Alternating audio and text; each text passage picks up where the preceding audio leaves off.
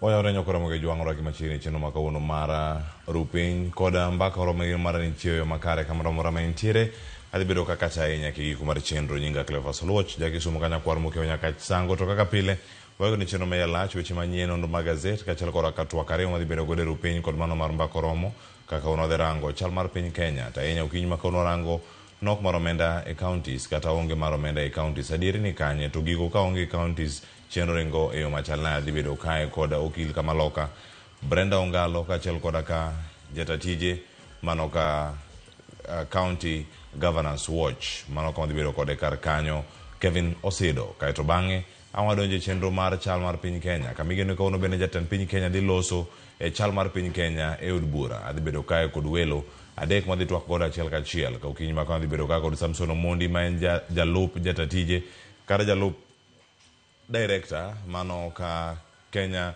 National Commission on Human Rights mabende dhibedo ka twak godo achiel kachiel kae kachiel koda ka okil Kamaloka mano Joshua Nyamori odhibedo stroma Kisumu kachiel koda ka twak bende madhi chwalo achiel kachiel ka wan ka kod jalo no kedo magena ina mondo mi katiba bende olosi pacho ka kata jogo mano ndiko katiba ma pacho kae mabende jakena tiro ma ogana kendo jatelo jalonye weche go mag telo Suba Churchill odhibedo kode ka achiel kachiel bedo koda nyaka giko kindiko na SMS line no yawe na 3 nono ka ibedo motang bende ka entiere apaya ma kaon tiere gino milieko ni ng'anyo nyalo bedo koro ichan riyo makare chan wuodhi ka irango kuno ma idhi bede kineno ka ng'anyo ntiere ka en minyalo donjo titim kaka chunyi ohero ka en moro bende minyalo wacho ni bed mabor nikech dhano tenja kwadh chunye alwakni machiegni SMS line no kaka seko ni 3 nono Facebook wantiere live Ramogi TV YouTube wantiere live kacha achiel kachiel bende Ramogi TV Kenya ka Facebook fan page mara YouTube koda Cleophas Oluoch mbui mar X yodat Cleophas Oluoch bende Instagram tudi koda kanyo bende tudi koda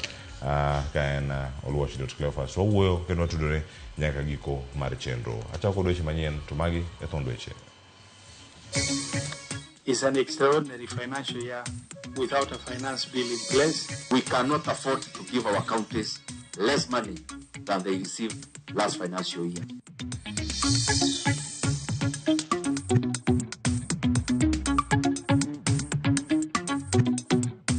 At Article 29, sub 29E explicitly prohibits corporal punishment.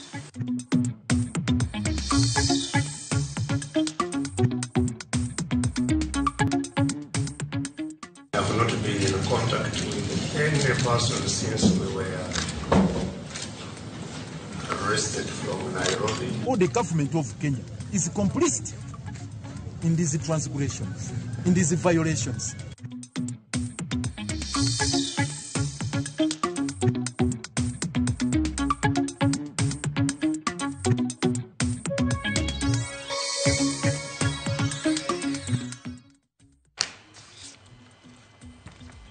Arwakni machiegni nyakoro mogi juang winy kene weche manyien achiel kachiel ka entiere Ramogi TV kumoro mora ma entiere turi kodwa kene miwaparo kotenore kod weche manyien okinyi ma kawuono.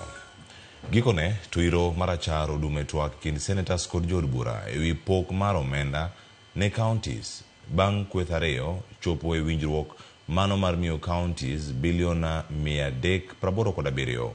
Winjruok ma kamano biro bang' jumbe adek mag gwandruok e kind senators kod jod bura bang' senators ramoni counties nyaka mi kata yudi bilion 400 e kinde ma jod bura to ne siro bilion 380. Chris Owino nigi ler mathoth.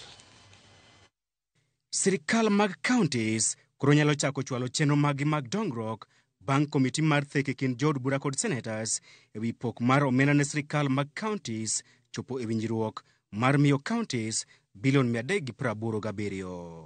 And we have agreed unequivocally and unanimously that our counties deserve resources, and for that reason we have reinstated the figure that they got the last financial year of 385 billion, and on top of that we have made and provisioned additional resources of Kenya shillings 2 billion to make our counties perform their duties efficiently. Winjruok makamano obiro bang' jo od bura kod senators e boja od bura maki Harun Ndindi Nyoro kod senator ma Mandera Ali Roba lorore e romo mapanda kuom sa achiel mangima.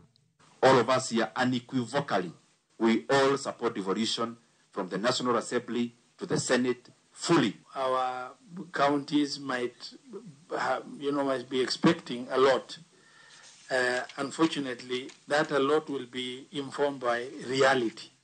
And reality has confined us to making this considered decision. Jokanyo mag komitino bende owinjore ponono ni sirikal urem choko osuru madwarore ting' makamano ibiro ting'o kod sirikal mamalo. If we have been able to persuade each other that in fact, wherever there is a shortfall, the institution of the government with the highest responsibility to bear the highest burden of that shortfall is the national government, that is progress. We want to urge county government that given that we have seen some marginal improvement in on-source revenue, can then some of this on-source revenue be deployed towards development projects? Pok mar bilion 387 kata kamano en piny madwaro mar governors kaachiel kod senators mane dwaro bilion 400. Bang' jo od bura kod senators keto tenge ywarok margi kendo chopo e winjruok mar miyo counties omenda maromo bilion 385, wenge duto koro ochomo doho kama governors oramoni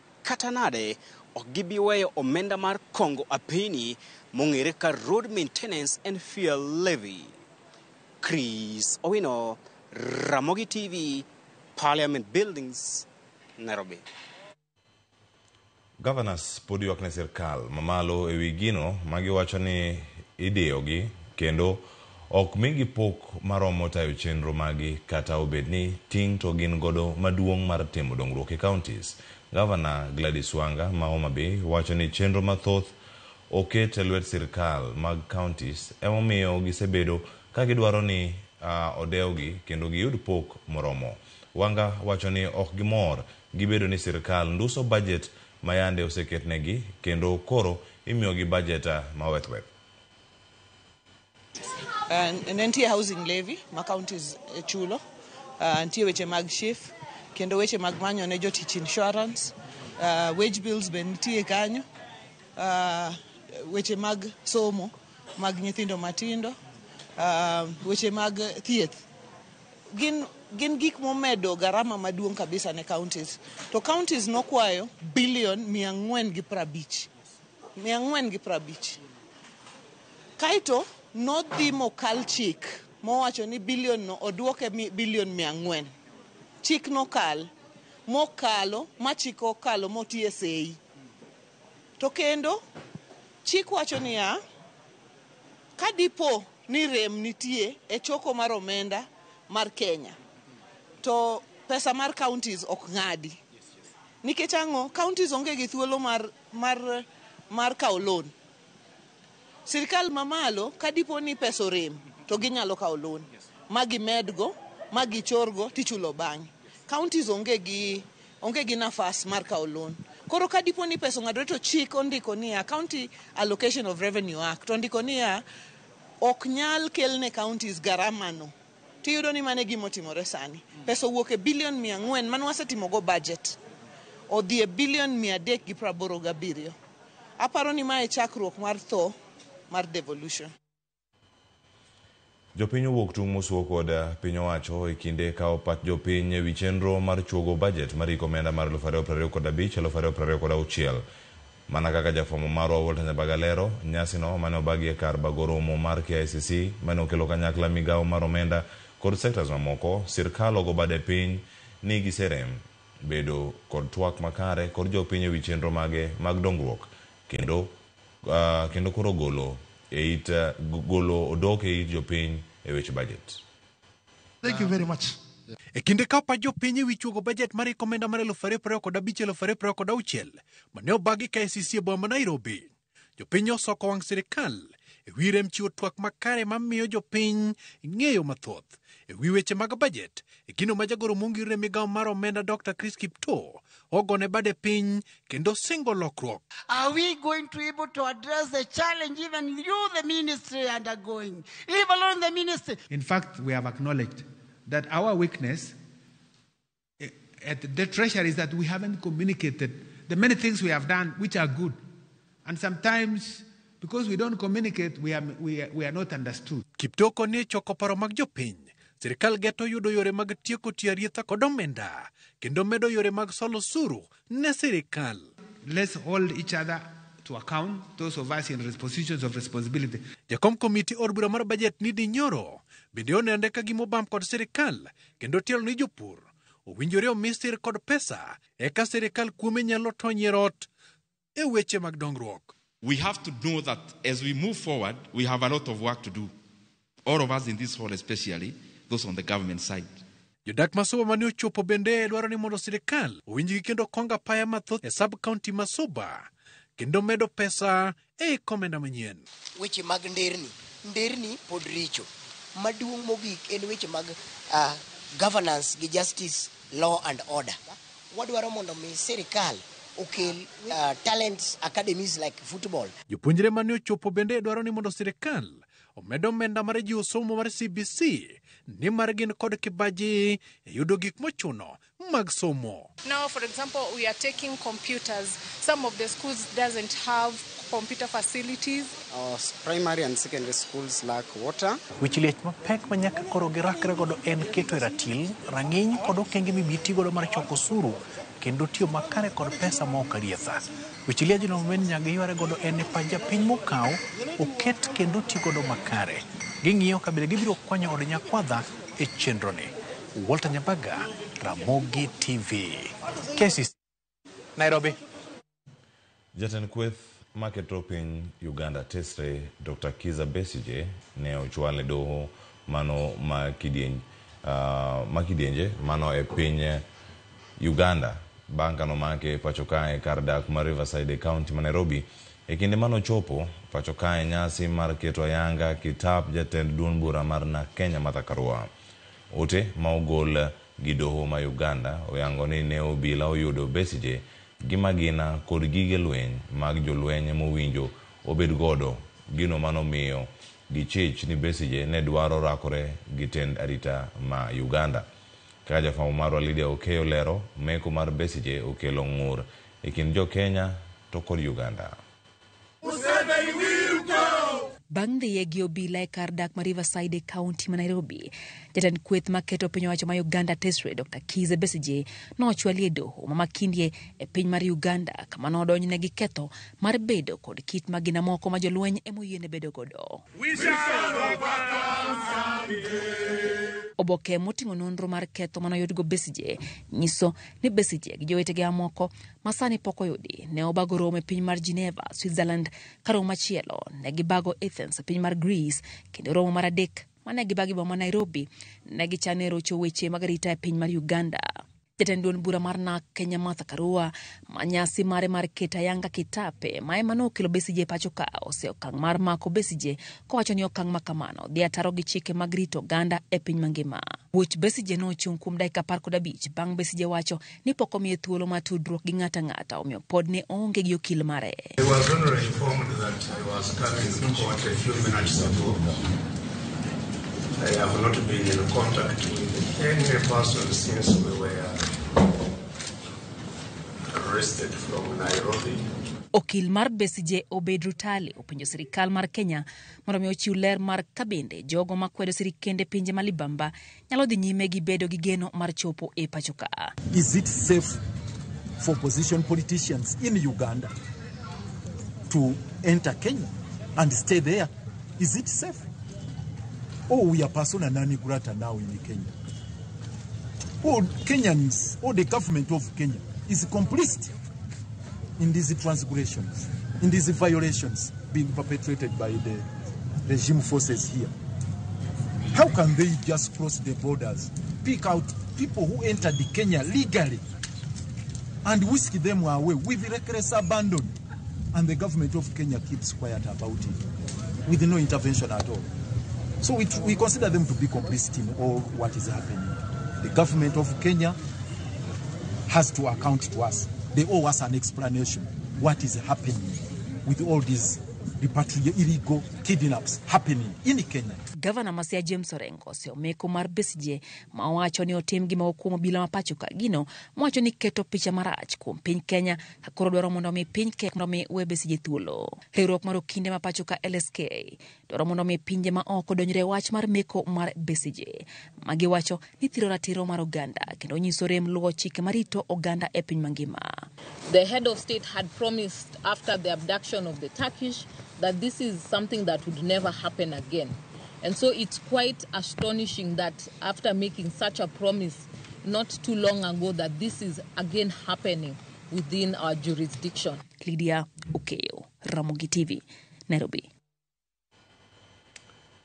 Kowuok e mago nyakoro mojwang' kamachielo ni sirkal mar Kenya opako kenge ma Kenya osegoyo e jiwo nyathi manyako koda mine e pachoka. E kindeni ma piny mangima koro rito hingo higni 30 nyaka ne winjruok mar jiwo nyathi manyako mano Beijing Declaration bedie. Kenya nonore e wi okenge mag tieko lwenje mag joma mine kod nyiri e pachokae ma en achiel kuom gigo ma pod tama kendo keto ngima mine kamarach. Sintro Sokinda nigi lipodno. Higni ma 30 nyaka ne piny ngima ket kogno e winjruok mar bero kendo jiwo nyathi manyako ma idendo ni Beijing Declaration 1995. Piny Kenya osegoyo kenge moko kuom weche madita 12 mag jiwo kendo bero ngima mine, kata obedo ni pod nitiere weche tama maketo ngima mine kama ng'aw. E romo mar lalruok e kind jokanyo manobagi magawa moro e boma Nairobi kawuono, motelo ne nyasi mar hingo higni 30 mibiro tim higa manyien dwe mar adek, oyangore ni piny Kenya osegoyo okang' e jiwo mine okenge mopogore. If we can get it right at the political level, it is likely that we will get it right across the board, from the policy level to the political level. We have a myriad of concerns. We have a myriad of challenges still. And we must also acknowledge that we've made significant strides. Mine korijiwo mondo donji okumba mar thieth mar SHA ma sirikal lero ni biro kelo lokruok e ngima margi, ma en achiel kuom weche madito ma inyo chando ngima mine. Swala la afya ni muhimu sana kwa sisi wamama. Na wasihi mkitoka hapa mujisajili. Tuambie mama zetu walio mashinani wajisajili katika mpango huu wa huduma bora ya afya kwa wote, haswa wanawake. Wanawake wengi wamekuwa wakipoteza maisha yao wanapojifungua kwa sababu hakuna fedha za kutosha, hospitali ziko mbali. Jagoro mongirore migawo mar kit chwech Anne Wang'ombe bende otiyo kod thuolo ni e jiwo oganda mondo manyore mag keto lwasi makare mar tich ne joma mine manonro yango ni tiyo kuom thuolo malach malayo jowetegi machuo. How can we reduce this amount of work? We can reduce it, for example, by ensuring that women are the ones who go looking for firewood, fetching water, cooking, etc. Suppose we make improvements on technology. Kamano bende jatend piny William Ruto mano yuore nyasi ma opogore osingo chiwo shillings milion 100 mibiro tigodo e gero kuonde jot ne mine ma idore lwenje mag kit chwech masani en midhiero maduong' e ngima mine kod nyiri ma pacho ka. We are committing Kenya shillings 100 million for the Safe Home, Safe Spaces campaign and for the next 16 days of activism. And these women leaders will lead the way in making sure that our girls, our women are made aware of the dangers they face. Nyasi motelo ne hingo higni 30 mar Beijing Declaration ibiro bagi e pacho ka dwe manyien kama Kenya biro yango e lipot mar okang' magisegoyo. Simfroz Okinda, Ramogi TV. Duol makedo ne ratich oganda KNCHR owacho ni kata obedo ni gisechwalo tich momigi gi katiba ma pacho kae mar neno ni ratiro mar oganda orite yo makare. Kuom thuolo mar dweche 18 oganda jo Kenya osebedo ka wito ngimagi e yo magalagala. Kama moko bende osebedo ka lal kata ilal godo miru. Gikwedo mokalo teko mane obila utiyo godo karakore kod rowere majenzi e kinde ng'anyo mane otimore dwe mar 6 gi 7 ma bende nokelo tho mar ji 60. Jafwambo marwa Linet Undi mewaler. E kinde mane gichiwo lipoti wi ratich oganda pachoka, duol makedo ne ratich oganda KNCHR owacho ni medruok mar nek pachokae osebedo midhiro maduong' mokwako piny Kenya, ka bende gidwaro mondo obila otimo pedha mager ne achije mitudo gi nek mar oganda maromo 60 mane owito ngimagi e kinde ng'anyo. So watemo kwayo sirkal mondo tim thorough investigations mondo ng'e circumstance ma jogi nendo thoe, kod shirika mar IPOA bendo nego tim investigations makanitie police manene obedo involved, necessary action onego okawa kuomgi. Giwacho ni osebed kiro charita mar oganda ka oganda makwan gi romel 1376 nomaki ka okolu chike mag katiba. Oganda maromo 610 noyudo hinyruok. Oganda maromo 74 nolal godo miru ka 26 kuomgi poko yangi kama ntiere nyaka sani. Gino mamiyo koro giluongo riwruok mar piny mangima mondo bi kanyakla mar neno ni ojiw arita mar oganda. During this period, 18 months, Commission ose records mag ji 610 manene ohinyore ndalo demonstrations. Kendo wan records ma ji 1376 manene otim arbitrary arrest. Joma imaka maongo gimotimo malongo. Watemo kwayo sirkal kaka en mobedo rit kod law and order, gik magitimo duto onego bednu follow that law and order, including arrests manene otim during that period. Bende gikwayo migao mar thieth kachiel gi sirikal mondo manyo okenge minyalo keti mar neno ni oganda jo Kenya ahinya to mago ma ito gini piny oyudo thieth kokalo e okumba manyien mar thieth e yo makare maonge ng'ikruok. Commission urges the government, healthcare providers and stakeholders to act swiftly and decisively to address the challenges highlighted in a way that gives priority to ensure that no one is left behind. Komachielo bende, riwruok mar okinde mapachoka olose wi midhiero ma okwako Kenya ahinya to e weche ratich oganda. Faith Odhiambo ma en jatend LSK oseyo sirikal kuom tiyo gi obila e rocho ratiro mar oganda. The head of state had promised after the abduction of the Turkish that this is something that would never happen again. And so it's quite astonishing that after making such a promise not too long ago that this is again happening within our jurisdiction. Linet Undi, Ramogi TV, Nairobi. Toksiganda Linet Undi wadhi nyime mag puonj kamaro ni japuonj moro mar skund primar mar Riang'ombe SDA ong'adne twech jela kuom higni 3 kuom ketho mar chwado ma hinyo japuonjre ma jahigni 9. Jackson Mobisa Marucha omi kum makamano kuom nerodho japuonjre no Orlando 107 kendo ne owe kod hinyruok. Jang'ad bura madoho ma Keroka Eunice Nyutu kata kamano omiye thuolo mar chulo fwai ma siling 300,000 ma kaok kamano to dhi jela higni 3. Marucha oyangi ni ne orocho ratich nyathino tarik 26 dwe mar 3 higa mokalo kaeto opondo kuom ndalo 3. At Article 29 sub 29E explicitly prohibits corporal punishment. In the circumstances, I hereby acquit the accused person on the charge of attempted murder, but nevertheless find him guilty for the offense of cruelty to a child. Piny owacho mar kaunti ma Migori ka osir kod riwruok mar bengi mar piny mangima dhi nyime kod loso chenro mag gero chiro manyasani mano chiro ei alwora Masare boma ma Awendo. Chiro magedone dhi kao omenda maromo siling milion 350 e seche mamoko kuom jo ohala mane dhi nyime kod gero kuonde ohala magi e lop piny owacho onogo bende koro ywak. Jafomaro Jo Juma nigi lerno.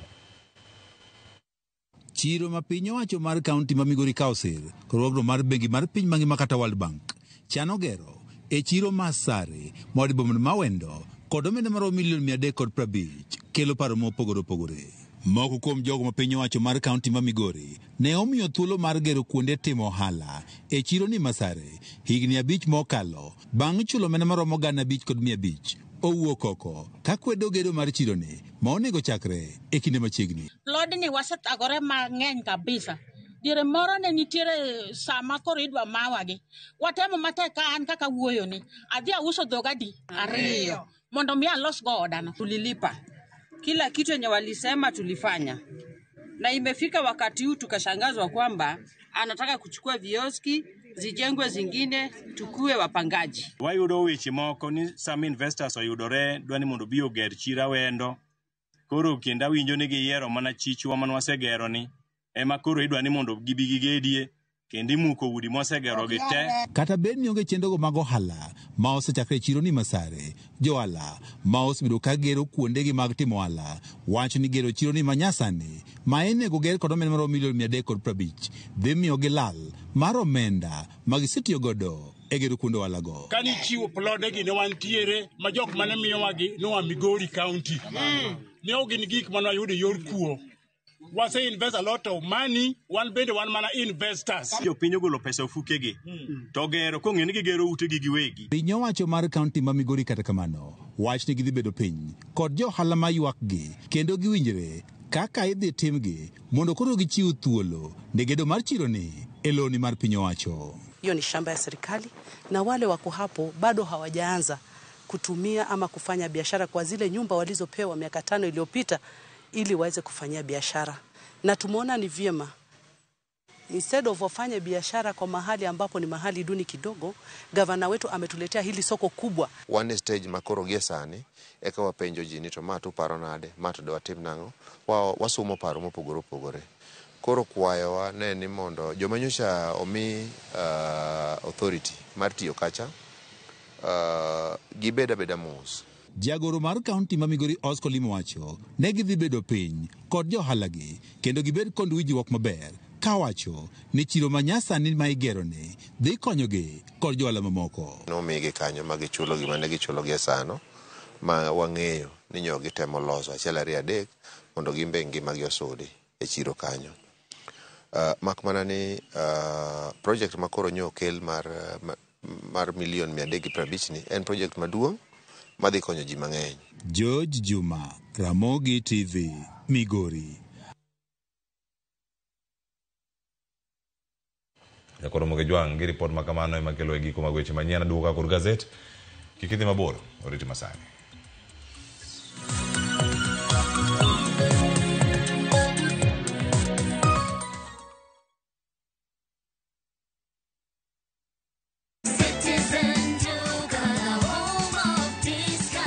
This week, Citizen Duka and Quickmart are bringing you an amazing deal on grocery shopping with Mama Soko. Enjoy skuma and spinach at just 20 shillings each, carrot at 99 shillings per kg, and onions at 69 shillings per kg. It's super easy. Just dial *487*5#. Choose what you need, make your payment, and get a message to pick up your order at any Quickmart supermarket near you. Fresh produce, great prices, and no hassle. Shop Mama Soko today with Citizen Duka. Citizen Duka, the home of discount.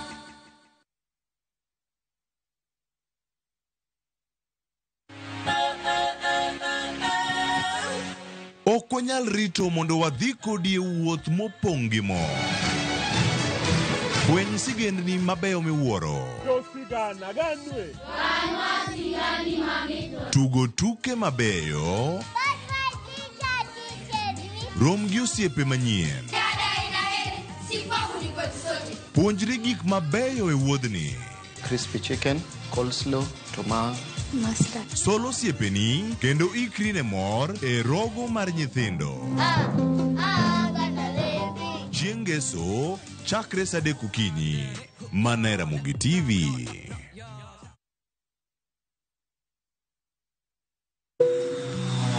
Reach for the skies na 200% prepare bonus on shabiki.com. Deposit dough on your casino account na upate up to 10,000 Kenya shillings in bonuses instantly kila time ukitransfer na uendelee kushinda on Aviator, Aviatrix, JetX, Comet Crash or on any of your favorite casino games. Usiachwe nyuma mtu wangu. Enda extra rounds na 200% prepare bonus on shabiki.com. Not for persons under the age of 18. Authorized and regulated by BCLB license number 428.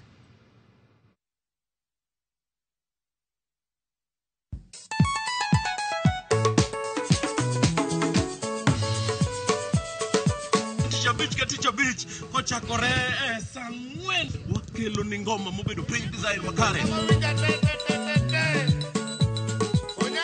Ramogi TV biro kanyakla kati yako na Ramogi Radio kama bende stimariwa record P.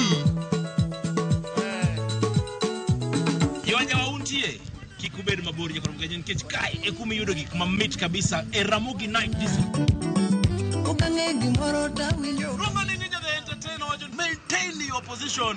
Idi udakanyo kika fire gudi. Local instrumental. Wawachuni kete manaka. Teacher Beach ka Teacher Beach Sangwen Otieno.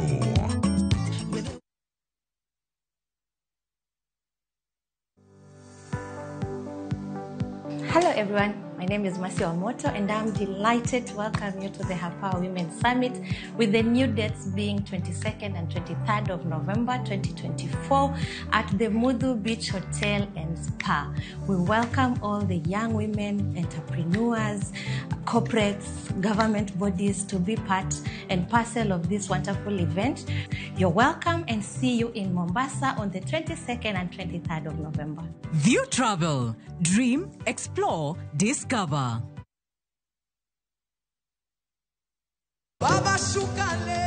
Nyasai ber kendo romo adenda. Wagweli mondi bed kodwa Jumapil ka Jumapil. Duog chunyi kendo erit chunyi. Paro mora minyalo bedo godo machando pachi ma ok ni kare. Keti embele Yesu. Roda Nyarko Kitmo, Ben Otiende, kod the Chwalist Won Ken the DJ. Tayo ni chenro makelo ni wach maloko ngima. Injili kalo. Kochakore sa 12 okinyi. Manera Mugi TV.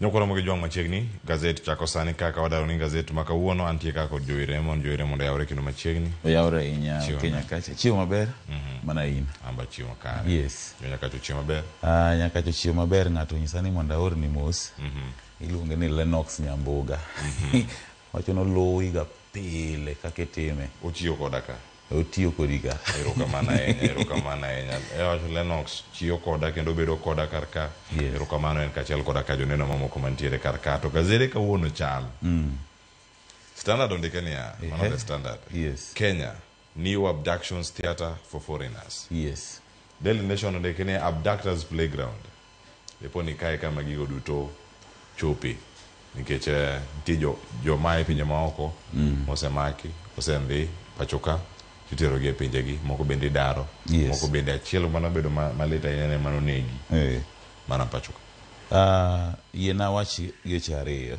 e weche mag dhicho gi mokwongo en osiep mane kind piny Kenya kaachiel kod piny Uganda to ahinya to kotenore kod yiero mag AU nikech mondo mi ndhi jatend kweth makwedo e piny Uganda mano samoro nitiere kaka chik ogolo kowuok e pinja samoro de piny Kenya tamre ndhiye kata ngoto samoro de ker ma piny Uganda neno ka gima piny Kenya timo ang'owa siro ng'ato no makwede koro samoro magi bi nyalo tim kaka achiel kuom yorego mag temo bero tudruok gi sani mineno ka wan e chongwa ji wahombo pinje maoko mondo mi okonywa to gimoro bende ondika indi jogo ma bende osendhi ma indi Turkish nationals mane jogo mawuok Turkey mane ondhi to kinde midhiyo Besigye ni bende nyaka wapar ni ker ma piny Uganda nobiro Kenya kaendi ma bende nowuoyo mager ahinya kotenore koda achiel kuom bende josiasa mathur kaendi ma bende noluongo nyinge apia ka initude koda monj ma bende rawere mag jenzi nowang'o godo achiel kuom utego mag piny Uganda mayudore e chuny boma ma Nairobi kaendi apani tudruok mar jo tend kweth makwedo mano kichako koda Besigye kidhi koda ka joma moko ma bende nie kweth makwedo gisebedo gi tudruok machiegni gi moko kuom josiasa ma pacho kaendi gino ma bende chal ka gima ok osebedo ka moro jatend piny Uganda mano Yoweri Kaguta Museveni emomiyo ineno ka nyaka gie sani kinde duto ma bende gibiro Kenya ka to bende penjo ma nyaka penjra ni to pinje maoko mago ma bende wuok e ugwe mag piny Afrika kata East Africa dag gidhiega iyudo ka ng'eny gi siasa gi jimborega mana kochako gi pacho kae nikech gin gi tudruok machiegni sani kata no Bobi Wine en machiegni ahinya gi moko kuom josiasa mathur kaendi Koro iyudo ka jatend piny Uganda ok niga kodgi gi yot ahinya kinde duto ma gibiro Kenya ka. Chal ka gima kae ma gibiro to weche tudore gi Kenya kata kaka gidhi to gitime gi kucho. Ema mineno ka koro samoro tudruok bedo machiegni mondo mi piny Kenya okonygi temo diko lakgi. To bende Cleo yiena mondo apenji samoro kindhiyo jogi to kik wanene anena kaka ndhicho mag josiasa. Samoro nitiere gik moko mopondo. To nyaka gie sani sirikal osebedo katimo ndhicho mopogore opogore ne moko kuom jogo ma bende itudo gi njore. Kaka kinde mokadho chien ka kind tenda Ker Mwai Kibaki kaachiel koda Prime Minister machon mano migosi Raila Amolo Odinga. Ne nitiere jogo manondhi owete ariyo Atur Margariany gi Sargasiany ma piny Kenya bende noluwo momako. Kinde ma bende piny Kenya timo ndhicho aina gi bende onego wapakgi nikech magi duto timore e sekta mar weche arita kwe. Ok ni warito sama gindhiyo Besigye to wagone gi koko wawacho ni abduction to sama gimako nwa jonjore kaka Atur Margariany kata kaka nomaka japiny Turkey ma bende nitudo koda wechego mag money laundering kaachiel koda pango wechego mag njore manokawe achiel kachiel moduoke e pinygi mar Turkey. Apani wabed abeda fair enough mondo wawach ni sama sirikal otimo ndhicho makama wawe ng'iye gi picha mar siasa. Wang'iye ane gi wechego mag ngoruok mag arita kwe. Kineno kaka ndalocha jenzio ng'anyo to wang'ot mano mar Uganda. Magi gin contributors mag insecurity. Koro samoro wawe ng'iye ahinya morikni wechego mag siasa to wawe ane mondo ka wechego manyalo tugo wechego mag arita kwe e piny kaendi kaachiel koda pinjego maoko. Wadhi adhiya mos to wang'iyo gi matut ma ok waketo siasa mbele. Nyalo samoro temo mono waneno gino matut mane nyalo timore tok maendi. Nyakona mojo mano tiyo kar kanyo. Angisoma ka ipenjo kanyo ni when will this stop? E gazet mano mara Daily Nation mano bende omipe kar kae mane miwacho ka ni abductors playground. Piny kar kanyo kuna moge juang. Kanye kama nitiere sigana ma bende okete picha mag jariyo. Achiel kuom Dr. Kiza Besigye ma piny Uganda kaachiel koda ka jafwambo ma piny Pakistan Arshad Sharif ma bende nowito ngimane pacho kae mano mane wuok kanyo e piny no mano ma Pakistan. Ino bende ma wuok e piny no mano ma India. Mano kama ne gintiere kama ne ojoka ni midhiero ma gikadhe ka gintiere pacho ka. Mano kama oting'o Mohamed Zaid Sami koda Zulfikar Ahmed Khan kaachiel koda ka Nicodemus Monia Mwangi. Ing'e maber kanyo gimano timore ni kama noyude kanyo ka gin bende wito ngima nochomo gi kanyo koro mogi jwang'. Tie moko bende ma osebedo ka wuok e pinje mamoko nitiere mane oduok pacho pinyo mar Turkey gine pondo koni mondo mi kik rakruok kod sirikal makocha. Gisebedo Kenya kuom kinde nono ka jopiny no ang'wen go mano oduok gi e pinygi. E piny Sudan ma milambo nitiere Morris Mabior ma bende nen ng'awo osebedo kanyo ka kweda ahinya sirikal mano ma tenda South Sudan kaachiel koda ka jakede ratiro mag oganda e pinyno mar Rwanda Yusuf Ahmed Gassana ma bende oseyudore kama tek ka iwacho ni pacho ka imemakogi iduoko gi thuchegi.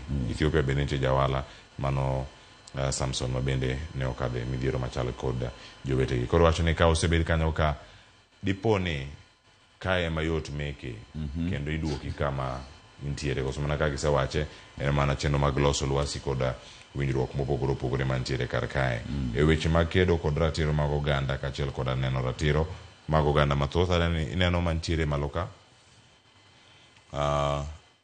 nitiere gino ma Faith Odhiambo kaachiel koda ka jomantiere riwruok mano mar LSK bende koro donjo ne Judicial Service Commission kuom gino ma iwacho ni nitiere mibadhi mantiere nyaka wechegi mag doho. Iwacho ni kinde ka kinde oganda ringe doho ka in gi geno ni kanya maginyalo yude resruok. To kako miya peke ite mar aboro nyabedo ni mano en got matin. Wan kaendi gi tunge adek mag sirikal. Wan gi od bura, wan gi doho, wan gi the executive kama oting'o apisi mar ker. Ing'eni awacho ka pile ni sama ker timo gwelo tido ka bede gi tenti ka gitudore nikech ka buch yiero dhi e doho to nitiere kaka doho nyalo ng'ade ma hiny ker kata nyalo ng'ado mo support ker. Tido ka koro bura mano dhi e nyim doho ma bende no ng'ad koda jang'ad bura maduong' mano Mikai Martha Koome mane bende opuodho yiero mar mano ker William Ruto. Iyudo ka tok ng'eto ma bura nong'adi e doho, tudruok osebedo makare e kind executive kaachiel koda judiciary, mano doho kaachiel koda apisino mar ker. Iyudo kinde ma bende jang'ad bura maduong' machon mano David Maraga nong'ado bura mane oduoko ker Uhuru Kenyatta yiero. Nyalo neno ka tudruok e kind executive gi doho nokobedo maber. Tiyudo ka mano nomiyo kata doho nobedo gi duol ewi ng'eto mag buche mopogore opogore. Apani gima LSK wacho ni en gima adier, nikech asetemo kata ka ng'eye critically kinde mane kata weche mag buche dhi e doho. Iyudo ka LSK mosebedo kochung' ka tiende ka bende temo seyo kendo sundo doho mondo mi otim tijege yo makare. Apani gima ketho weche mag chung' makare kata chung' motegno en ni moko kuom kata jo ng'ad buche madito igwelo gi koda ker. Iyudo ka koro ka gisegwel ka kata jang'ad bura maduong' mano Chief Justice igwelo koda ker. Kidhi e wechego mag obila, Inspector General igwelo koda ker. Iyudo ka jogi kosegwer koda ker gin e rang'eny marom, to mondo mi koro gidhi giti independently tek, nikech kata in kileo ng'amo mi tich atamalo maduong' ibiro bedo kiwinje kata ka be ni en on the wrong tinyise ni jatelo kama, lakini mane ma koro timang'owa muonyo duol kata mbi mar doho nikech kuma gwelo margi wuoke.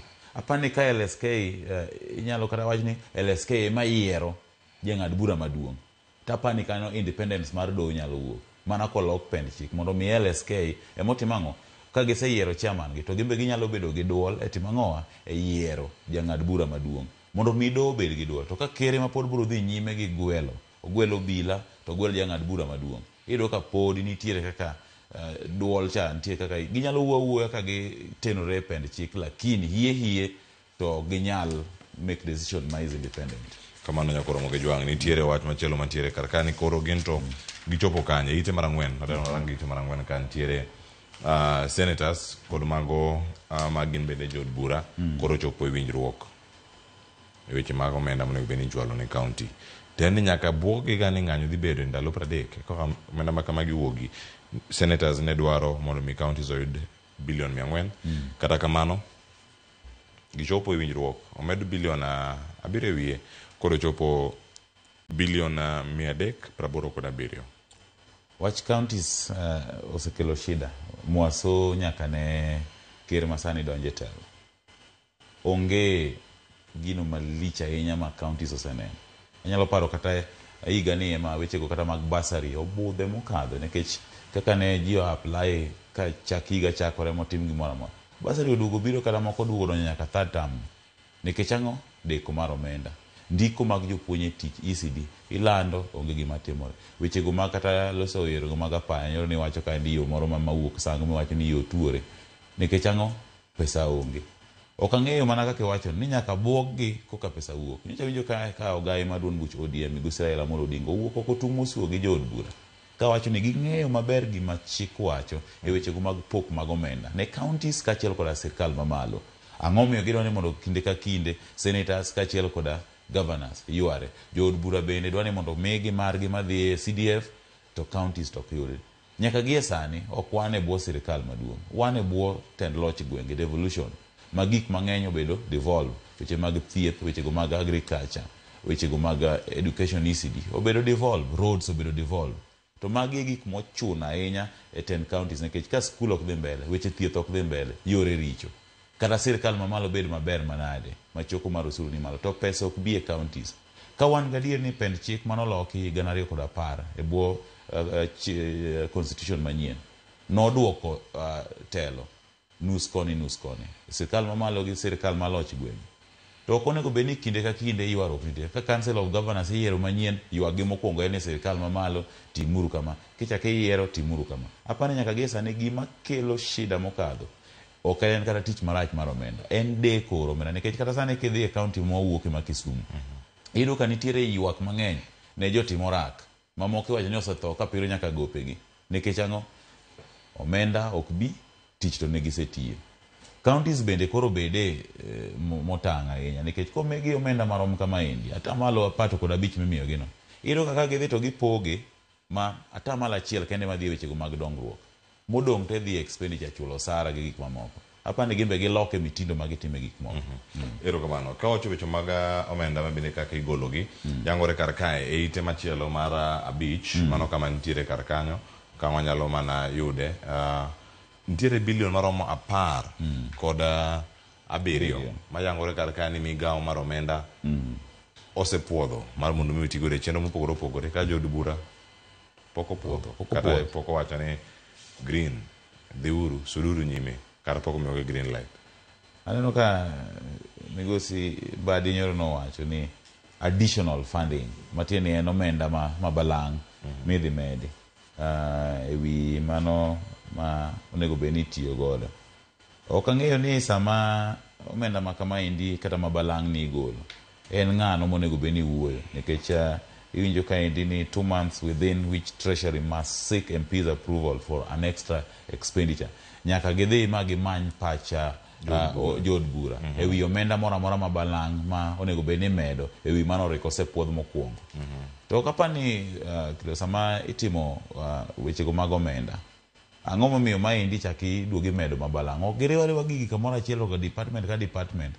Saga ka sago kel meke to giwach ni wan ma wadwaro, migawo ni dwaro ma, migawo ni dwaro ma, migawo ni dwaro ma.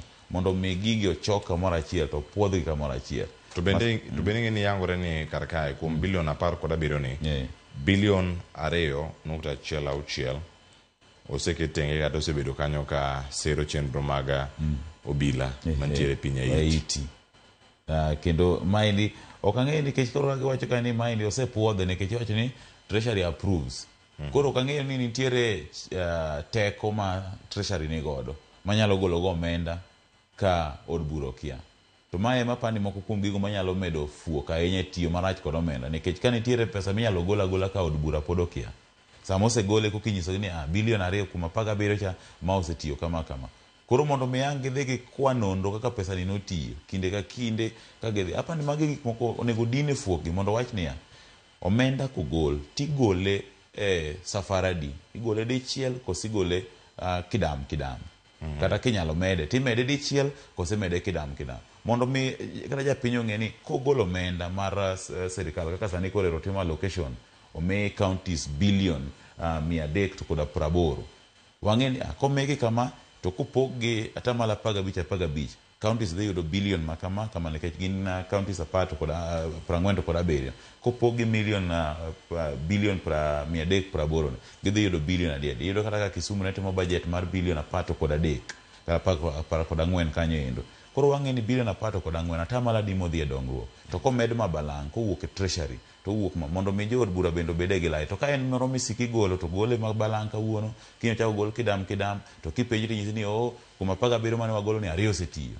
Apani mae moko kuom gigo mabende jaod bura kata jatend migawo mar weche omenda John Badi onego bed ni koro dino kech nowacho nodonjo to biro dino rode duto ma tich marach mar omenda kaachiel koda olo omenda moko dhi kare osebedi kitimo mondo mi waduoge lai makare kata kwa choko osuru to wachoko osuru kwa ng'eni mae mwachoko mae mwaolo to mae monego watigo kamano. Nyakoro mojo kanyo bende iti mar abich no yangore ni omenda go osebedi kanyo ka itiyo godo kanye mano kama gintiere yangore kae ni migawo mar omenda ne ogolo omenda maromo milion 8.7.5 mano mani gigolo e migawo no ma ochung' ne weche mag wanyawacho ni mag mano bad migawo mochung' ne immigration kata mane rango weche mag electronic system mano mar travel authority kata authorization mano mar ETA kema nitiere kar kae jolimbe ne chulo omenda moko kokalo mbui mar e-citizen kanyo omenda maromo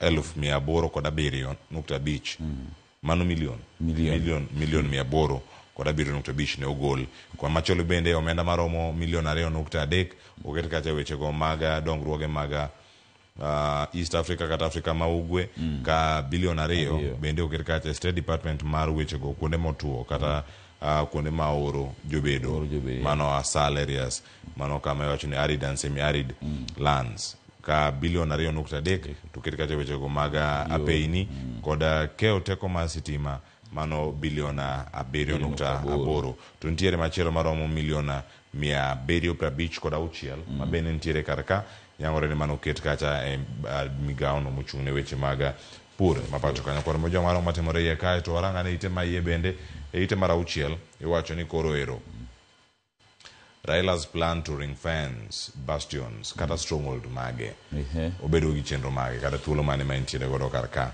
jatelo mar ODM Raila Odinga kaachiel kod jatelo mamoko osebedo ka wacho ni oyo waonge winjruok moro amora mar tiyo kod UDA opogore gi moganda neno kata kamano kae e kama gintiere kanyaka sani en mana milome magimedo golo ne oganda ni tarik 27 dwe ni gibedo kanyo ka gitimo yiero magi oganda duto wuogi mana gibedo ka gitimo gi counties duto awinjo ni yiero cheno go nego beni rumo chieng' manyoro mondo mikoro kete thuolo ni koro gichaka tayo stronghold mane kama chago godo kama mbi mar Migosi Odinga nitiere hapa ni gima notimore kaendi en gima ne ji oneno ayanga ni kinde ma ker ma pacho kaendi no okelo paro mar thicho oko kata golo oko apisi mano jalupne mana achiel kuom gino mane nyiso ni ne nitiere ne dhi bedo gi pogruok mano e gwenge mag masawa mar piny Kenya. Haya okang' mar ariyo ma bende ker oduogo timo en kelo Migosi Odinga machiegni kode mondo mi giti e bwo mavul mane gibatiso ni broad based. To samora mora ma keny mora mora timore e siasa gima wang'iyo ajawacho ga kaendi pile ni siasa ma pacho kaendi pok wachopo e rang'iny mabiro go siasa e wechego mag dongruok purely ni wang'iyo ni ng'ani wagocho ni kawuono nikech onyiso wan odhi timo mage ma ker masani William Ruto teme higa 2022 kotemo campaign e wechego mag bottom up kowacho ni wadhi loko wechego mag uchumi ma pacho kaendi ni lakini kiduogo yudo ka sama ne ji odhi e debe ji nogo kura e wechego kata e line no mar dhoudi ng'ani gi ng'ani apani mane kama pod wantie nyaka sani onge chieng' mabiro wacho ni piny Kenya biro go siasa kata sani jo kanisa wuogi onge chieng' mabiro wacho ni wago siasa nikech wago siasa mar religion ni koro jo Kristo wacho kama jo Islam wacho kama kata jo Catholic wacho kama jo Adwen wacho kama gima pod wadok en siasa mar dhoudi ema mineno ka Migosi Odinga otemo matek nyocho golo Migosi Joho oketo Nasir golo Paranya oketo Sosi kocha ogolo Mbadi omiyo Wanga matiende ang'o ogolo mana ng'ato kanyo to duogo replace ng'ato mondo tim ang'owa odong' ka pod omako mbi mag gwenge ma bende ene koda joge mang'eny wan gi gwengego mag Nam Chumbi wan gi gwengego mag Nyanza wan gi gwengego mag imbo mar piny Kenya mano Western wan gi Nairobi kaendi magi moko kuom gwenge ma Migosi Odinga osebede koda mbi mokadhe e wechego mag siasa apani maendi otimo nikech oboke ni wacho ni oneno ni ka Migosi Ruto kuongo ne kuondego to samoro nyalo timo ang'o nyalo duoko mbine piny ang'o mande mi mbine dog piny ka Migosi Ruto ogwelo jodito bende mawuok kono omiyo minis kaka ineno ka koro dhi Kilifi omiyo speaker Amason Kingi Migosi Odinga bende koro chako chuo ng'ate kanyo endo apani maendi kotimo to kine chopo higa mar 2027 gidhi timo gima kizungu luongo ni zoning ng'ane kawo kare kaka ne gitimo ODM notimo gi Jubilee Nairobi ka onyise ni in kawo ka Sarani kawo ka Mkunji kawo ka Gika ana kawo Lang'ata kawo Kibira kawo Embakasi kawo Westlands kamano koro gima iluongo ni zoning ne magidhi timo koro apani Migosi Odinga konga kuondego mondo neni kono en ka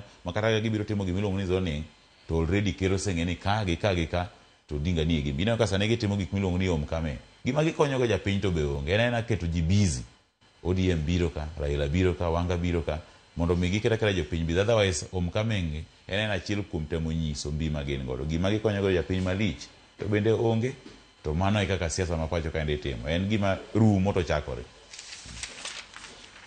koro mogi jowa mano kama gintiere karkara ne waranga ne chenro gi pod githoth ahinya ka bende ite mara abirio ang'iranga ne kanyo chenro kang'e some iwacho ni en ang'o madhi bedo kae iwacho ni mana bathe kanyo mano kama gintiere iwacho ni politics kata weche mag siasa iwacho ni Ruto bedo unpopular ahinya e gwenge ma masawa mar piny Kenya kata luora mar Mount Kenya en ang'o manyalo bedo ka timore kar kanyo iwacho ni mano to kane Rigathi Gachagua osefechi kendo gole apisi gik mage ma Ruto nochako e gwengegi madhi bedo kanyaka sani bedo ni onge kod mbi mora mora kata gigo manotimo kan makare ka gine winjruok makare sani nya bedo ni odok piny kata winjruok nyalo bedo ni onge. Gwenge mag masawa mar piny Kenya nomiyo Ruto ombulu mang'eny kabisa. Tamalo 80 kadhi nyime 80% and above. Mano be ber kabisa. To leo wacha adier kinde ma masawa mar piny Kenya ne miyo Ker Ruto sir mamalo kamacha. To nyaka wapar ni Nyanza nokomiyo Ker Ruto sir. Gwengo mag coast kata notemo lakini noyudo piny mar ODM noyombe gwengo mag coast. Western nobaro gi ODM pod noyombe Western nikech wan gi jod bura mang'eny Western mainge. Kidhi kudo Western idhi yudo ka jobura mag UDA tin kabisa nikech Ford Kenya noketo joge, ANC noketo joge, iluongo nang'o DAPK noketo joge, ODM noketo joge. Kidhi hie Western Kenya, in as much as UDA nogwelo ji kuno, gwelo speaker mano Moses Wetangula, to wan gi jotend migepe kaka Obatise no mano Musalia Mudavadi gi mamoko halwale gini. UDA ne onge mbi ahinya gwengo mag imbo mar piny Kenya. Haya, kichaki biro Nairobi ka. UDA ne onge ji. Ka indi Nairobi ka nobedo dominated ahinya gi Jubilee kaachiel kod ang'owa ODM. Sani Kenya duogo ido ka ero gazet wacho ni kata oboke wacho kata siasa mag masawa mar piny Kenya wacho nang'owa olalo mbi mare. To sama olalo mbi mare to ng'eni gwengo mag Nam Chumbi oduogo. Gwengo mag imbo mar piny Kenya oduogo. Nyanza oduogo kaachiel kod Nairobi. Magi duto kowil. Pod en kamoro achiel. Kamano. Nitiere sigana moro mantie kar kama dane mondo mi awarangi. Afrika wuok gi lwetgi nono koso twak chal nade romo mar COP29 madhi nyime pinyno mano mar Azerbaijan e boma Baku. Iwacho ni African delegates are unhappy over stalled talks. Nyabedo ni twak moro nitie ma kochung' kata mochung' madhi nyime. Iwacho ni sani nyakoro mogi jwang' nitiere omenda maromo $200 ma bende iwacho kar kae onego bed ni sirkende mag mae pinje maoko ahinya oko mar Afrika ma bende bedo ka loso ahinya e chenro gi. Iwacho ka ni ere kaka ginyalo neno ni adieri jogo makelo lokruok mar kor lwasi kata jogo mahinyo lwasi ochulo omenda gi. Iwacho ni onego bed ni en fai michiwo kose nomenda monego bed ni kolo. Ing'eyo nyoro naneno ka Senator ma Homa Bay mano migosi Moses Kajwang' ne ni kaendi nyoro kendo notemo lero moko kuom romo nowacho ni achiel kuom jogo manoyuoro e romo ma piny Azerbaijan kono. Kendo nowacho ni kwayo margi mokwongo emomiyo gimiwacho no ema kata ambe nadwa na penji. En fai migo pinje maoko nikech adiera man kende gimane moluor Moses Kajwang' owacho ni pinje ma ok mosedongoregi eman kod kembe ma contribute atamalo mang'eny kabisa ne kethruok kata lokruok e futo mar kor lwasi. Koro mana gimiwacho no en fwaye migogi koso en kwayo mikwayogi ni kuom profit moloso i kembe ugo konywago uru mondo mi wabergo wechego mag alwora. To an gi pinje achiel ibere nang'o ka kembe ka pod biro dhi mbele gi tiyo dong pod gibiro mana ketho alwora. Koro gima penjo ni pinje Afrika kata kana wadhi kwa omenda ni ne wakwa mar timo ang'o, pidho bunge koso gero kembe manyalo konyo duoko piny wechego mag futo mar kor lwasi. Apani mana ka giwacho ni powerful countries have been consistently remain deceitful. Gisebedo ka giwuondowa. Koro waduoga ni kaka jo Afrika bende wambe wachak walos chikewa mabiro tamogi timo ohala kaachiel kod loso kembe ma nyalo kethonwa alwora. Aya, koro mojwang' kapok ang' orango machinglo ang'isom ne ite ma iye karka ang'isom ite mara 10 mana bathe kanyo ikoni kanyo ni how mothers are fueling new HIV infections among babies. Kaka joma mine medo lando mano kutegi mag ayaki kinda nyithindo. Kiwacho ni kuom nyithindo 10 nyithindo 6 ni kod tuo machalo kamano kaluwore kod nonro ma uchiu ni mar joma mine gi owe tiyo koda ARVs. Nakwaro mogi joma ne wach mantiere kar kanyo ka imedo jiw gi sigana mondo kanyo kod Angela Okech gimedo mana lero ni mondo joma mine kadiponi gisedonjo kasa giseyudi kod kute mag ayaki gitiatia kod ARVs go e yo makare. Ang'isoma ite ma iye ka bende nyakwaro mojwang' ite mar 15 kanyo nitiere iwacho ni nitiere lemo mar PS ma bende koro landi. Owacho ni tension after PS posts advertised. Koro kae Raymond, again kang mede giwach mari mogik. Iwacho ni sani PS job advert sets the stage for sacking. Lendo makamano koro keto lwasi mar mondo mi oriemb jok moke tich. Jogoro mongirore mosebedo kar kanyo. Kaito bang'e nang imede giwach mar America mantiere machinglo ite mara 19. Mano ite mara 19 kanyo ema sigana ntiere. Ka ayudo wach mari mogik bende Remo. Mochuok to awacho ni wechego mag PS en gik ma oserite ga minga nikech tok mane ogola jalup kera othiche apis. Gima okwongo mano okwongo biro en ang'o lokruok ne dhi bedo. To mano en gima nyaka ne timre. Nikech sama ne itimo iro ka jalup kera osiko gi weche mag shares, wane shares. Matine nodonjo gi joge. Sama othiche oko, joge be nyaka luwe. Koro sani en adier anxiety no. Gombo no nyaka bida kanyo. We wariti kake dhi tim nini, kake dhi tim gwelo. Wadhi machinglo kaendi. Aneno machinglo kaendi. Kane wan gi Joyce ka chieng' mono penya ni to ite chung kanye. E wechego mag yiero mar piny Amerika. Anto na nyisa pia ni anto osiep Donald Trump. Ahero Donald Trump gi weche moko 2 ma bende ne mokwongo en ne keto pinje mag Afrika tesre mondo wawe siko omba. Aneno kaendi machinglo maendi Donald Trump mano misunguno. Maendi ne jambetre mar piny Amerika pacho kaendi. Bang'e maneno ka wacho ni I'm starting all over again. Achako manyien jo kama. Mano ker ma pacho kaendi. To luya wuok to tingo bag. Sweto gino bage. To mago oritino mano apani ker machon. Mano piny Amerika mano Joe Biden. Gima machinglo temo wacho kaendi en ni nitiere tudruok mano osebedo machiegni ahinya e kind piny Kenya kod piny Amerika. Makendo maling'ling wacho ni piny Amerika ne nitiere gi lwedo ahinya e yiero manotim pacho kaendi. Bang'e bende tok yiero no ido ka jambete mar piny Amerika pacho kaendi mano Megan. Nitiere weche moko mano siko wacho kodhiro policies moko mabe ji nok mor ga ahinya. Jomoko tinde oloke ni mano ratich gi lakini ne ok mor ji ahinya. Ido ka bende ker ma pacho kaendi William Ruto ne sik timo limbe piny Amerika modhugore. Bang'e ka noparo ni telo dhi dok kuma ne gintie to po mana ka Trump emodonjo. To Trump ng'eni kobiro to biro gi lai manyien mar telo. Wechege kaachiel kod gigo ma bende obelieve in opogore gi ma ker ma pacho kaendi. Koro aneno ka maendi ema nyiso ni wechego mag chike moko mane gitemo kelo moko ma ji nok morgo ka olo mag omenda kaachiel kod donjruok e telo. Nikech iyudo kada ka ugai mar ODM nokwere ni we donjri gi wechego mag telo ma pacho ka. Magi ema pani moko kuom weche ma bende koro goyo ker gi luya. Kowacho ni to wachako manyien. Yes. Erokamano ahinya. Mane kelo e giko mara nuru magazet kawuono nyakoro moja kangi somo toke mara gazet mara Daily Nation. Ibokoni kanyo ni how Moi Varsity Chiefs siphon 2.2 billion.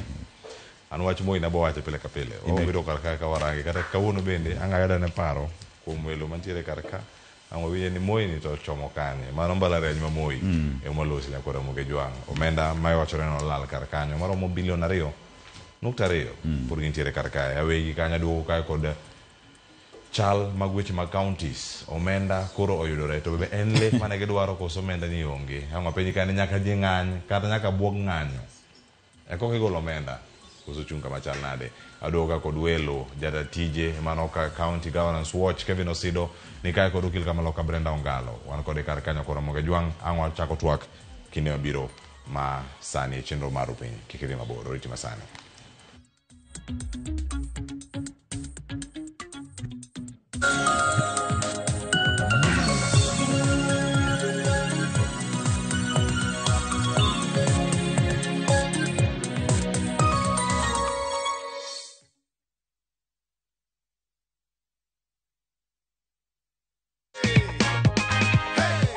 Umepanga matumizi hii pesa? Kuna school fees imenilemea kidogo na kwa biashara yangu nitaiboost. Ndio hivyo sasa, ndio check yako. Yes. Unaweza ambia nini watu nyumbani juu ya story? Waendelee kucheza hii mchezo, ni ya ukweli kabisa na wao watashinda. Si hata wanaweza shinda. Yeah. Na kwa hiyo story na kuongezea hapa goodie bag. Hata tuambiangi watu ni nini ndiko ndani. Ndio wao pia wajipange.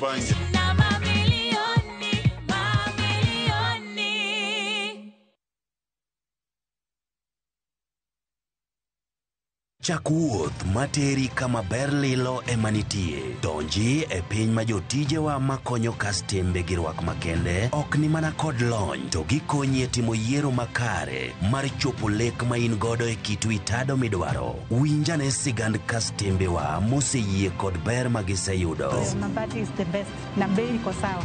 Na quality iko poa. Limwa e badwa ma Manjit House, Kisumu Accra Street e apaya ma Paul Mboya. Gochi e 070 Adek Abichabirio, Aria Borachiel. Royal Mabati Factory. Excellence redefined.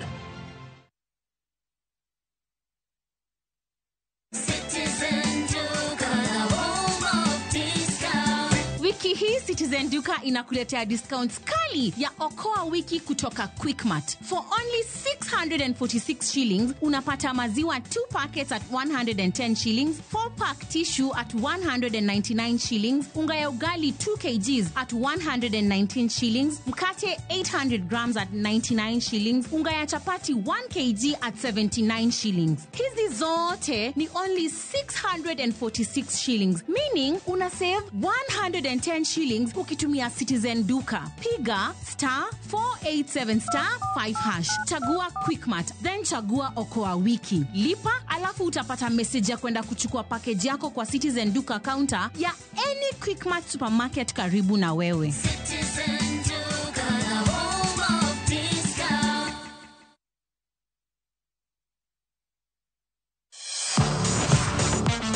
Ne thuolo mar yudo weche tuke duto nyaka mopondo.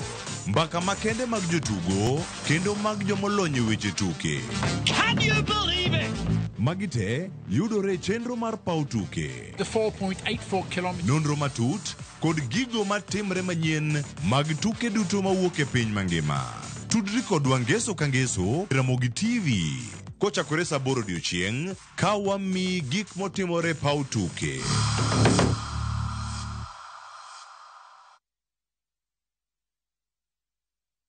Malaysia truly Asia na View Travel. Explore the vibrant city that is Kuala Lumpur, thrill at Sunway Lagoon, and enjoy breathtaking views on the Genting Highlands cable car. The perfect blend of city life, theme park thrills, and natural beauty in 7 days from $1,440 per person sharing. Angukia deals moto na View Travel. Book now na lipa pole pole. Visit viewtravel.com or call and WhatsApp 0703-254-254. View Travel. Dream, explore, discover. Bed kodwa e wuodhni ka wanono kit timbe mag anyuolawa. Oyundi no ne ni en winyo mayot. Sama nodhi chiemo, ng'ama ok ohero tich matek. Koro nyako ringi kodhi chiemo. Ema nomiyo chake kamano. Gin kido mamiyo wabedo kaka joluo, sigendni mopogore opogore mag dhoudi mag luo. Chiro ma kiti pando chira. Gini dwa chako ndeti mos.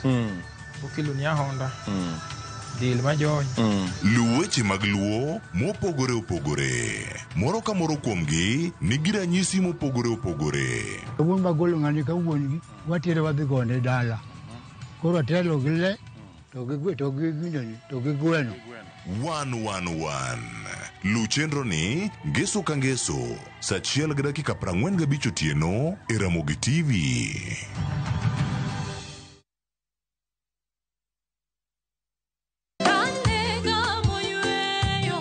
Fweny ngima maber e wach Nyasaye kanyakla gi wende majiwo chuny ahinya e Injili ngima. Acha mimi nikamwimbie Mungu. Chieng' ngeso ka ngeso kochakore saa 2 okinyi e Ramogi TV, wamiyi sabato maler kendo mamalo moloyo. Kod wende mamoro chuny moa kuom jothum mihero kendo gi jokwath ma pacho ka. Nyasaye wuoyo kodi kendo wuoyo koda ni kik iluor gimoro nikech an kodi. Sabato tutapumzika milele yote. E Injili ngima ngeso ka ngeso chakre saa 2 okinyi e Ramogi TV. Wote wazishikao amri za Mungu na ushuhuda wake.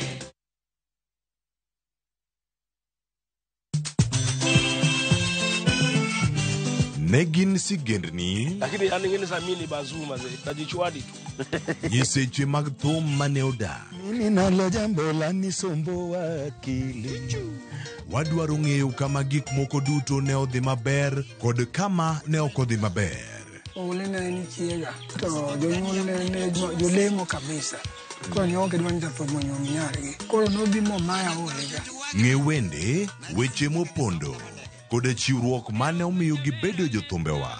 Atemo kano sigana mag joluo. Gini chakruok mar gimoro nyaka bed ga gi gikone. Safar ma wan go mar music mar thum en safar mabor. Riwri kod Solomon Atito Kafaya e chenro mar ng'e jothumbewa. Tich Abich, Sari Okinyi, kik bai.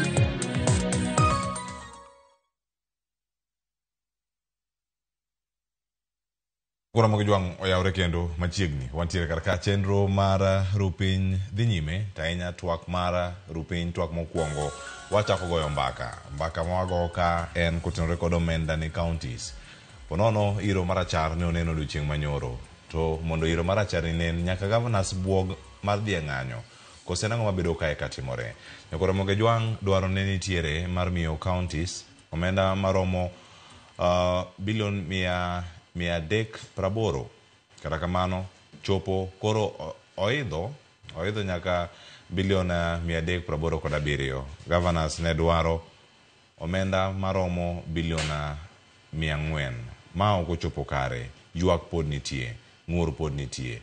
Okinyi ma kawuono nyakora moge jwang wadani mondo mi wawinya ne sigana mokwongo mano losnwa kae kod jafwambo wadwa Chris Owino en ang'o mano bedo kar kae winjruok ma kamagi jod bura kaachiel koda ka senators ne gichopo kama chal nade kaeto bang'e ang' koni welo mantiere kodo e studio okinyi ma kawuono wawinje go kaeto bang'e ang' wawinjo bende duonda Gladys Wanga governor ma Homa Bay pod ok gimor kaka sirkal osebedo ka nduso budget kendo miyogi budget moro ma weth e kinde gin gi chenro mathoth ahinya monego bed ni gitiyo kata gitimo e counties. Wawinja ne sigana ne.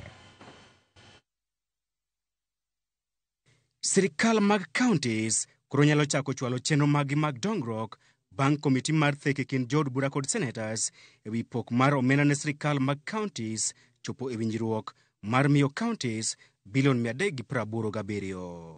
And we have agreed unequivocally and unanimously that our counties deserve resources, and for that reason we have reinstated the figure that they got the last financial year of 385 billion, and on top of that we have made and provisioned additional resources of Kenya shillings 2 billion to make our counties perform their duties efficiently. Winjruok makamano obiro bang' jo od bura kod senators e bwo jaod bura ma Kiharu Ndindi Nyoro kod senator ma Mandera Ali Roba lorore e romo mapanda kuom sa achiel mangima. All of us here unequivocally, we all support devolution from the National Assembly to the Senate fully. Our counties might be expecting a lot. Unfortunately, that a lot will be informed by reality. And reality has confined us to making this considered decision. Jokanyo ma komiti no bende owinjore ni ponono ni sirikal urem choko osuru madwarore ting' makamano ibiro ting'o kod sirikal mamalo. If we have been able to persuade each other that in fact, wherever there is a shortfall, the institution or the government with the highest responsibility to bear the highest burden of that shortfall is the national government, that is progress. We want to urge county government that given that we have seen some marginal improvement in on-source revenue, can then some of this on-source revenue be deployed towards development projects. Pok mar bilion 387 kata kamano en piny madwaro mar governors kaachiel kod senators mane dwaro bilion 400. Bang' jo od bura kod senators keto tenge ywarok margi kendo chopo e winjruok mar miyo counties omenda maromo bilion 385, wenge duto koro ochomo doho kama governors oramo ni kata nade ok gibi weyo omenda mar kongo apeni mong'ere ka road maintenance and fuel levy. Chris Owino, Ramogi TV, Parliament Buildings, Nairobi. Nitie housing levy ma counties chulo, nitie weche mag SHIF, kendo weche mag manyo ne jotich insurance, wage bills be nitie kanyo, weche mag somo mag nyithindo matindo, weche mag thieth. Gin gik momedo garama maduong' kabisa ne counties. To counties nokwayo bilion 450. Kaito nodhi mokal chik mowacho ni bilion no oduoke bilion 400. Chik nokalo ma chik okalo motie sei.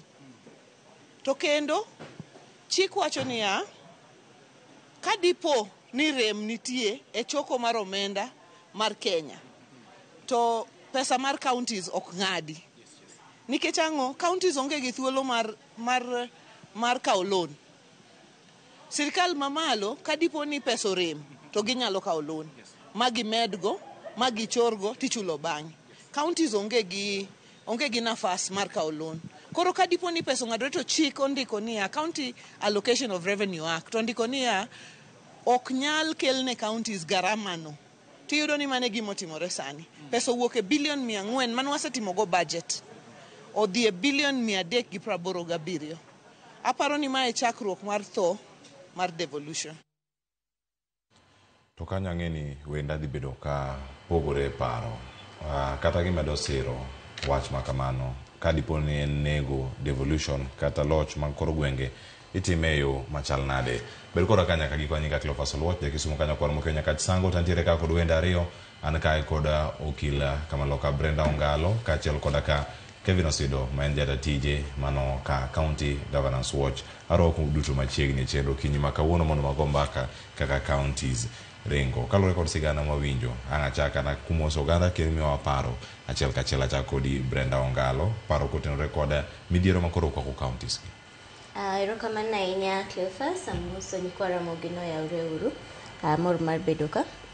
Pacha taparo ni wawinjo kaka gavana Gladys Wanga wuoyo, wacho ni mae chakruok podho mar devolution. Tapani sie devolution onego bed ni wang'iyo ni ang'o momiyo devolution nokel. Ang'o momiyo jo Kenya nogo kura mondo wabed gi devolution, wabed gi counties. Nitie functions mosebedo outlined ma counties onego bed ni gitimo, to ok ginya timo gigo ka gionge gomenda. Koro apani kama wachope ni devolution osekonyo maduong', waseneno gima devolution konyogo kata in terms of services ma ji yudo kar county kacha mane chon ne chuno ni nyaka irit ni sirikal mamalo chop matim ekikwan ni nitie gik mosebedo kotimre. To seche maonge pesa machopo e counties, functions ka services ma jopiny dwaro e counties ok nyayudi. Gin sakasa waneno ka lakteche ni e strike, yudo ka jopuonje mag ECD ni seche moko koro ging'anyo kata onge kaka education nyadhi mbele e level mar ECD gini ka. Koro apani waduog wang'iyane ni to kara ng'omiyo ne wakadho devolution, to devolution ni wadwa ni wachope nadi mondo wa achieve gimomiyo ne wakadho weche mag devolution. Erokamano ahinya. Kevin Osido, isebedo kirango kendo luwo chenro matimore counties kuom kinde sani. En ni nyaka buok ng'anyo gi governors. Mano ne report monti odiochieng' wuok tich. Odiochieng' manyoro koro wacho ni iro marachar oseneno. Tiende ni winjruok koro ntiere karka. Tendo winjruok ma governors pod wacho ni weche gi pod nie doho. Nyaka buok gi ni ng'anyo nitie koka senators kod MPs obede winjruok moro malong'o manyalo konyo tije mag counties. Erokamano Cleophas. To penjo mipenjo no en penjo maber. To duoko manyalo wacho ni en adieri ni ka onge ng'anyo mar jotelo mag sirikacho mag kor gwenge kata governors, to sirikal mamalo ok nyal miyo thuolo mar devolution kata ugatuzi mondo timre maber. To mae en nikech king'iyo weche mang'eny ma miyo devolution ok dhi kako ripo bet ni odhi, to ng'eny gi gin gik ma itimo kisiasa. To ng'e ni sama governors owacho ni koro wadhi e ng'anyo, manyiso ni koro gin gidhi yawo campaign mar siasa piny kacha.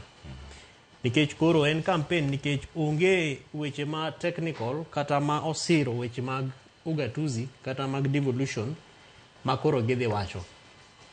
To ng'e ni sama gichako loso kamano to ng'ama dhi hinyre en japiny. To sama japiny hinyre to governors dhi wacho ni uhinyru nikech joka odagi miyowa pesa. Aeto bang'e gigo dhi relate into kaka watimo siasa. Nikech kata king'iyo weche manende wantiere godo milongo ni koso winjruok kata stalemate mantiere bunge mamalo kod bunge mapiny National Assembly kod Senate, to gima hiye ma iwacho kacha en mana weche mag road maintenance levy. Ting'eni mano bende en wach Cleophas mano osekadhi. Kech kwang'iyo budget mar 2020, apani ne 2022-2023, to nowach ni pesa ma 10.9 billion ma winjo kata ka Mheshimiwa Gladys Wanga loseka to Chris Owino bende owachonwa history kacha. No kadhi ni mondo pesa guripo bedni imiyo sirikache wa makor gwenge. Lakini kaluwore gi weche moko kaka koro revenue targeting, koso payment of debts, manyiso ni gowi ma Kenya nitiere godo, nowach ni pesa ni mondo wadify. Mondo kochopo 2024-2025 financial year, to mondo koro counties omi pesa no. Kori penjere ni to ang'ono momiyo pesa moripo bedni dhi e counties podo mak gi sirikal mamalo milongo ni national government. To mano timore nikech kata ka wang'iyo katiba marwa ni to nitiere tije gimilongo ni schedule 4 moripo bedni timo gi sirikache ma kor gwenge kod sirikache mamalo.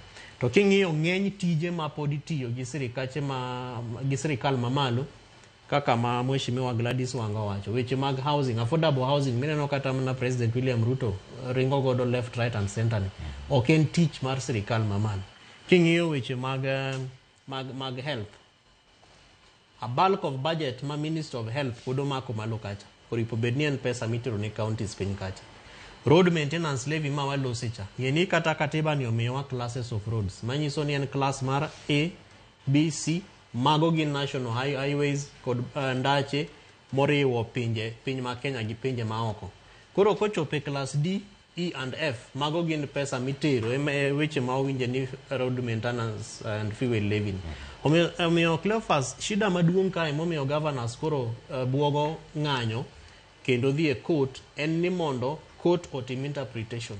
Nigi gidware ni mondo wadil godo kendo watimogi ma ng'ato ok ochuno ni nyaka buog no dwa dhi e ng'anyo kata no dwa dhi e court. But buogo ng'anyo no en gima ber nikech koro miyo national government kod Senate bende loso gi governors e yo makoro ripo bedni chik ema tayo kaka wechego iloso. To adaher medo ni seche ma waneno ka higa nikech ok en mokwongo ma waneno ka governors buogo ng'anyo e wach mar revenue machopo ne counties. Higa ma timore to ne waneno ka kanye gisebuogo ma mokwongo mane gidwa kadho amendment mar Division of Revenue Act mar 2024 ne gidogo giwacho ni the reason momiyo wang'ado pesa ni kech ne giseduoke nyaka 380 billion.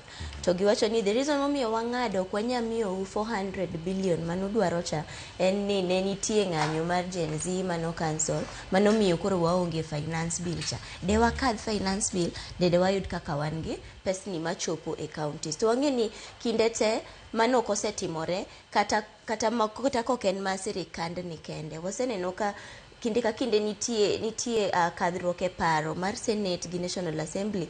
To yudo ka function mar Senate en ni gitemo mondo gi protect functions mag counties, pesni machopo e counties. So kinde ka kinde yudo ka Senate okadho gimoro nikech ging'eyo need manitie e counties kuonde magiaye.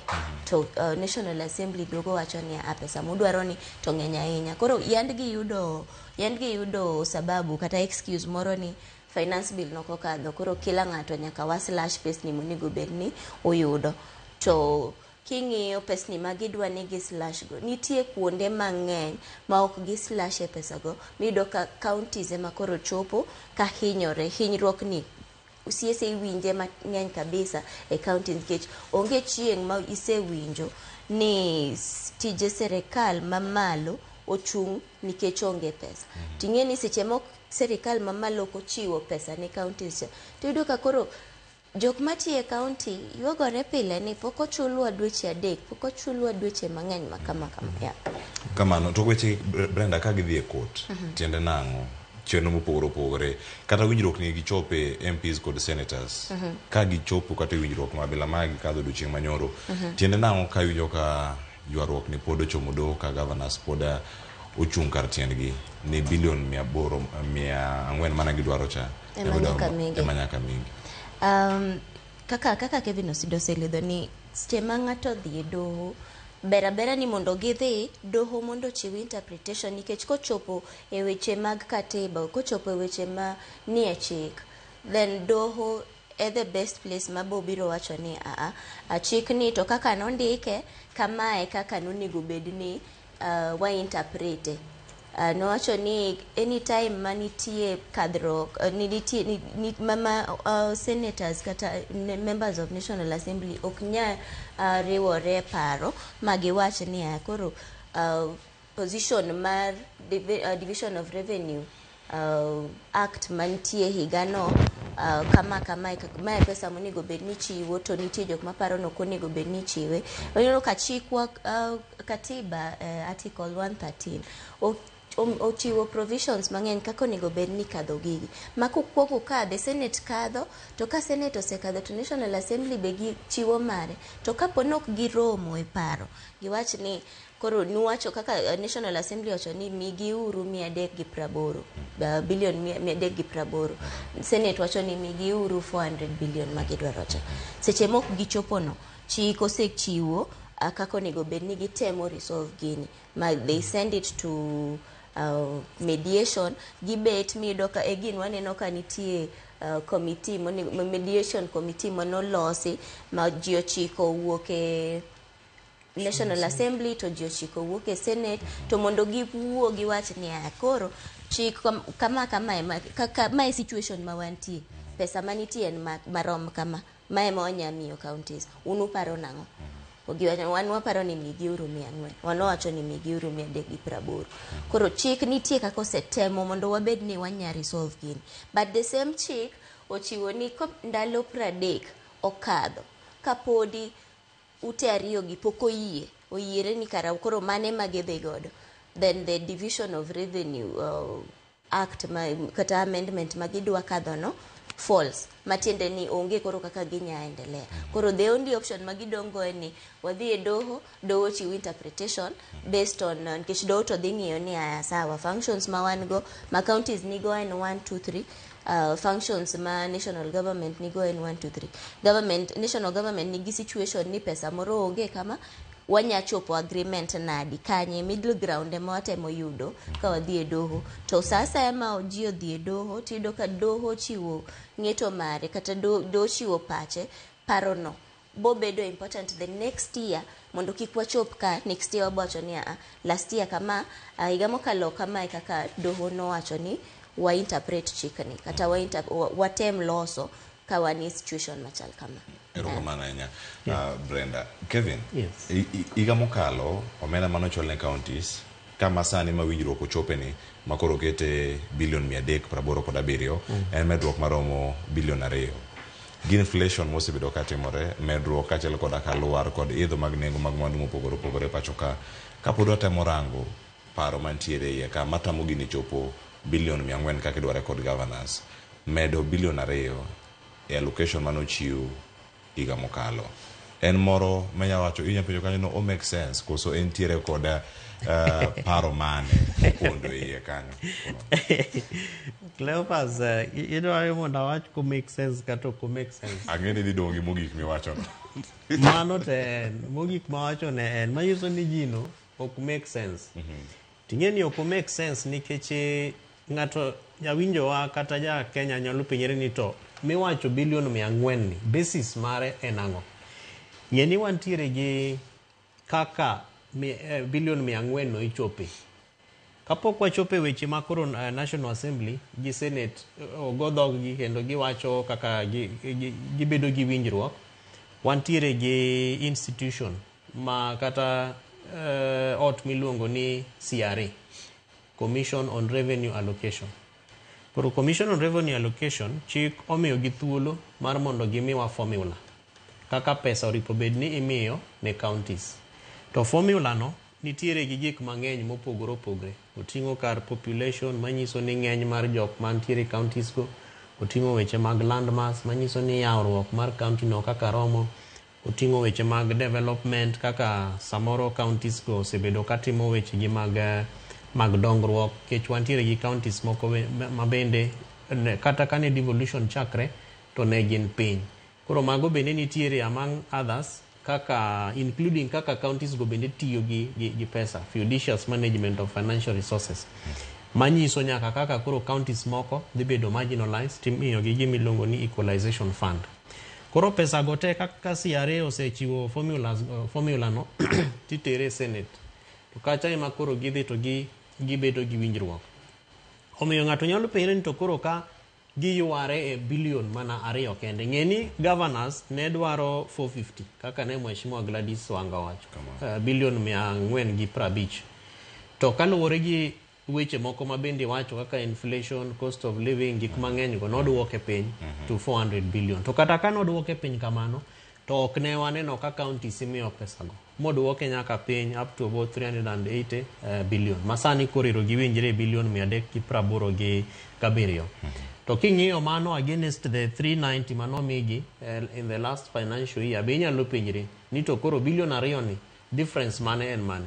Ing'eni gino ok make sense nikech Cleophas kata inyalo ng'iyo kaka counties tiyo gi pesa. Mokwongo pesa ni kochopo kacha against expectations mag institutions kaka controller of budget gi auditor general, to moloyo to controller of budget. Kech pesa kapok ochopo e county ka county poko withdraw resources gi, to nyaka controller of budget bende goye koke motim nonro malong'o monyis ni okay, pesa nomiu marom kama to ok nutiyo gi marom kama. Sani wantiere gi issues mang'eny. Mokwongo kuomgi en pending bills mag counties. To total summation mar pending bills mantiere counties piny kacha en billion 181. Kuri nyalo penji to kata komigi billion 2 ni pogruok mane madhi beti. Manyiso ni kata kipogo 2 billion no against 47 counties, ok chop kata mana milionde moko manyalo konyo county mar mondo ochop godo e weche moko ma critical moripo bedni timo. To wang'e ni twak bende samoro is misguided, Cleophas. Nikech ineno ka koro wasebedo gi over 3 months sani ka twagni dhi mbele, counties bende pokomi pesa moromo. Nyoro wawinjo ka Mheshimiwa Mbadi bende wacho ni amomiyo governors wacho ni pokomi pesa to wanto no wasoro pesa piny kucha. To kotieko loso ni to kendo waneno Mheshimiwa ma governor ma Wajir Abdullahi Yusuf bende ka chung kacha to wacho ni CS ma treasury wacha dier no semiwa pesa to wanto pesa no to pok waneno. Koro CS wacho ni gidhi gi penj ng'ano controller of budget. Kaka watwak e weche mag pesa madhi e counties. E analysis mar was County Governance Watch gi jogo moero devolution ok en twak machopo wa e kamoripo bedni wadhiye. Mana kaka isewacho ni mokwongo ok wanyal waste time quote and quote negotiating a stalemate mar 2 billion. Namba 2 oripo bedni wapenjri ni to ere kaka Brenda no wacho ni wasebedo gi court cases. Gimomiyo ji dhi e doho en mar mondo miwa interpretation, mondo wa learn some lessons manyalo konyowa mondo gimane watimo mochopo e doho no kik wanwoye. To kata kwanwoye to wanwoye in a way makonyowa mondo wasud mbele. To twage mang'eny mosebedegi pok osechopo e kama koro nyalo konyowa mondo wane ka winjruok adier nitiere masiro dongruok mar kor gwenge kata devolution kod winjruok mar kaka institutions mopogore opogore oripo bedni konyo. Omiyo en gima ber ni at least nitie winjruok matin ma compromise no bete mar mondo wang'e ni to pesa go inyalo mi counties mondo koro services michiwo ne ji odhi mbele. But maduong' kabisa mar adek, Cleophas, wapenjre ni ang'ono momiyo nitiere tije moko bende ma pod sirikal mamalo omako. Nikech king'iyo kata mana targeting mar on source revenue ma Mheshimiwa ma Senator ma Migori awacho no, wantiere bende gi lapses mosebete e gimiluongo ni on source revenue no. Manyiso ni mokwongo counties temo but kata targeting margi kaka ne waneno ka for example in the last financial year ne gin gi target mar raising around 80.9 billion. To pesa mane counties ochoko ne en about 58 or 60 billion. Manyiso ni kanyo bende pod nitiere shortfall. twak malongo moripo bed ni dhi mbele Cleophas en ni to koro ere kaka wanyalo konyo counties mondo other than over dependence and over reliance on national government mondo counties will generate their own source revenue, pesa magiloso kacha manyalo konyogi. To ng'eni bende kata pesa ma waluongo ni own source revenue be samoro ng'enyne ok odhi in development expenditures, odhi e gimiluongo ni recurrent expenditures. To wawinjo ka Mheshimiwa Gladys Wanga luongo gi kanyo idwa ni mondo ichul shift mar ji, ichul nyaka weche mag pensions, ichul ang'ono, ichul pending bills. Koro pesa michoko e county ng'enyne bende ok chop weche ma japiny dwaro, manyiso ni morieyo weche mag dongruok kata mag development. Erokamano ahinya Kevin Osedo. Brenda, kijiwo kata twak madhi go mbele, wan gi counties ma pod nigi obadho mano mar pending bills madongo ma bende oserocho chenro magi. Wacho ni yudo kata pesa, itiyo gi pesa timang'o chulo gope. Contractors ni e ng'utgi kinde ka kinde kwa host gi TV ka yudo ka ng'ato wacho ni an Kisumu poko chula, Migori poko chula. Counties wa bende kale midhiero machalo kama, to gin bende gin gi yoregi mag yuto. Winjo ka senators bende medo jiwo mondo mi kuondegi omed tegi mondo mi yuto ma kamagi obedi. Odhi chalo nade ka en bilion adi 2 emo mede budget mokalo, to higa mokalo na nyaka ng'anyo mag jopuonj nasari mag ECD nono kanyo ka ng'anyo nitie county mag gik mobane gi county ting duong omenda tin miyo gi pek. Kinde ka kinde finance kena luongi nango iwacho ga kinde ka kinde ni funding follows functions. To matiende ni pesa luo tije momi. To waneno ka counties okaw ting mapek oket kuom counties e tije monego bed ni gitiyo, to pesa mimiyo gi mae serikal mamalo okoromo. To ok wanya wacho ni serikal mamalo onego bed ni miyo counties pesa te mag tije monego bed ni gitiyo. Egin wach own source revenue ni bire nikech as counties oken mokwongo ka wan gi these devolved units. Ne waonge counties but ne wan gi municipalities chon, to ne waneno ka giyudo ginyalo bedo gi pesa ma gin giwegi giloso e county level.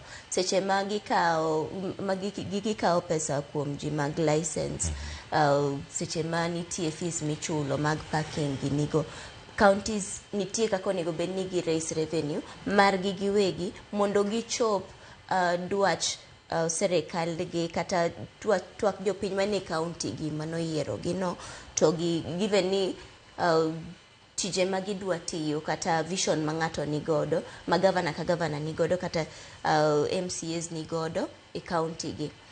To wayudo ka gimoro achiel ni ka seche ma wuoye weche mibadhi, wawil ni mibadhi ni be wanene counties nikech seche moko county oyudo pesa moro, to pesa ma giyudo ni Osido wacho ni okuongo donjo e recurrent expenditure nikech wadwa ni wachul salaries, wadwa ni wachul bills moko mang'eny gi. Maseche ma pesa ma county oyudo otemo loso revenue moro ma gidwa mede ma serikal mamalo miyogi, tudo ko duogo lalo rumo mok waneni. Japiny ok neni ber mane ma giyude bedo gi county. But ng'eny pesa no okuongo lale mibadhi. Iwe pending bills egina kelo wach mibadhi nikech king'iyo kata procurement procedures ma wan go e counties, iyudo ka most counties ok zingatia saka misomo report mowuok ka auditor general.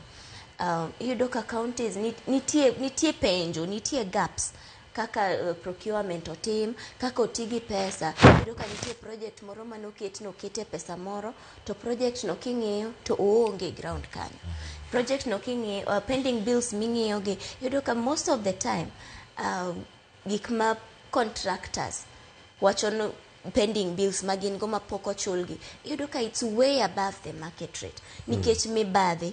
Ng'ato ka ng'ato kawo pesa moro mede wiye ni to koro igero ndarani kata ichiwo service ne county, onego bed ni chuli $1,000,000 kete $1,20,000 mane wiye no idwa dhi chuli to wane kaka watieko. Apa ni the worst bit mane watimo kata kane wayudo devolution to berndi, but makosa mane nitie, corruption, mibadhi mane nitie national government cha bene wa devolve. Matiende ni seche ma waparo ni pesni gi lal kata pesa onge, ng'eny gi be duogo lal e weche mibadhi nikech higa ka higa waneno ka nitie rem e kaka otigi pesa manomi counties. To nitie counties moko mabe chopo ka kiloro higa mar omenda.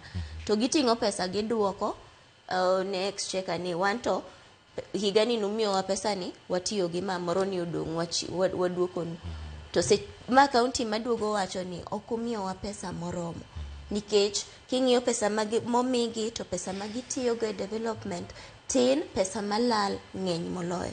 Koro ka wanyalo yudo kaka wadino rode mag mibadhi nyake counties ka, kik wabed ni wawacho ni mibadhi okwako sirikal mamalo ok mi counties pesa, yet pesni michake miyo gigi beduogo lal. Makata ka wacho ni medo gi 2 billion, bedo ni nitie 118 billion in pending bills monego bed ni counties kuongo deal godo ka giyudo pesa.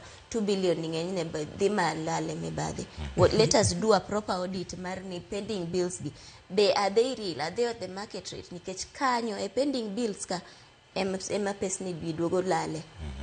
Iwacho ni en lal machako malo Kevin osedo ka ridore nyaka piny. Iwacho ni en wastage machako sirkal mamalo to biro nyaka sirkal mar county.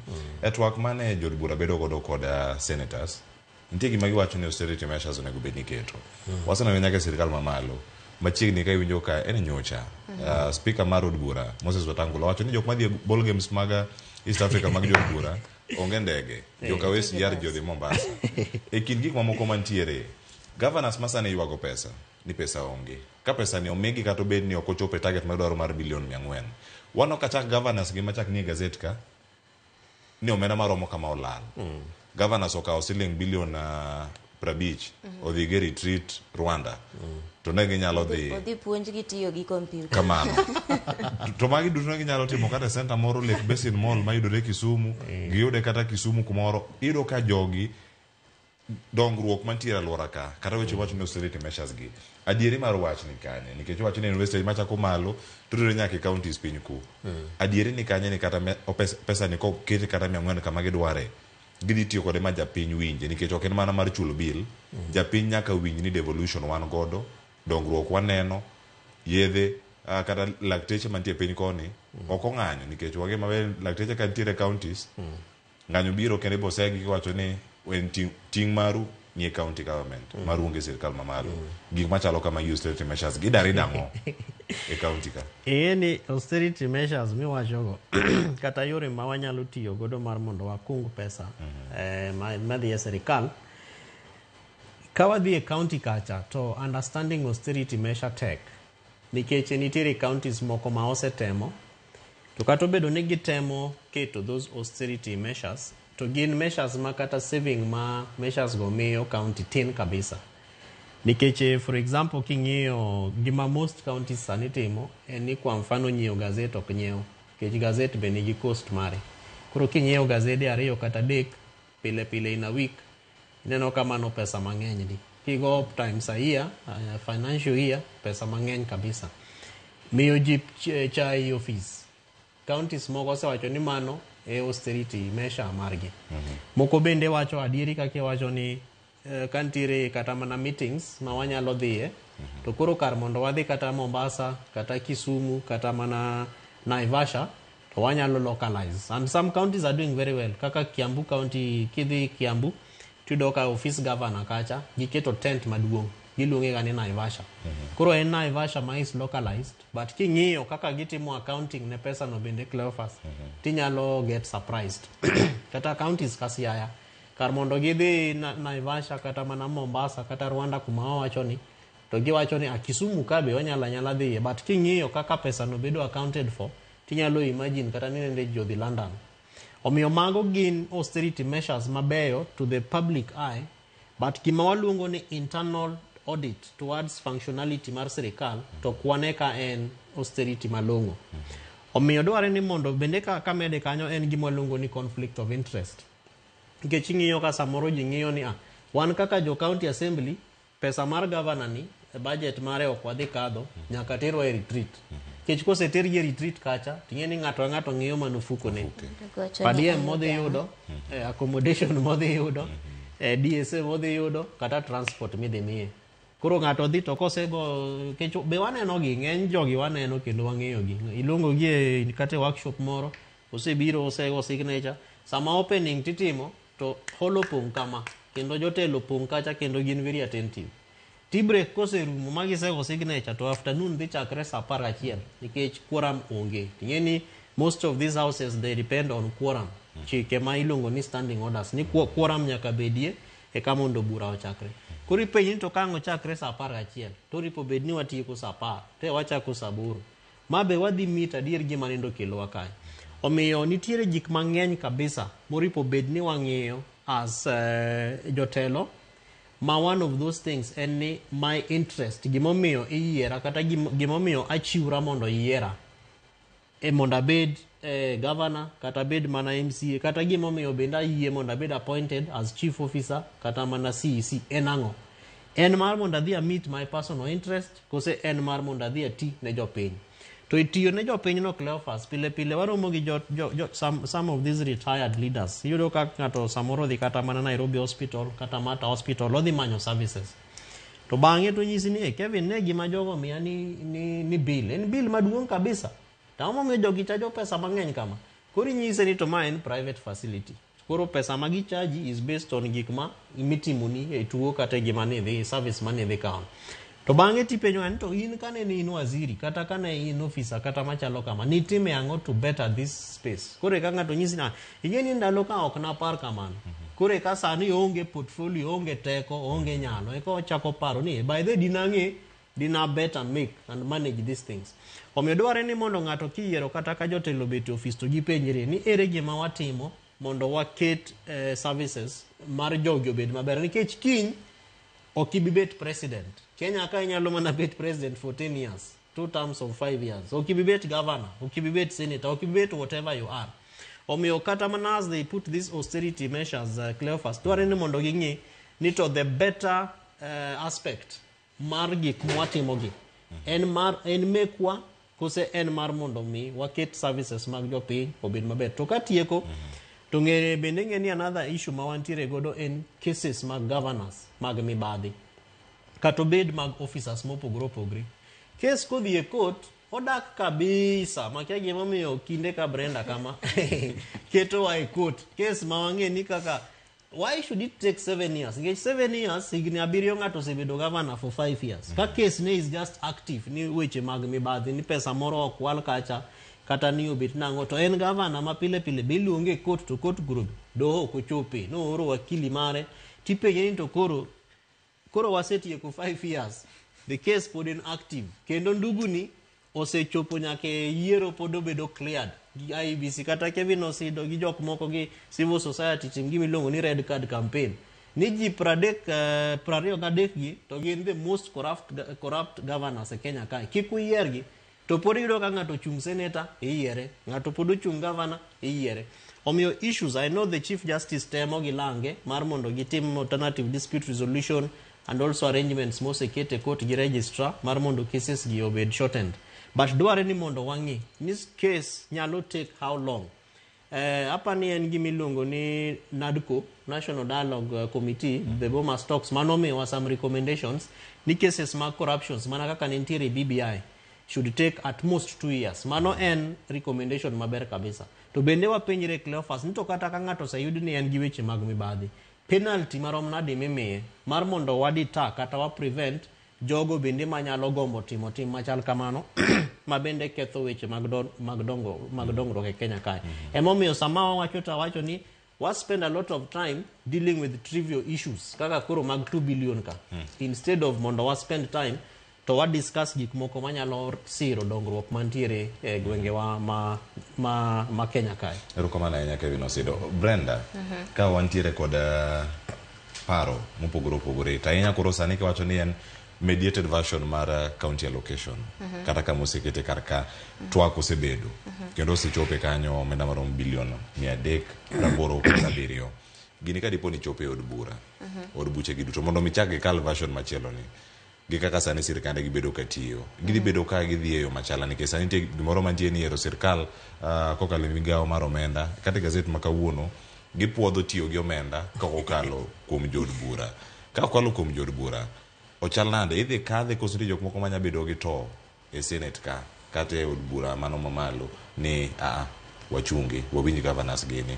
sane kaka Senate gi National Assembly tiyo iwo nitie ng'ata madhi bedo gi paro mopogore koso process machal nade ma iluwo sani. Ka wang'iyo bedo ni weche gi nyose chope doho koro warito ni joni to doho to dhi wacho ni otime nang'o.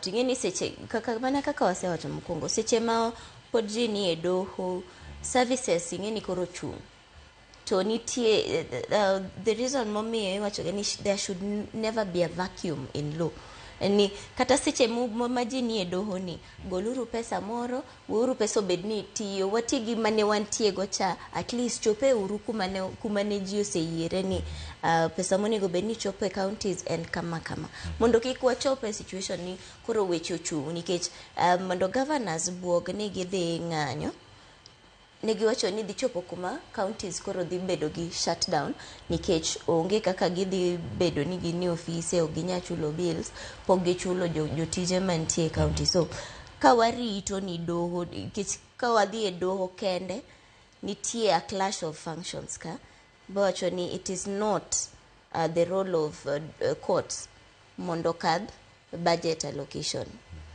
Koro yuak be pod dhi bede again seche kinde ka kinde wacho ni kata ka pok wachopo e weche pok wachopo e stage ma ji dhi e doho jotelo mantie kanyo nego bed ni gin gi paro achiel ni ang'o momiyo ne wakadho devolution.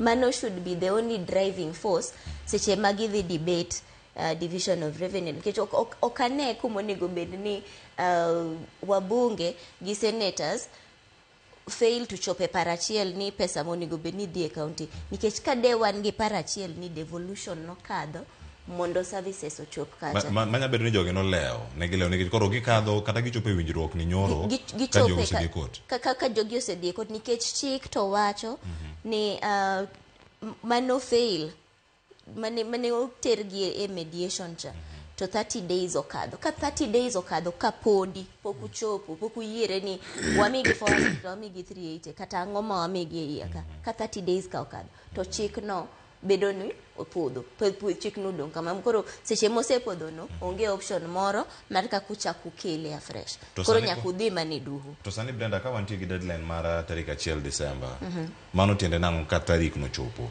weche mane do kod ng'eto kata winjruok moro amora ma dhi bedo ni ipuodho kod ute bura ma pacho ka kochopo ka deadline mar tarik 1 Disemba no chopo ka pod onge winjruok doho kende manyadong ka konyo mondo ng'ad ni to koro kuma wasechope ni tok suka mediation cha nyose fail koro ang ne wadoge situation kaka ne entie before matiende ni kaka ne entie before ne gisechope 400 mane mokwongo cha alternative en ni wadoge 380 mane entie mokwongo ka podi amendment ni poko biro nikech gima ne timiyo amendment chopo ne giwacho ni we are slashing allocation to the counties nikech waonge finance bill koro finance bill mane wan go ne nyamiyo wachok pesa marom kama to ne nyamiyo wami counties 400 koro ka ne giwacho ni wadwa slash it is slashing ni nomiyo gikelo amendment bill on the division of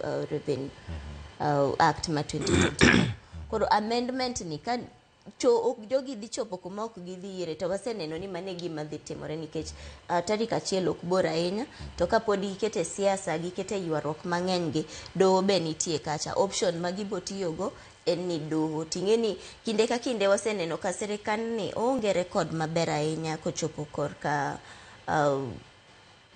honoring court or rather respecting court orders nikech doho to dhi wacho ni waseng'iyo functions ma counties ni godo waseng'iyo inflation mosebede waseng'iyo report moa kuom control of budget to factors gite waseng'iyo nikech do ting'eni koro ok dhi ng'iyo siasa gi koko mang'eny gin gidhi ng'iyo gidhi tiyo gi facts to giwach ni koro miuru counties pesa marom kama ng'ama dwa miyo gi pesa no ngeni kanye kama shida nitie nikech ng'ama dwa miyo do to sewacho ka do sewacho do ang ne miyo pesa that is why awacho ni jotelo ma wan go senators gin wabunge onego bedni gin gi parachiel ni gimoro amora ma watimo at this point it is to strengthen devolution. Ingeni wach ma wawacho ni Cleophas nitiere genesis mare. To genesis mar wach ma wawacho ni en katiba marwa chapter 11 ma olose weche mag devolution. Koro dware ni mondo wapenjre ni to bende gima waneno e context kaka weche gi timre te bende nitiere good faith, at most good faith gi political goodwill mar establishment mar sirikal manitie mondo devolution oti. To wan kipenja kaluwore gi engagements masebedo gi kaka nene en ni goodwill no onge. Mokwongo waonge gi idara kata ministry milongo ni Ministry of Devolution. Functions go tete no me the office of the deputy president. I to be within the office of the deputy president one yiji milongo ni State Department of Devolution. Moripo bedni koro konyowa e tayo weche ga koripo bedni dhi. Tingeni e cabinet kacha to PS ok bede kata obed PS osiepna Madam Teresia en gi shortfalls nikech samoro en gi gik mabeyo modwa ni mondo owach e weche mag devolution to onge gi thuolo mar dhi e cabinet. To ng'ama nonyalo nyiso kata ng'ama onyalo nyiso en deputy president. Koro samoro bende engagements malongo mar kaka counties tiyo kata ripo bedni tiyo gi sirikal mamalo tudruok no maberno onge. King'iyo institutions moripo bedni nitie kaka mar IBEC ma hotel ne gi jatelo mar piny Intergovernmental Budget and Economic Committee bende pok waneno kosetiyo maber e higni 2 mokalo gi nikech wang'e gima notimre. Gachagua nowach ni en ok jatich ya otimango bet nango manoriembe. Omiyo wadwaro ni mondo wane ni sirikal mantie sani nyiso jopiny ni adieri gin gi goodwill and at most good faith mar mondo devolution oti. Nyoro kanyo wantiere Ole Sereni kae to mheshimiwa Professor Kithure Kindiki wacho ne governors ni weche mag health gi owek chando miwauru time mondo wadil kodgi. Tipenji ni to sami miu time ni to jok matuo mantiere siptande modhi manyo daktari into time mane mangi miu nikech ng'ani ni ICU kata ng'ani ni line mar thieth kata ng'ani rito pesa mondo donjne moa NHIF kata SHIF kata SHA to gigo onge. Koro time mane midwa ni mondo chiw. Namba 2 en gima waneno en nitiere ywaruok. To ultimately, Brenda will agree with me, bro ye koda ni kata ka ji odhi e doho to precedents mosebedo set. Eni doho bende bro wacho gik ma gido wacho mang'eny go to bang'e tibo nyis Council of Governors ni do guru mondo los udil gi nikech waseneno past processes mosebetie. To kochopo kanyo Cleophas to siasa, politics will carry the day. Ng'eni sani wantiere gi a few months to the next general election. Ng'ato nyalo wacho ni gin years but months go ema make higni.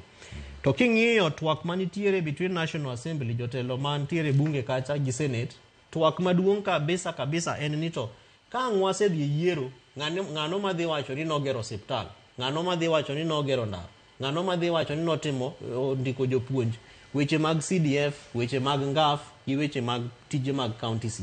Omiyo en twak maduong' moripo bedni wabet piny to wapenjre ni in reality ang'ono momiyo sirikal mamalo pok osetiyo gi all the other relevant agencies mondo gi fully devolve functions moripo bedni itimo gi sirikal mar county mondo pesa tete kaka Brenda wacho ne funds follow functions mondo pesa go bende odhi e county kacha. To pesa ok osedhi e counties to kendo wadil gi weche mag mibadhi manyalo betie to county assemblies bende keto chike malongo manyalo support tije ma koro tere counties go. Then there should be no conflict between a senator and a member of National Assembly kata parliament e Rarieda constituency ni koro ni senator emang no biwacho ni koro Buru Odinga mheshimiwa Buru yware go tiende amolo e gero ndara.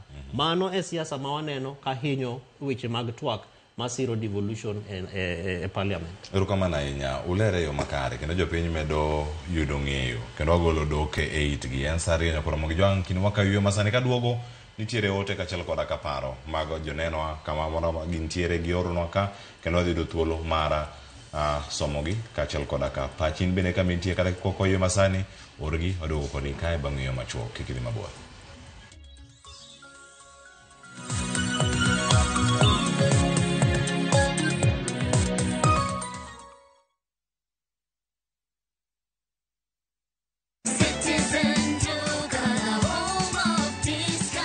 This week, Citizen Duka and Quickmart are bringing you an amazing deal on grocery shopping with Mama Soko. Enjoy skuma and spinach at just 20 shillings each, carrot at 99 shillings per kg, and onions at 69 shillings per kg. It's super easy.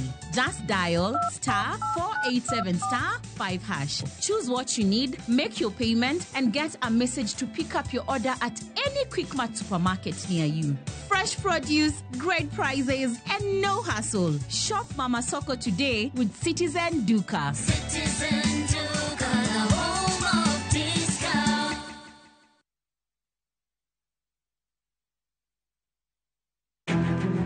Wakelo ni chenro mar ohala kod lony gi dongruok mopogore opogore. Ohand kinyosi nigi pesa kitimo gima dwarore. Weche makende moa kuom jogo makelo lokruok e ngima dhano. Ohala ber nikech ohala puonji managerial skills. Lek ma in go iriembe mineni gigo chopo. Chakre gi jogo mane ochako ohala manyien. Kalure gi kaka nachako gi kuma achope.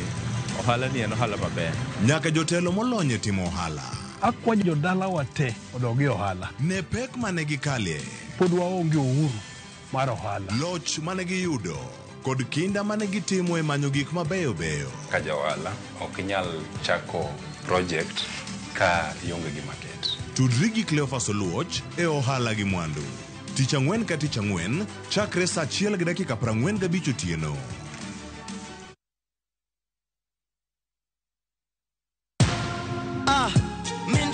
Kwa majina ni Peter Kariuki Ngoge ama Kamlesh Styles. Nimekuwa nikicheza kwa muda. Natoa na win 50,000, 100,000, 200,000. Leo nimekujia check ya 675. Nikihesabu zote naweza kuwa nimewin 1.3 na nitaendelea kucheza. Changamkia Aviator on shabiki.com. Not for persons under the age of 18.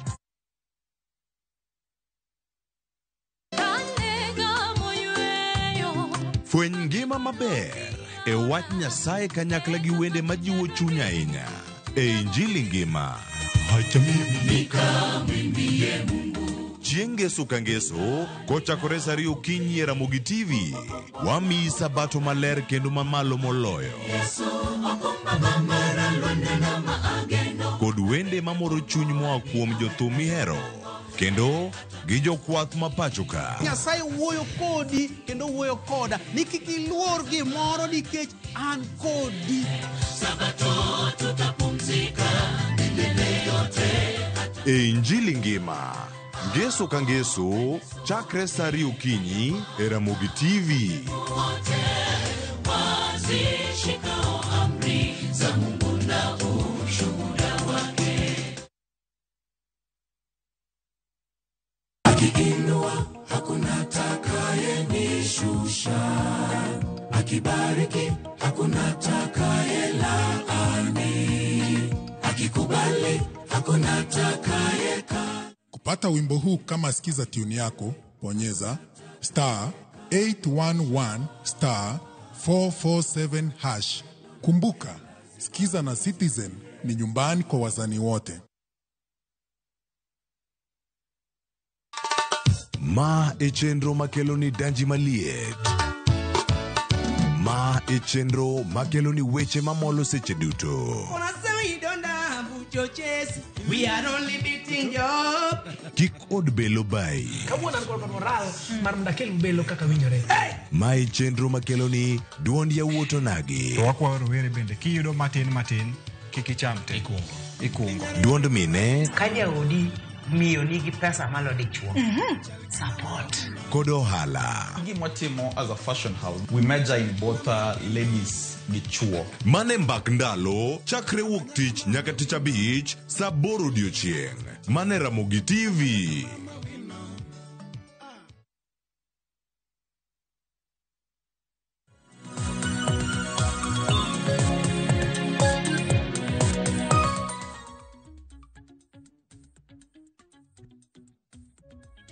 Machiegni kendo nyakoro Ramogi Jwang'en mor waran podi kete kar kae chenro maru piny wadhi nyime do mana dakika maromo 24 kendo tatieko twak ma ntiere godo ka okinyi ma kawuono. Yana mono miakale ote moro achiel ntiere kar kae mar Ruth Nyathi Ochieng'. Kanyo kanyalo yude counties owinjo mi pesa kaka chik no puodho. Ng'ado omenda go ok ni kare wabunge owek limit governance odhi mbele kowacho ni giket maino e gik makonyo jopiny. Nitiere counties matiyo gi pesa maber kaka Homa Bay, to matiyo gi pesa marach. Owinjo senators ochunguza. Mano pach Ruth Nyathi Ochieng', opach Ramo gi TV. Jok matiyo gi pesa maber gi marach. Ndi jok monego wachi kar kanyo, wacho ni koro jood bura kik bed gi luoro ni omenda dhi tiyo marach. Mano giwene senators. An gi pacha, aneno ni teko modhuro katiba nomiyo jood bura makoro gitiyo godo marach. Mogik, governors bende koro nyaka puonjre tiyo gi pesa maber. Gikel yedhe osuptende gi dongruok mondo jopiny oridhika. Pinyna ni dibed ni ywaruok ma waneno e kind jood bura moko gi governors mekgi bende changia e wach ng'ado pesano. To chik wacho nang'o. Nokada donje wach mowacho mogik no. Kata kamano wakia ka en achiel kuom gigo ma pono nokelo ga wich bar kata rem chopo e winjruok moro malong'o. Brenda, achako di ote ma Ruth Nyathi Ochieng' oro kar ka. Wacho ni nego bende jogi chunguza. Governors moko tiyo gi pesa marach, moko ok ti gi pesa e yo makare bende. Kama chielo bende winjo kanyo ni ponono nitiere jwaruok mantiere kinde jood bura kod governors manyalo miyo samoro giwacho ni ong'ade. To ding'ad pesa ni nyaka governor mok mari mok yuarigo. Wawachi ni ero kuom ranyisi manotimore e kaunti ma Migori, Eddie Okech kod governor mare Uchila Yako. Koro diwach ni Eddie Okech ochung' kache komiti mantie nikech nena achiel kuom jok mane ni e twagni. Owachi ni pesa ni nyaka koro wach ni dong' mana bilion 380 nikech Uchila otimo gima chalo kama. En gimoro miwone en paro moro manyabedo ni gintie. Yorok mantie ok en e kind senators gi governors nikech in kaka senator, kin senator achiel, onge kaka inya bet tiduogi wacho ni ng'aduru pesa madhi Siaya nikech governor gi senator ok winjre. Koro it has to be done collectively. But e lweny ma waneno ni sani waneno ka senators ochung' gi governors ni mondo migi pesa malong'o, ni mondo medgi pesa. Ywaruok nitie kind governors gi wabunge. To kaka Kevin Osido oselidho ni siasa ni e iye ka, nikech king'iyo wabunge gi wasechopo kumoro ma wang'iyo ni wabunge ng'iyo ni 2027 bunge moro dwa chung' gavana. To wacho ni ka kadho no miu pesa mang'eny midhi timo development gi pesa ni ma japiny oneno ni in gavana e podi ber wanya yieri kendo 2027. To bunge ni be dwa no chung' kodi gavana. Ang'o modhi tiyo go mondo wach ni okitiyo maber. Koro the only way monya timo gini en ni make sure no kiyudo pesa malong'o.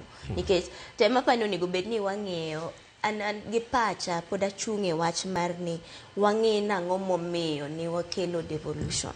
Ne wakelo devolution to ensure equitable sharing of national resources. Nikech kapod ne pok wayudo devolution to niyudo ka kuonde regions moko nobedo marginalized to sana Luo Nyanza marwa. Nikech chung' ma wasebedo ni noseng'iewa kaka jo opposition. Koro yudo ka kinde ka kinde pesni mane chopo development mane wayudo ne tin kabisa compared gi jok mane ne serikal ndalono.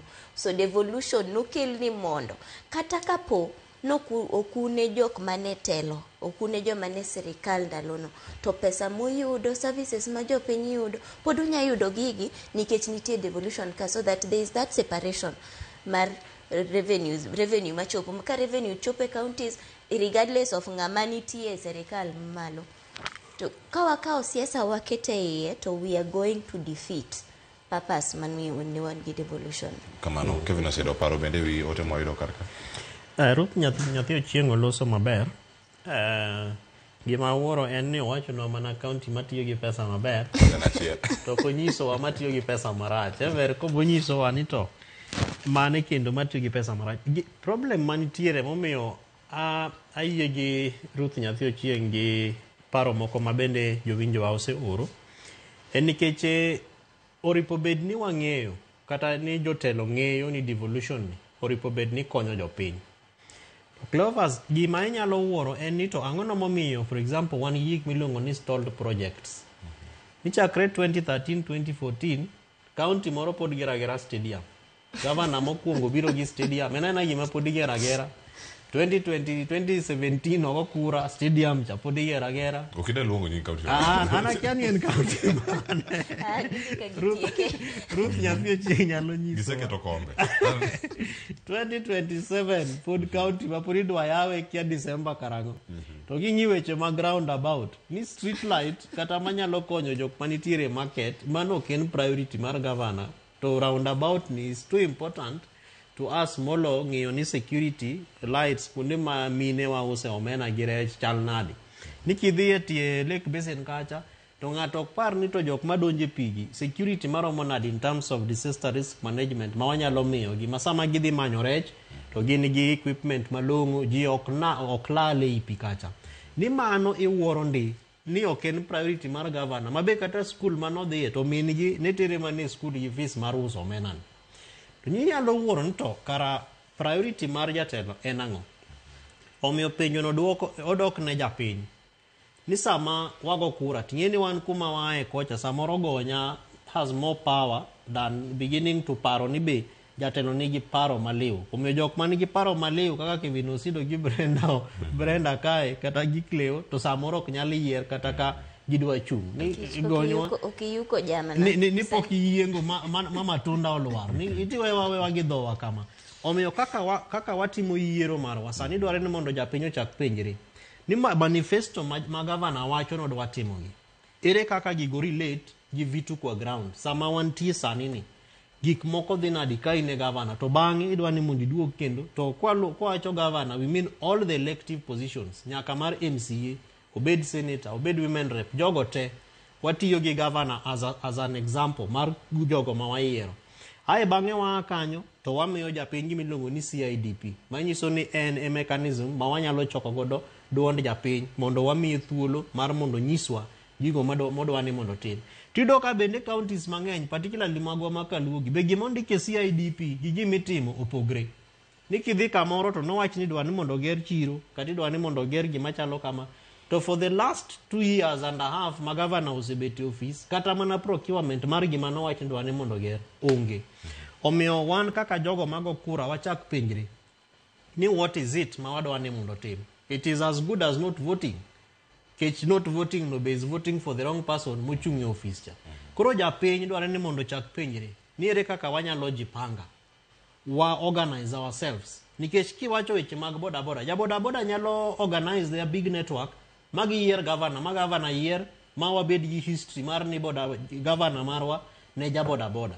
To nikech wantiere nyaka gi jogo moyier MCAs kata mane bunge mamalo kae jok ma ok nyal kata mana wacho kizungu.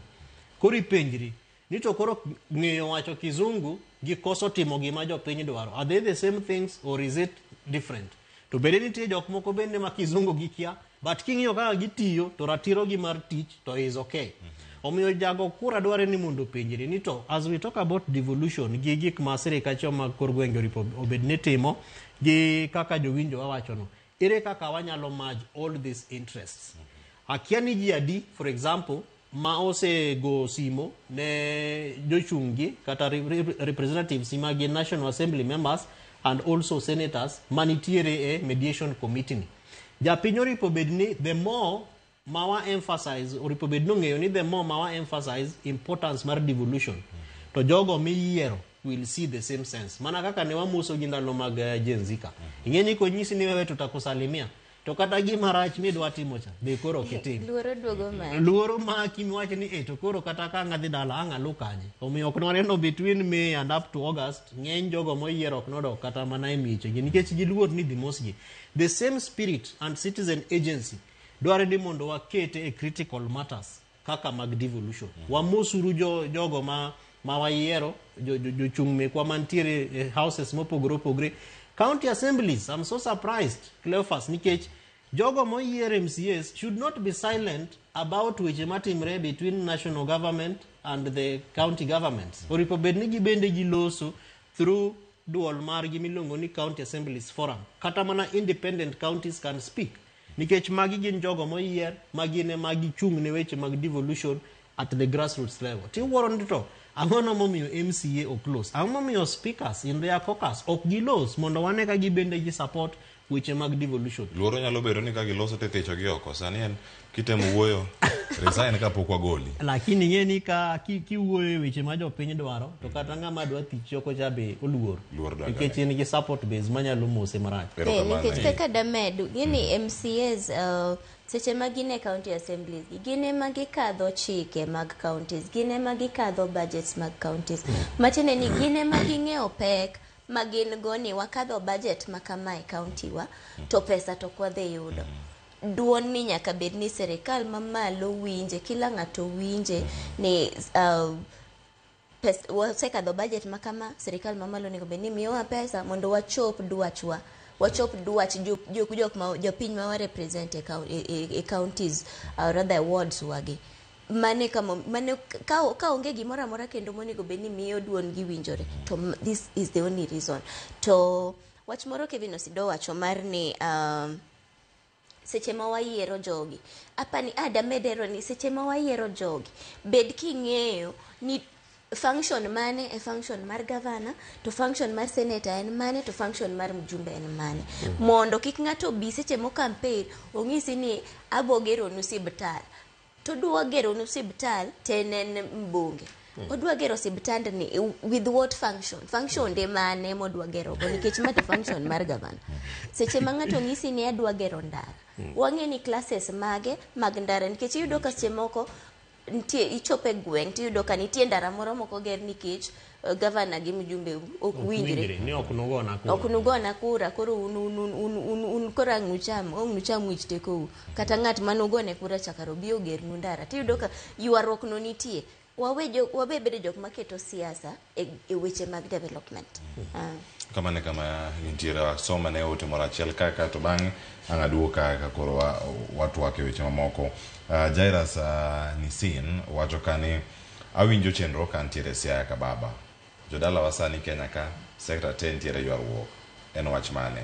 En chakre wacho omenda mag counties, lecturers, okupuonji, weche osiptal, dakteche bende duang'anyo. Akiana gisalando podi wabukoni karka wach mantiere ni Adani odonjne piny Amerika kocha gi ketho metude kod mendalo mago mana weche matuchiw gi mbui mar Citizen Digital ne kod moge jwang ka mantiere karka japiny dwaro nen nikech giduto miwacho japiny dwaro ka county tiyo tiende nang'o. Brenda acha kodi ka kendo iwacho ni gima ng'ato nyalo neno to wach ni pesa mobiro Alego Usonga, pesa modhi yora rieda yo Uyawi Beach mane kama nantie machiegni. Endara makineno kiwuok nang'o makiridori piny kikalo nangu endara mipire jok mane namka gikadhe nade ka giduogo ku bende ntiere county matiyo karka kata county matiyo mar nyawacho ne dier ndara ntie ka osuptal ntie kenen gi yath lakteche ka ichulo school ntiere ka ICD nyithindo ntie school nyoro nalose weche mag drop out gigi duto gima japiny nyalo neno to wach ni pesa mag governors gogo nduru sani TV ni pesa ni chopo kendo japiny neno berne gin gik mage mapono japiny onego beni geno kata rito. Maduong' mogik maduong' wacho ni health is wealth. Ka ine county kacha tidhi e sibtal obede sibtal maduong' mar county obed sub county hospital bedo ni nyadhi e sibtal miyud ka nitie daktari miyud ka nitie otanda miyud ka nitie yath at that affordable rate majapiny bedo ni facility no nitie to it is working properly mano nyiso ni county tiyo. But sasa medhi e sibtal ting'ise ni aya koro yath tang' ne dhi nyiew kin waonge yath kata kidhi tiyudo king'ise ni daktari onge daktache ni e ng'anyo kidhi tiyudo ni nurses wacho ni ok ginya bede tich pok ochul gi dweche 6 means ni county ok ti. ECD, that is basic education. Kuma kila ng'ato chake cha nen function manokawo wene counties. Seche ma nyithindo dhi e skunde ka kata seche ma facilities go onge wawe mana mokwongo kata ni dhi e skul seche ma onge ECD facilities cha onge koma nyithindo chake kapok gidhi e primary nikech ka goro gichopo e primary to koro it stops being a county function koro donje education mamalo. bedo ni facilities gionge kata gintie to gionge staff kata staff nitie to poko chulgi to onge kata training moro malongo magiyudo mino ni county okti. Machielo manyamede ni chirni wa mantie security generally in a national government function but CSA ngat mani in touch gi jok mani ground no gin the people at the devolved units. To these people at the devolved units kechokang ni wat ni serikal mama aloang ni bi ma gernu chirni kata make sure ni chirni gi nigi light, chirnigi nigi pi, chirnigi nigi sanitary facilities. Nikech seche moko ya serikal mamalo nyalo ket giwach ne kama to nitie chiro makama, but chiro ni ngama collect usuru, ngama collect license. Johanda swekra nitie pesa magi chulo ni county pile ka pile kata monthly kata yearly in form of licenses. Services mage monego bed ni giyudo kuma gichule pesa nikech ka ukao siling 20 siling 30 odiechieng' kodiechieng' kuom ja ohala mani chiro cha kuom ng'at moyawo duke kanyo onego bed ni chiro ni nitie light mokang' na wach ni chuna ni nyaka lor duka kata nyaka lor stall sa 12 nikech koro ka mudho sedonjo to onge kaka ng'ame duso nikech insecurity nitie kanyo ni an ka to kanyal yudo pi maler okanya yudo sanitary facility malongo e chiro seche mantie kanyo. Mago gik monego bed ni wang'en mane how to gauge ni nitie county matiyo malongo kata county okti malongo. Those are just a few functions ma wanya point out. Kamano Kevin Osedo kinyalo medo kar ka japinyo ne ang'o mondo wach ni county ma Kisumu tiyo. Gima Brenda wacho kanyo miya paro kae kendo anyalo wacho ni county ma Kisumu katiyo gi functions kako wache kod parameters mochiwo anyalo wacho gi chir ni hospital moro ang'eyo county ma Kisumu magigo teke dhi kata kinya yudo idhi e clinic mar tuo sukari tiko ni yath onge idhi kanyo koro idhi nyiewo yath kacha laktar mino bathe cha kek moro mudhi siemu ni oko kacha minyalo kawe yadhe lakini mino ka giduro temre tiende ni hospital ni okti onya bedo kanyo kuom ranyisi ng'ato neno kanyo ng'ano chenro sa nitie kone wacho ni Kisumu county okti nikech ang'o omenda onge koso management mag omenda miore county gi ema onge kin gik mamoko kendo mantiere ang'ene county ma Siaya kuom ranyisi kama iwuoke alwora ma Rarieda ineno weche mag apeni uyoma kanyo kaka gintiere excuses mosemi kinde mokalo magi part of them koso nyabedo ni range na yeni kiwacho uyoma kama e Nyabera kacha to nitie ndara moro mawuok Nyabera kadhi nyaka Luanda Kotien ndara ni rach Sinyawuoya ok en ndara ma kata kiluwe tasega gamba ka gi mjumbe marwa osip na daktari senior council Kotiende amol tieno nyisa ni Kevin ndara ni kawa lose tieni pesa te mag CDF mag Rarieda te bilale ndara ni wan gima na nyiso mheshimiwa anto karakoro planning ni mheshimiwa kata mna upgrading of ndara kende okikonye jogi nikech kata jok malao meli madhi Mbita gikalo ka gia nyaka Kisumu ka gia Seme ka gia nyaka Busia joma dwa dhi Mbita ma ok dwa luoro Ahero all the way to Homa Bay nyaka gikal through gate marwa to kanye kama ndara no nitie koro you imagine revenue ma county nyalo yudo kata ka giketo toll line nikech nitie toll line kidhi Bondo Missouri route to nitiere kuonde ma jo kanjo ma Siaya county okete toll ma kokichulo ti ywayo tigori piny koro yere iketo toll nikech en toll ne waromo kod gi nyaka Beta koro imagine nito ndara ni kolos revenue marom nade mako ket toll ni nikech en toll to county nyalo yudo omiyo weche mag planning gin gik ma wanyalo kwayo jogo motelo nwa ni mondo waketre uru e tie japiny kama japiny nitie to kiwacho weche mag health and all those things ng'eni sama iketo hospital kata kamoro nyaka bedni there is a history momiyo iketo gino kanyo samoro demand mar services mag health ne ng'eny to ne onge hospital koro ket hospital kanyo to pok wang'iyo gima waluongo ni funds following functions cha Wapene to sama koro seketo hospitali kor gweng kacha. Angono mo mi kete. To services maro monadi manyalo ma jopiny gi ne dwaro kata dwaro mondo kete hospital. Nikech ingeni Cleophas hospital nyalo bet e kor gweng to services mimiyo jopiny ok gin gik ma jopiny dwaro. Samoro bende services ma jopiny dwaro ok gin ma hospital no chiwo, be daktari muripo bende nitiere kaluwore gi uptake mar services go bende daktari onge. Omiyo magi gin gik ma japiny nyalo konyre gi sirikal through gima waluongo ni planning process cha. To planning process ka ok ti to japiny oripo bed no ng'eyo no nyalo su sirikal. Onyalo tero sirikal e doho mondo duok penjo ni ang'ono momiyo wan gi hospital e kor gweng ka to daktari onge, yath onge, ere kaka wanyalo konyre. Erokamano nyaka bino sedo. Achik mana kodi kanyo bende kimia wach mari mogik. Chenro gi duto nitiere governors mondo no kagidhi yudo green light mondo mi pesa ni ochopnegi. Geno mag jopiny obed kanye to ote mari ne governors ahinya mekwa makaluo mondo ne dongruok wane devolution gi wengewa ka wadonjo Nyanza to ne devolution ne adieri ka nitiere telo. Wach mari mogik. Governors wakwayo ni mondo ukonyre gi jopiny mondo marginalization kwedruok ma waseneno kaka jo oganda makaluo e higni mokalo go mondo watigi devolution mondo wa address gi. Beduru gi thuolo mondo winj jopiny uriure paro mondo wane ka tich mar devolution ni tiyo nwa. To ka en governor mar first term ting'eni ka kitiyo maber ne jopiny e kaka gidhi mor kodi kendo gidhi miyo opportunity mar mondo oyieri e term machielo. To kitiyo marach to wadhi mosi mwanyisi ni bye bye, erokamano. Erokamano ahinya. Nitie kaunti moro mang'eni iwacho ni onge logo dere.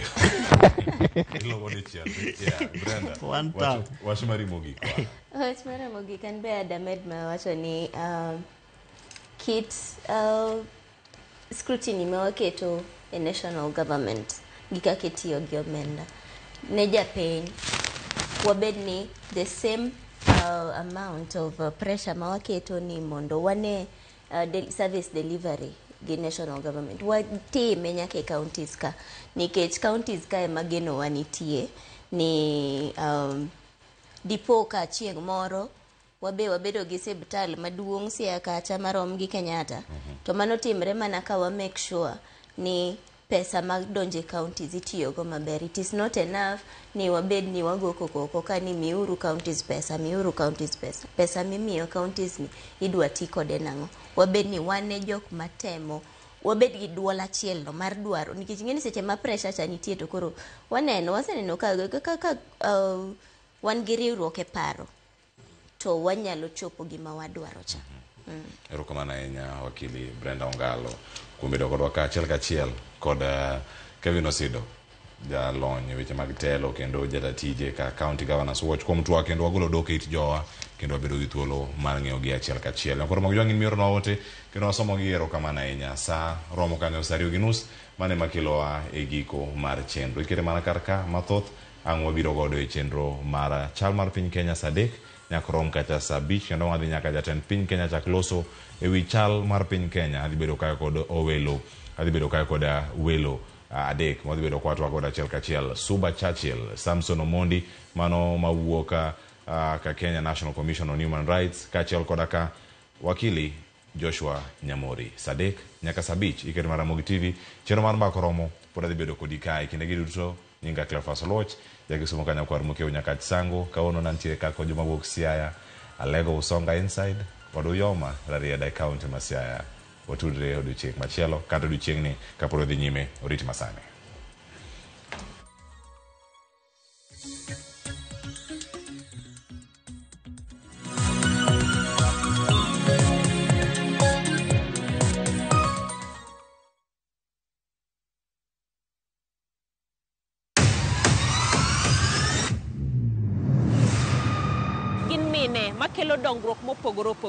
Don't speak on our issues as women. Let us be the one to speak. Kaka gikete ratil, familia koda tijegi. Magitimo gisiso kod lony. As the woman representative of Homa Bay County, this nation is hungry and there is no question about it. Minegi ni etelo. gijiwo kendo gikelo lony mopogore opogore. Mentorship en gimoro ma important kabisa. Mano konyo ji kendo miyo ji bet gi positive attitude. Gimiyo lony margi kanyakla kod yudo duoko ne chandruoge duto magikale. We want leaders to be fair to the nation. To emine wacho sigand miyo kamiyo ogen. Mine wacho ngeso ka ngeso kod jailieta.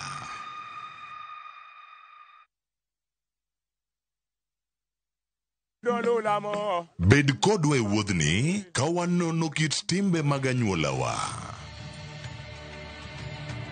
Oyundi no neni en winyo mayot. Sama nodhi chiemo, ng'ama ok ohero tich matek. Koro nyako ringi kodhi chiemo. Ema nomiyo chake kamano. Gin kido mamiyo wabedo kaka joluo, sigendni mopogore opogore mag dhoudi mag luo. Chiro ma kiti pando chira. Gini dwa chako ndeti mos. Okelo ni ahonda. Dil majony. Luweche mag luo mopogore opogore. Moro ka moro kuomgi nigi ranyisi mopogore opogore. Wuon magolo ng'ani ka wuongi watero wadhi gone dala. Koro telo gi le to gi gweno. 111 Luchenro ni ngeso ka ngeso saa 1:45 otieno e Ramogi TV.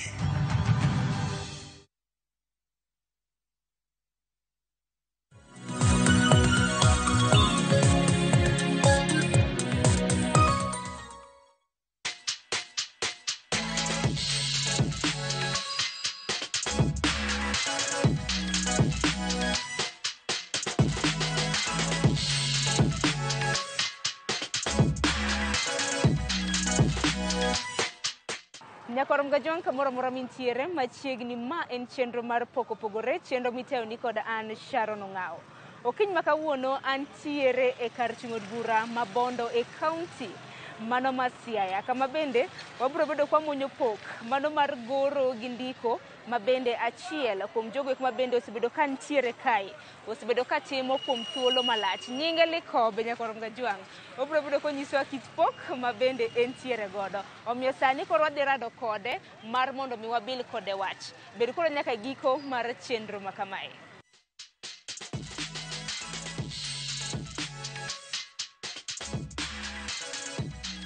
Nyakorom Gajwang mana kana senisi motelo ni okiny makawuono wadhi menyo pok mar ndiko kod goro gi rangi. Antiere gi jalo mosebedo katimo tijno mag gwenge mag Bondo e kaunti ma Siaya mabende gisani adaro bilo kode wach mar mondo mi ing'e makare. Arwaki ni machiegni ma chenro mar pok opogore. Kwachako ing'e ni pok nyaka iyangi kapok iwacho pok mari joluo nyaka wapakre nyingi gimitimo gi gweng' miwuoke. Nyinge na iluonga ni Pastor Joseph Jaoko. I am a pastor by call. No luonga tich Nyasaye. To kopogore gi mano, an kod pokna machiemogo ma en tij rangi. Koro tij rangi atime ginene mopogore opogore. Agoro tabuko bende. To kendo mane pok mabende bro bedo kwa rango tij rangi. Nyalo na chako negi Joseph. Koso tila luongi mana ni Pastor Joseph. Oh, okay. To ni pok makamani chako karango. Nyinga mar nikeche nitiere ga nyingo mar tich. Koro tich kata e weche mag rangi gieki ok inyalo dwara gi Joseph Menyuda. Idwara ni Likobe.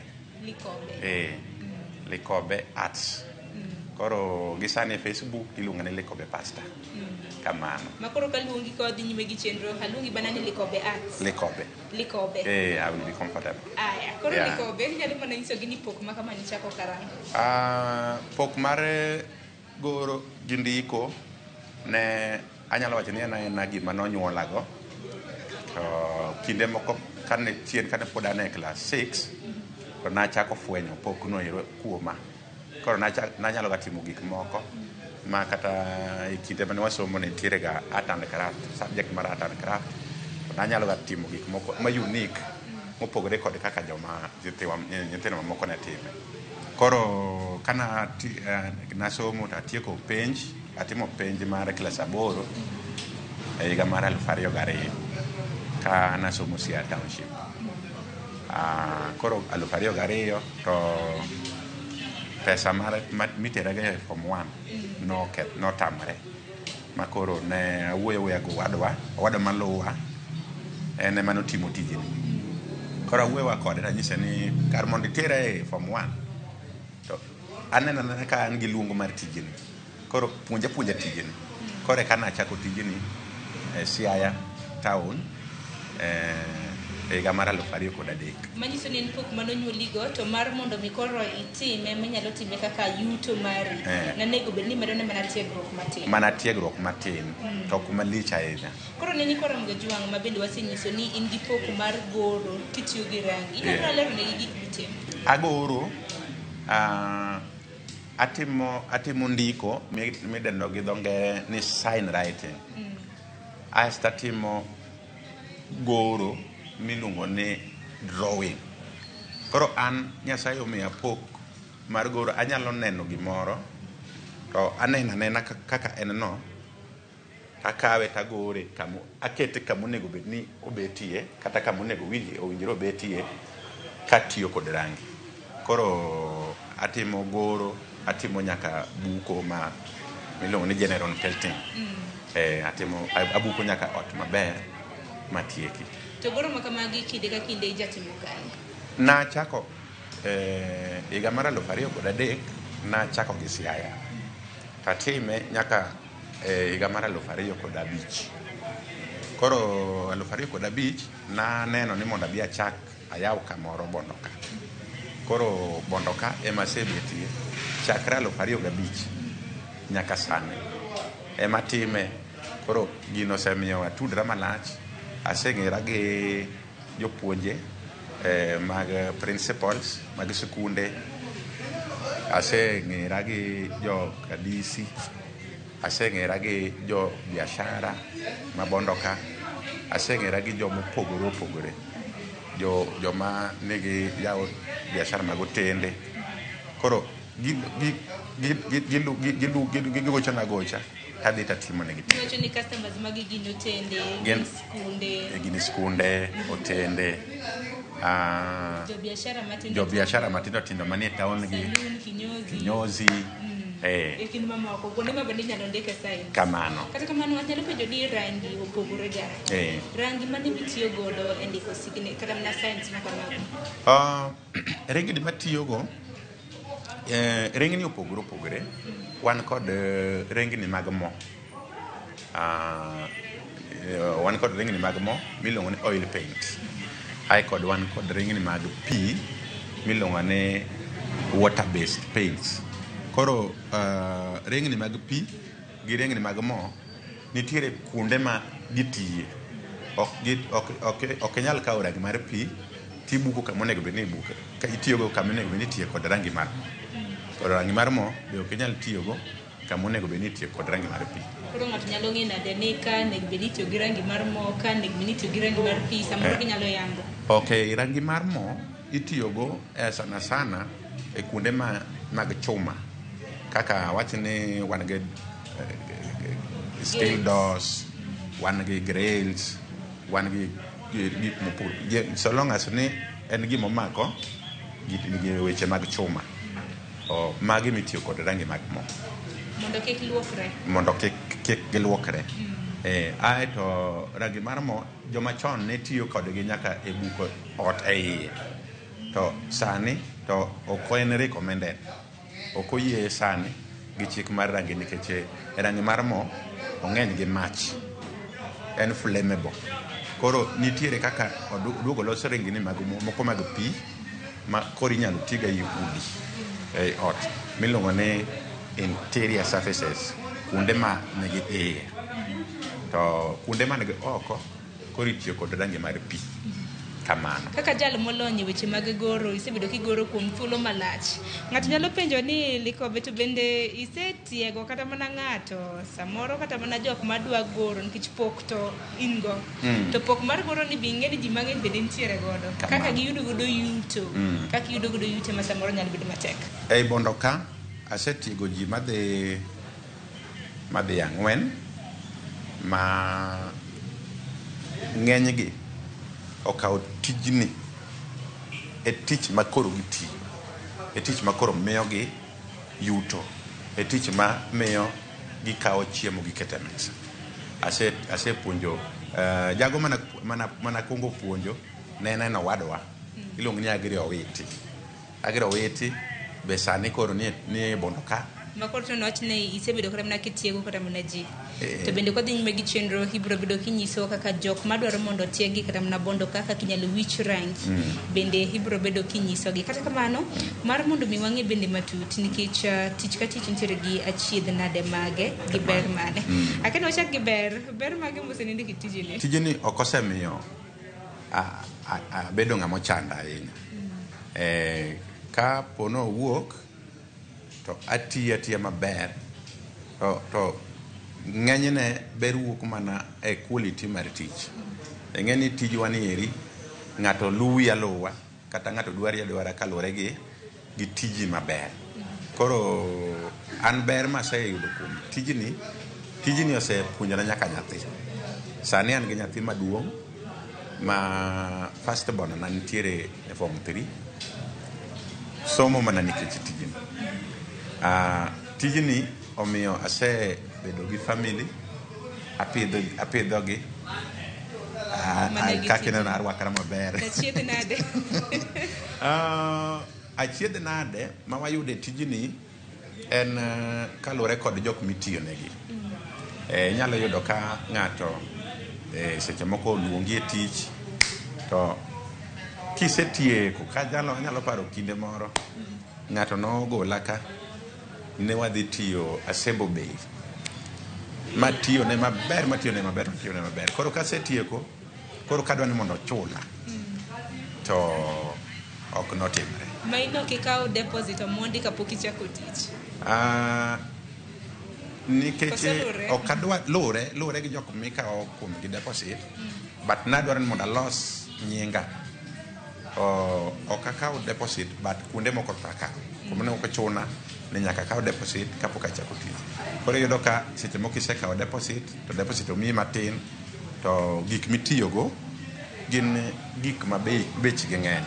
Kaka an atiyo kod rengni moko miluongo ni Vinyl Mart. To Vinyl Mart gin rengni mag first quality. Koro yudo ka isekawo pesa ni iole rangini mag first quality, koro kitiyo nego ng'ato to ng'ato koro kumiyi balance. Mana winjo to mano koro nengo rangi bende nikech kaka isebedo kitime kuom thuolo malach. Nengo rangi nyaka sani dwach nang'o lokruok mag nengo rangi. Nengo rangi ne chien kanyo ne ber. To sani apani gi chal mar ngima omiyo nengo rangi oidho malo kabisa. Nengo rangi oidho malo ma ringni moko ntiere mane wanyiewo kaka galana kaka 4 liters kama 4 liters ni eri mae iluongo ni cover mat, en rangi mar pi undercoat. Koro rangini ne wanyalo ga nyiewe siling 1,000 kata gi 200. To sani rangini oseringo bodhi nyaka 2,000. Koro beche rangi oidho kabisa. Wach machielo mabende ni lose motelo en kaluwore kod tiegruok. Nitiere jogo kuma bende isetiego. Ng'ato nyalo penjo ni mar mondo mi tieg ng'ato itiego nono koso nikech ang'eno kiny ma kawuono kan giseneno chenro kama to ibiro bedo kiyuani to. Ok atieg ji nono, atiego ji gi pesa to ok achaji. Akiana adwa wacho na chala juoga ma kose dili to idhi adhiya koro ibiro neno. Ma in inyiewo rangi titiego gi tiega nono koso gibiro gi rangi? Ka gibiro e klas to gibiro abira ma gik kama an gogi ema tiego gigo. Ema tiego gigo nyaka gichope ka sani. Anyisi na setiego yawuoyi madhi mana 4. Sani gin bende giseyawo keregi mag tich. Gidhi mbele gi tich. An ok ni obet kodi mang'eny. Ke in ng'at ma winjo piyo koro kosetiegi tidhi to marketing itimo nade nikech mar mondo mi bondo ka nyalo bedo ni ging'eye lakini samoro ng'eni bondo bende yie duong' to bende ng'eno mara nok bondo kende emiti. Can marketing, how do you market yourself? Marketing ng'enyne atiyoga gi Facebook. Atiyo gi social media mang'eny kabisa. Kendo sa asaya matiyo ne ng'ato tagoyo picha takete Facebook. Koro kasekete Facebook koro kanyo an gi clients mang'eny ma mamita mana through Facebook. Kamano. Handles magi mag Facebook en ang'o to bende nyalo miyo gi namba ni mar ong'we yamo nikech samoro nitie jok moda mana gocho ni agocha. Handle mar Facebook kidhi ong'we yamo tidwaro Lekobe Pasta. Lekobe Pasta e Facebook mane nyalo yuda asto namba na mar simo en 0724 890902. Mano namba mar line mar Safaricom. Mar Airtel en 0754 48 1144. Takeni kinde migoro Lekobe, ng'at nyalo penjo samoro an gi saloon nyinga Sharon donge kadwaro saloon samoro saloon nyinga Sharon saloon. Kada idea kaka inyalo gorna. Koro in biro ge ideas ge koso wuon saloon ema biro go kasto mini gora. Ni an ge variety ideas mang'eny. Koro anyalo ng'enyne adhiga e cyber then agolo gimiluongo ni font size. Koro anyalo golo fonts kata mana madhi adek. Koro amiyo client to yiero adi? Yiero achiel madhi tiyo nego. To an kaka moyiero noero. To Nyasaye omiya ng'wono kamane kaka adhi gole. To bende nyalo advice samoro ayiero font ma samoro ok dhi maber gi gimidwa goro. Samoro salunda tin. Ayiero maduong'. Wa advice client. Kendo gimoro amora ma client dwaro to wa advice ni do tim kama to do nyalo wuok maber moingo kaka idware. Koro wabedo kod yani gimoro noket ka kumwa ma chuno ni wani nyaka wabed kod the power teko mar convince client mondo client odonje gimi advice. Lekobe kapok waneno kaka igoro nikech kiwacho ni instant writer nyaka ginege wang'e. Wacho ni jaluo nyaka negi wang'e ok anyalo yie donge. Adwaro mar mondo milos gi nyikwa Ramgajwang' mantiere gi pok, jonyuol mantiere gi pok, ng'at man gi tich machielo kaka in koro awacho ni in gi tich ariyo nikech jadolo no ben mana tich donge. Kamano. Aya, wach ni ding'is gi nang'o kapok waneno goro mare. Adwa nyiso nyikwa Ramgajwang' man oko ni ng'ata mane gi pok mar timo gimoro amora kik mondo mi chunyi tho mano mokwongo. Challenges nitiere e field ka mang'eny kabisa to kik mondo chunyi mondo tho. Dwara gimi wuok ni dwaro no wuoga te dware makata obedo mana ne nikech jasigu Satan be nyalo ga biro gi weche moko mondo mi otami e chopo gol mari. Adwa na nyisi ni sana talent ma ng'ato nigo monyuol go ng'ato tima nikech ok ing'eyo kata en mobro bedo ni kari mar chiemo kata kari mar yuto kaka koro an sani an koro mai kara mar yuto. Erokamano ahinya. To Lekobe kata mana kapok wachako goro maneno mana kindiso koti tai bende rwako kamano kaka igoroga. An diriyo. An koro koti gi tai mato pur mar dolo. Makoro waseng'o godo nondi koro ida donje tije. Koro da donje tije. Erokamano ahinya. Kata kamano waguni erokamano ahinya kuom tich mitimo. Kata kamano kapok idhi goro anyisi nyakwa Ramgajwang' gin yore ma bende idhi timo. Pok ma entiere godo ma bende osebedo koleronwa en goro gi ndiko kitiyo gi rangi mong'ere kaka sign writing. Mano bende ema Lekobe dhi bedo ka timonwa nikech wacho nyaka wanege wang'wa samoro nolosa to ken gimotimo. Koro in thuolo mar dhi nyime wane kaka igoro.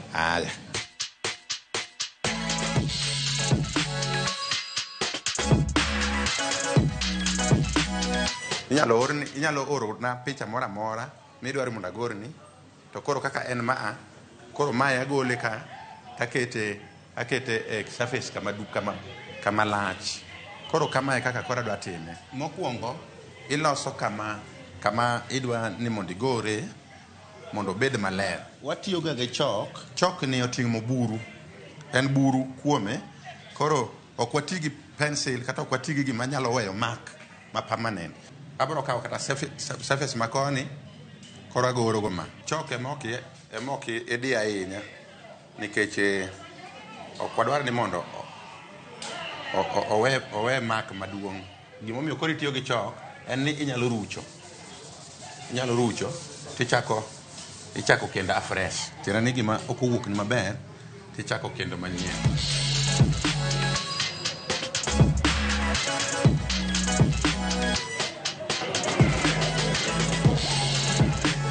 Koro kibiro ka kori golo wang'e ni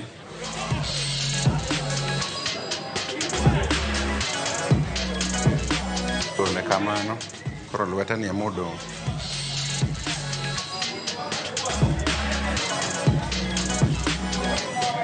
Kisegoro kamano en gima an awuon, an kenda ema nyalo neno. Ok oyiene ng'ata mondo mi one. To nikech koro rangi ma wadwa tiyogo en rangi mar Vinyl-Matte, en rangi mar pi. Rangi nyaka ru, agolo mana matin.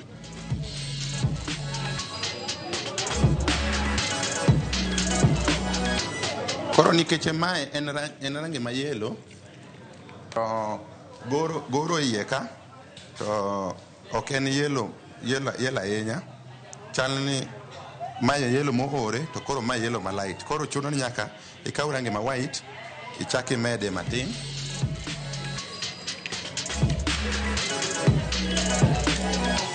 Koro ibedo gi law moro minyalo ywego ringni gik mondo mi kama itiye bed maler.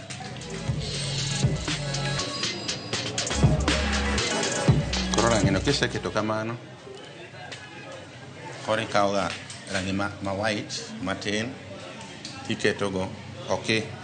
Ok ginene, ok iket white te. Tie kaka igolo ikete kata white matin e bathe kama. Togolo ni kala. Nikech wadwaro kala machal kama. Koro ka en kala machal kamano, koro adwara mos. Asto kiseyude, ichako keto ma koni, ne wayudo ni en yelo ni. Aka lweti ring gi brush kama. Koro ginene, igole agola kama mos.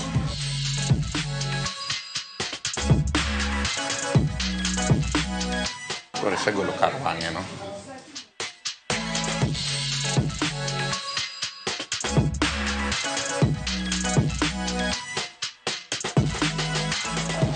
Rangi mar pi ma koro atiyogo ni en rangi ma tuo piyo. En ok obudhi, opogore gi rangi mar mo. Rangi mar mo to tuo mos.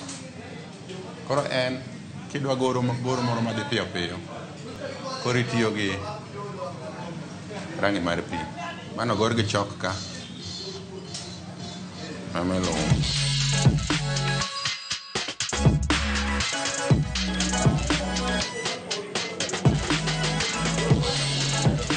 Nikech kaluwore gi picha chande, ok en yelo ni kende. Ano koro agolo lwete.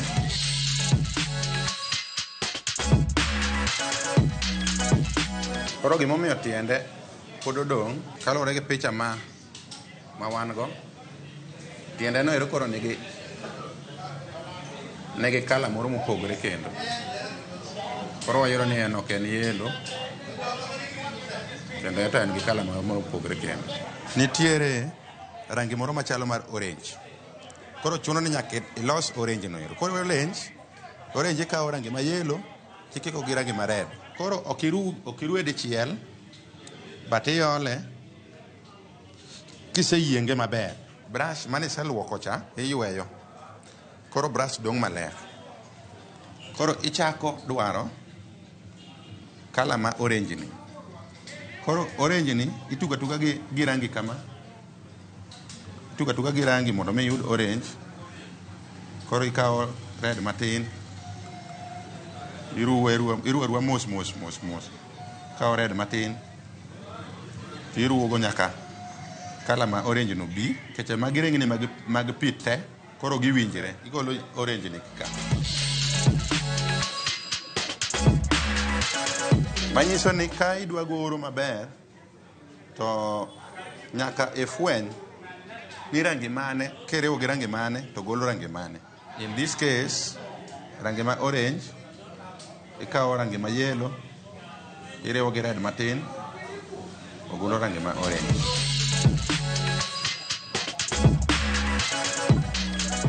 Romano setieko tiende mokwongo, dhi e tiende mar ariyo. Mana kaka nawacho mokwongo ni goro mar chok chande ma koro mi yo miluwo, koro kiring oko mar goro ni mokwongo mar chok.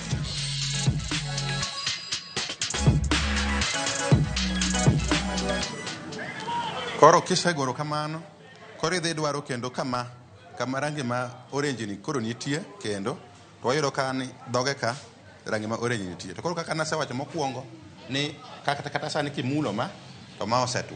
Koro rangi mag pigi eki gin gitwo piyo. Koro idwaro kama dhoge nitie chande, koro dhoge ne miketo.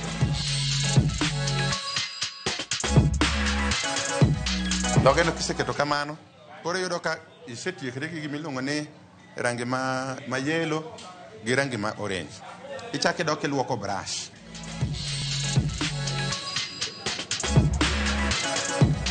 Iseluoko brush tiyweyo. Nikech koro iye wang'e ka, koro en rangi ma white, ikuongo iketo rangi ma white no gi oko mondo opong' wang'e no. Koro kisekete gi oko kamano, wang'e no koro pong'.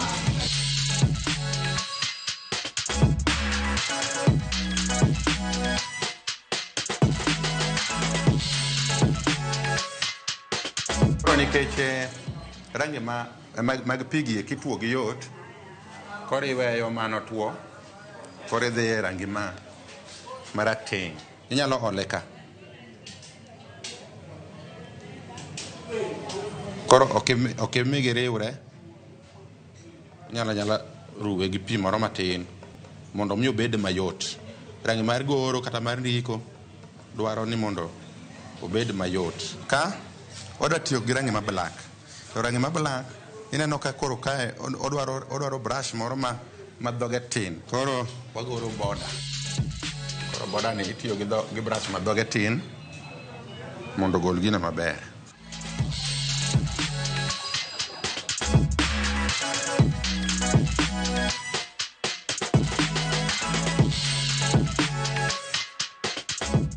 Onego bed kin, to kaponi mistake otimre, kaka mistake ok nyal koso moko timre, to irito to tuo. Kama mistake otimre no ero, koro iruche ka ibuko rangi mar surface ni, irucho go kanyo. Aeto ichako kendo goro manyien. Koro emomiyo idwaro ni ng'at ma bedo artist obedo ng'at moro makin always. Border ni be kitimo to nyaka itime mana ewi rangi mosetwo. Nikech ka kitime ewi rangi mapok otwo to obro riwore gi rangi chande, to ogolo kendo kala machielo. Kendo gima fani gi goro en ni kaponi bilo gimoro to kitime kapok ibilo gimoro, kendo ka ok ibilo gimoro to ok inyal timo. To ka in ng'ama ok bil gimoro to kibilo gimoro to dendi tetni ateta. Gik moko machalo kaka cartoons gin mana ma wagoro ne jo ECD, skunde moko ma pod nie ni tiere gi play group.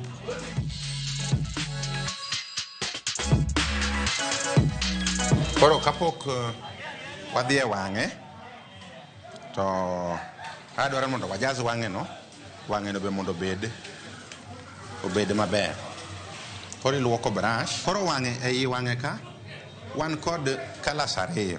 Wan kod blue moore kod bulu moro ma wiri. Koro bulu ma ore no ikete kaka en no. Koro bulu ma wiri no to nyaka koro medie white. Gimomiyo watiyo iolo gi ga chupa en ni seche moko wadhi nyiewo rengni Kisumu to Kisumu mantiere rengni mipimo. Idhi nyiewo rangini en siling 2,000. To ng'ato ne dwa ni gor ni gimoro ma koro dwaro pesa matin. Koro idhi tinyiewo rangi mipimo gi Kisumu.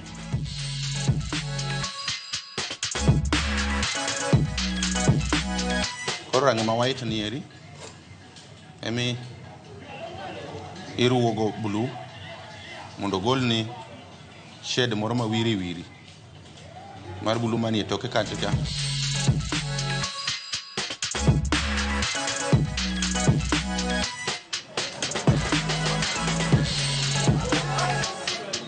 Kisetieko kamano, koro ibiro black mar border. Koro ibinogo border mar wang'eno.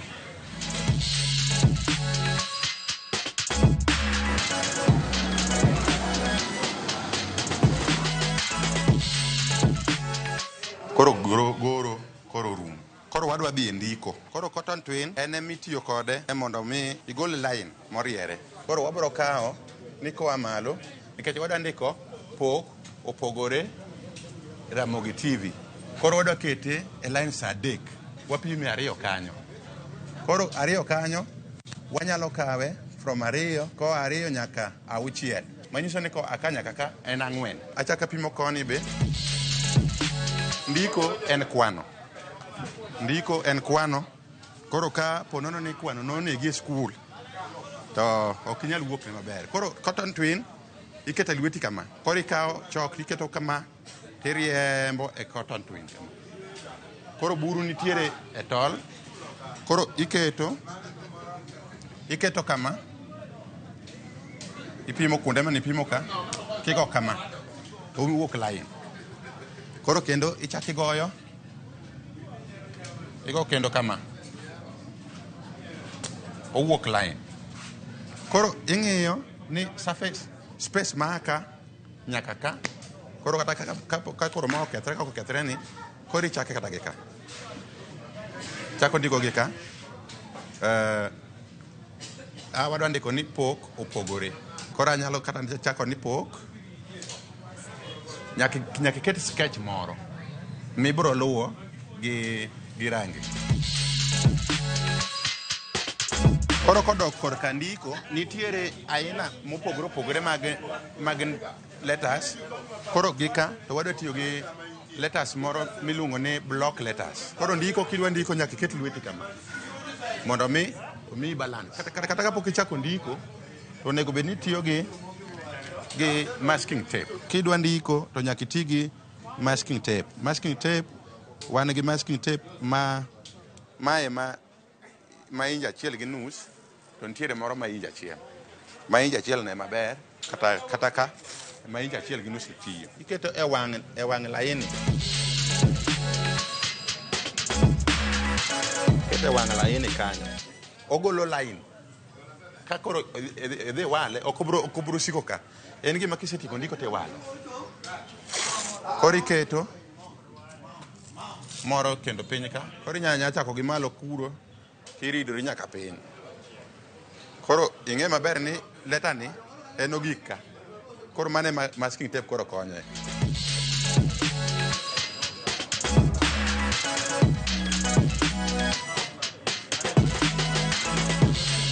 Laini magi nandika ndika mondo mi omiya direction.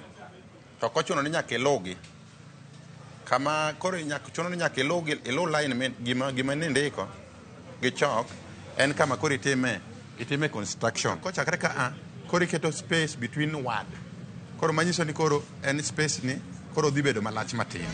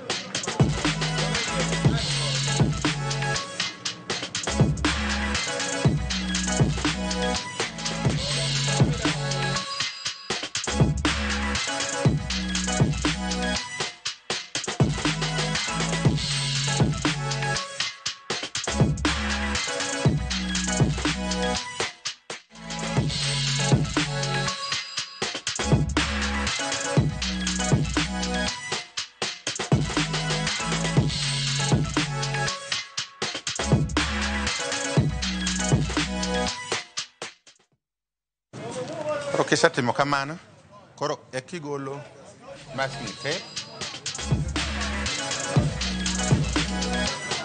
Kisegolo masking tape, to wiye malo donga ka ler kamano, kendo koni be igolo, ai koro bedo gimoro moriek.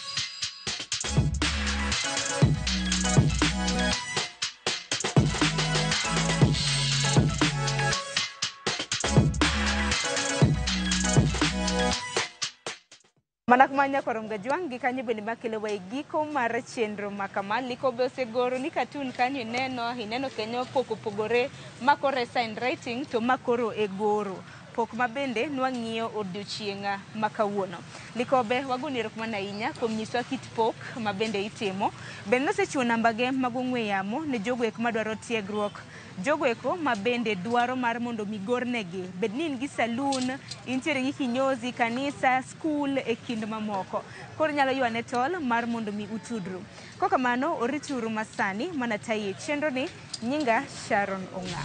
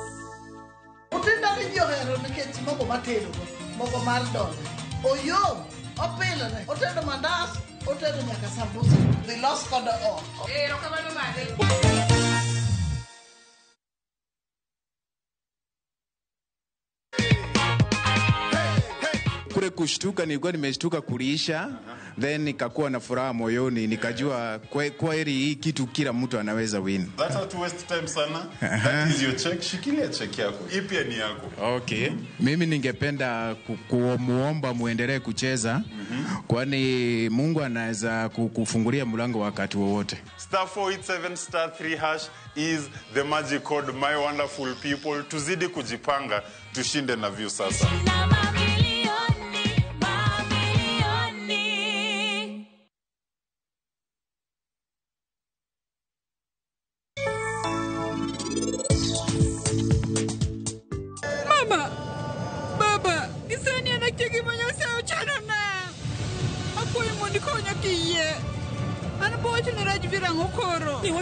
Ni wachone ni indi singri kuom nyaminu. Parne wachono pile ka pile. Dida ngomo miyo ino kiwinja. Abene nan gi lekna. To kaka nyiri moko, abene adhi ka tedo. To kendo nagombo bedo gi nyathi. To kara Nyasaye nochoro na gik moko mopogre gi lekna.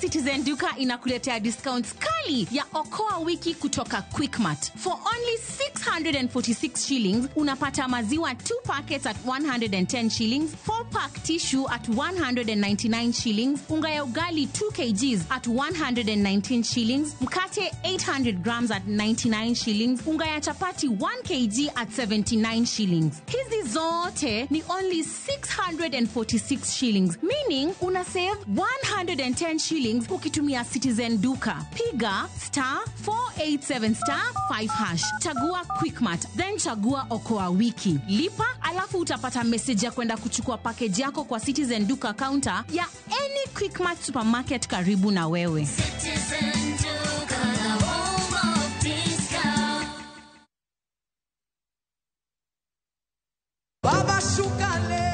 Nyasaye ber kendo romo adenda. Wagweli mondi bed kodwa Jumapil ka Jumapil.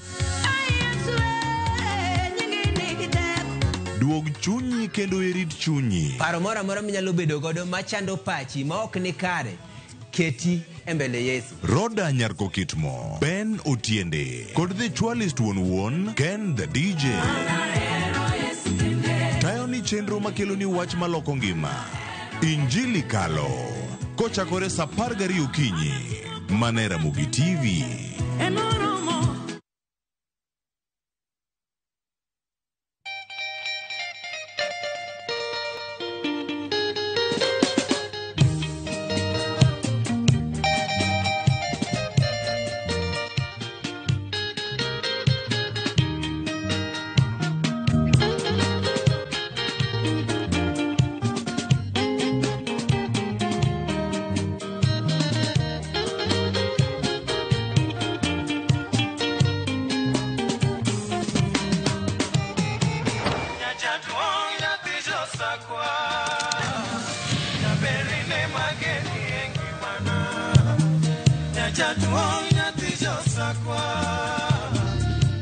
Radio Ramogi, Cartoon Jaluo.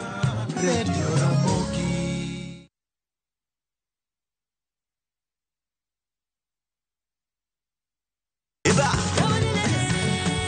Beikori mar chako wuoth e piny mar thum. Thumbe mane oloko tieng' mang'eny. Fwenyo sigendni. Wende mag piny. Koda sigendni mayudore wendego. Wadan thum gilmoro. Okay. Den girabi. Ngoma wake.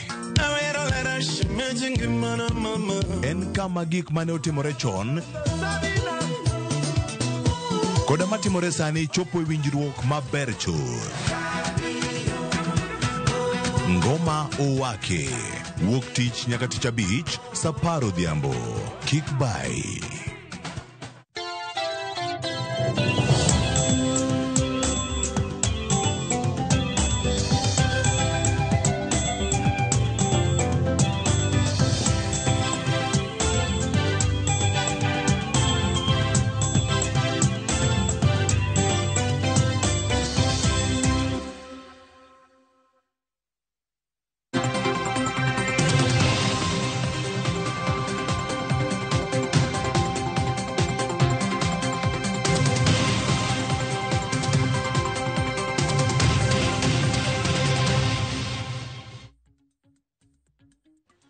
Nyakoro Mogijwang oyawre kendo machiegni waseneno poko pogore kanyo kod Sharon Ong'ao. Mano chenro mabiro chieng' tich ang'wen ka tich ang'wen okinyi e Ramogi TV. Mano are saa 2:30 nyaka saa 3. Kendo kanyo oserumo kendo koro sano wachako twak e chenro mar mbako romo. Mano mondo mi wakoni mbako romo ka wagoyo mbaka motenore kod ngimani kaka japiny kendo kaka jakenya. Wayudo thuolo mar kolo weche matimore kendo sama gitimore. Mano gimomiyo wabiro kuomi achiel kachiel kawuok e konde duto. Kawuono wadhi winjo ne pach jodak e kaunti ma Kisumu, Homa Bay, Migori, jo Siaya, ang'ore jok mantie kaunti ma Nairobi kato chal mar wach en mane. Kantiere paro ni nitiere chenro mora mora mar ng'anyo madhi bedo katimore buore Nairobi ka, wadhi bedo para manyime mar mondo mi wakoni chal mar wach ni en mane. Ka in ng'ama osedonjo e boma ma Nairobi kendo luwo chenro ni, ibed kar kani mar ang' wakoni gina pe ni mage molor ponono obila chal nade kuonde ma gintiere ng'anyo no chopo ka weche tek to namba mane migo ponono mondo mi kik kadhe midhiero mopogore opogore. Mano kama wabedo kae ka warango gi Nyakoro Mogijwang. To kawuono bende irito korom kanyo ka saa 8 jatend piny Kenya William Ruto dhi bedo ka twak kod jopiny kokalo e od bura mamalo kama dhi bedo kacha kod jo od bura duto mano moting'o nyaka senators. Kama twak dhi bedo Nyakoro Mogijwang kawuono irango chal mar e wang' jatend piny Kenya William Ruto. Nyaka sani ochung' kanye? Piny Kenya dhi nade? Oganda mathoth wacho ni piny Kenya ok dhi kama kare, kara piny Kenya ochomo kama rach. Twak ma kawuono geno mage mantie. Gigo mano lose higa mokalo, modhi lose higa ni, pogruok ni kanye? Warit ang'o? Geno mane mwabed godo ka warito twak machalo kamae?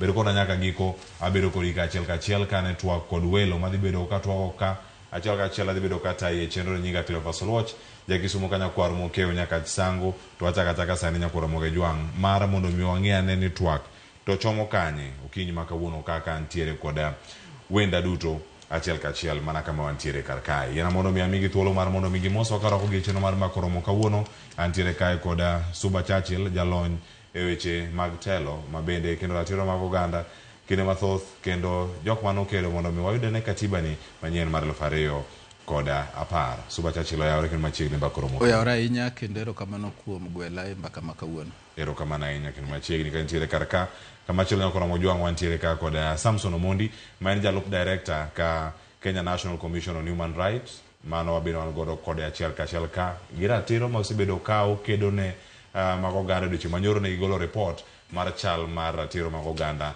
e piny Kenya mangima kendo seyo maduong' gima nobiro na sirkal kuom ndicho kata abductions lal mag oganda mathoth kachiel koda ka nek mag oganda manowito ngimagi e kinde ng'anyo ma higa ni dwe mar 6 kod dwe mar 7 Samson Omondi oyawre kendo machiegni oyawre nya Cleophas erokamano kuom gwela mondo wago mbaka odiochieng' ma kawuono erokamano ahinya nyakoro mag jwang wendo mar adek en Joshua Nyamori otudo kodwa e studio ma Kisumu kochopo wadhi do thuolo mar mondo mi watwag kode achiel kachiel mano okil Kamaloka mabende maber ka otenore korka sirkal geno mane mantie godo ne jatende mabende jatend piny Kenya dibedo kacha ka chiwo odiochieng'ni ma kawuono machiegni twak mar chal mar piny Kenya mane kama wantiere kar ka geno mane mantiere ni jatend piny Kenya dibedo ka twak e wi ang'o gini ang'eni kiato wakiani odhi loso e wi ang'o yehie to ang' wawinja ne kuom wenda man go kani geno mane magintiere godo nyoro ne utwak Samson achiel kachiel kendo wuoyo kod duto famo pogore geno mane mantiere odiochieng' ma kawuono uchiwo statement maru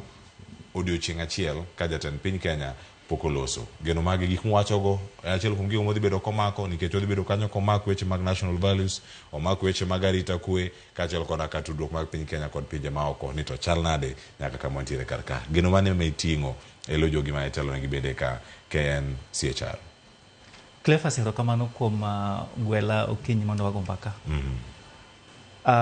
wan kaka Kenya National Commission on Human Rights nyoro wagolo report manyiso kaka ratiro mar dhano oserit kuom dweche 18 mokalo chakre dwe mar 7 higa mar 2023 nyaka sani dwe mar 11 2024 to wan kaka migawo mar sirkal tijwa en rango ni to sirkal tiyo nade kaka sirkal rito ratiro mag dhano to ka yiena adwa ni mondo achak kod numbers manyoro wagolo nikech gima chunywa gombo en ka jatelo mar Kenya loso kawuono to onego nyis jo Kenya kaka opango rito ratiro mag dhano nikech tij sirkal maduong' en rito ratiro mag dhano i yore ma opogore to kirango report manyoro wagolo numbers ma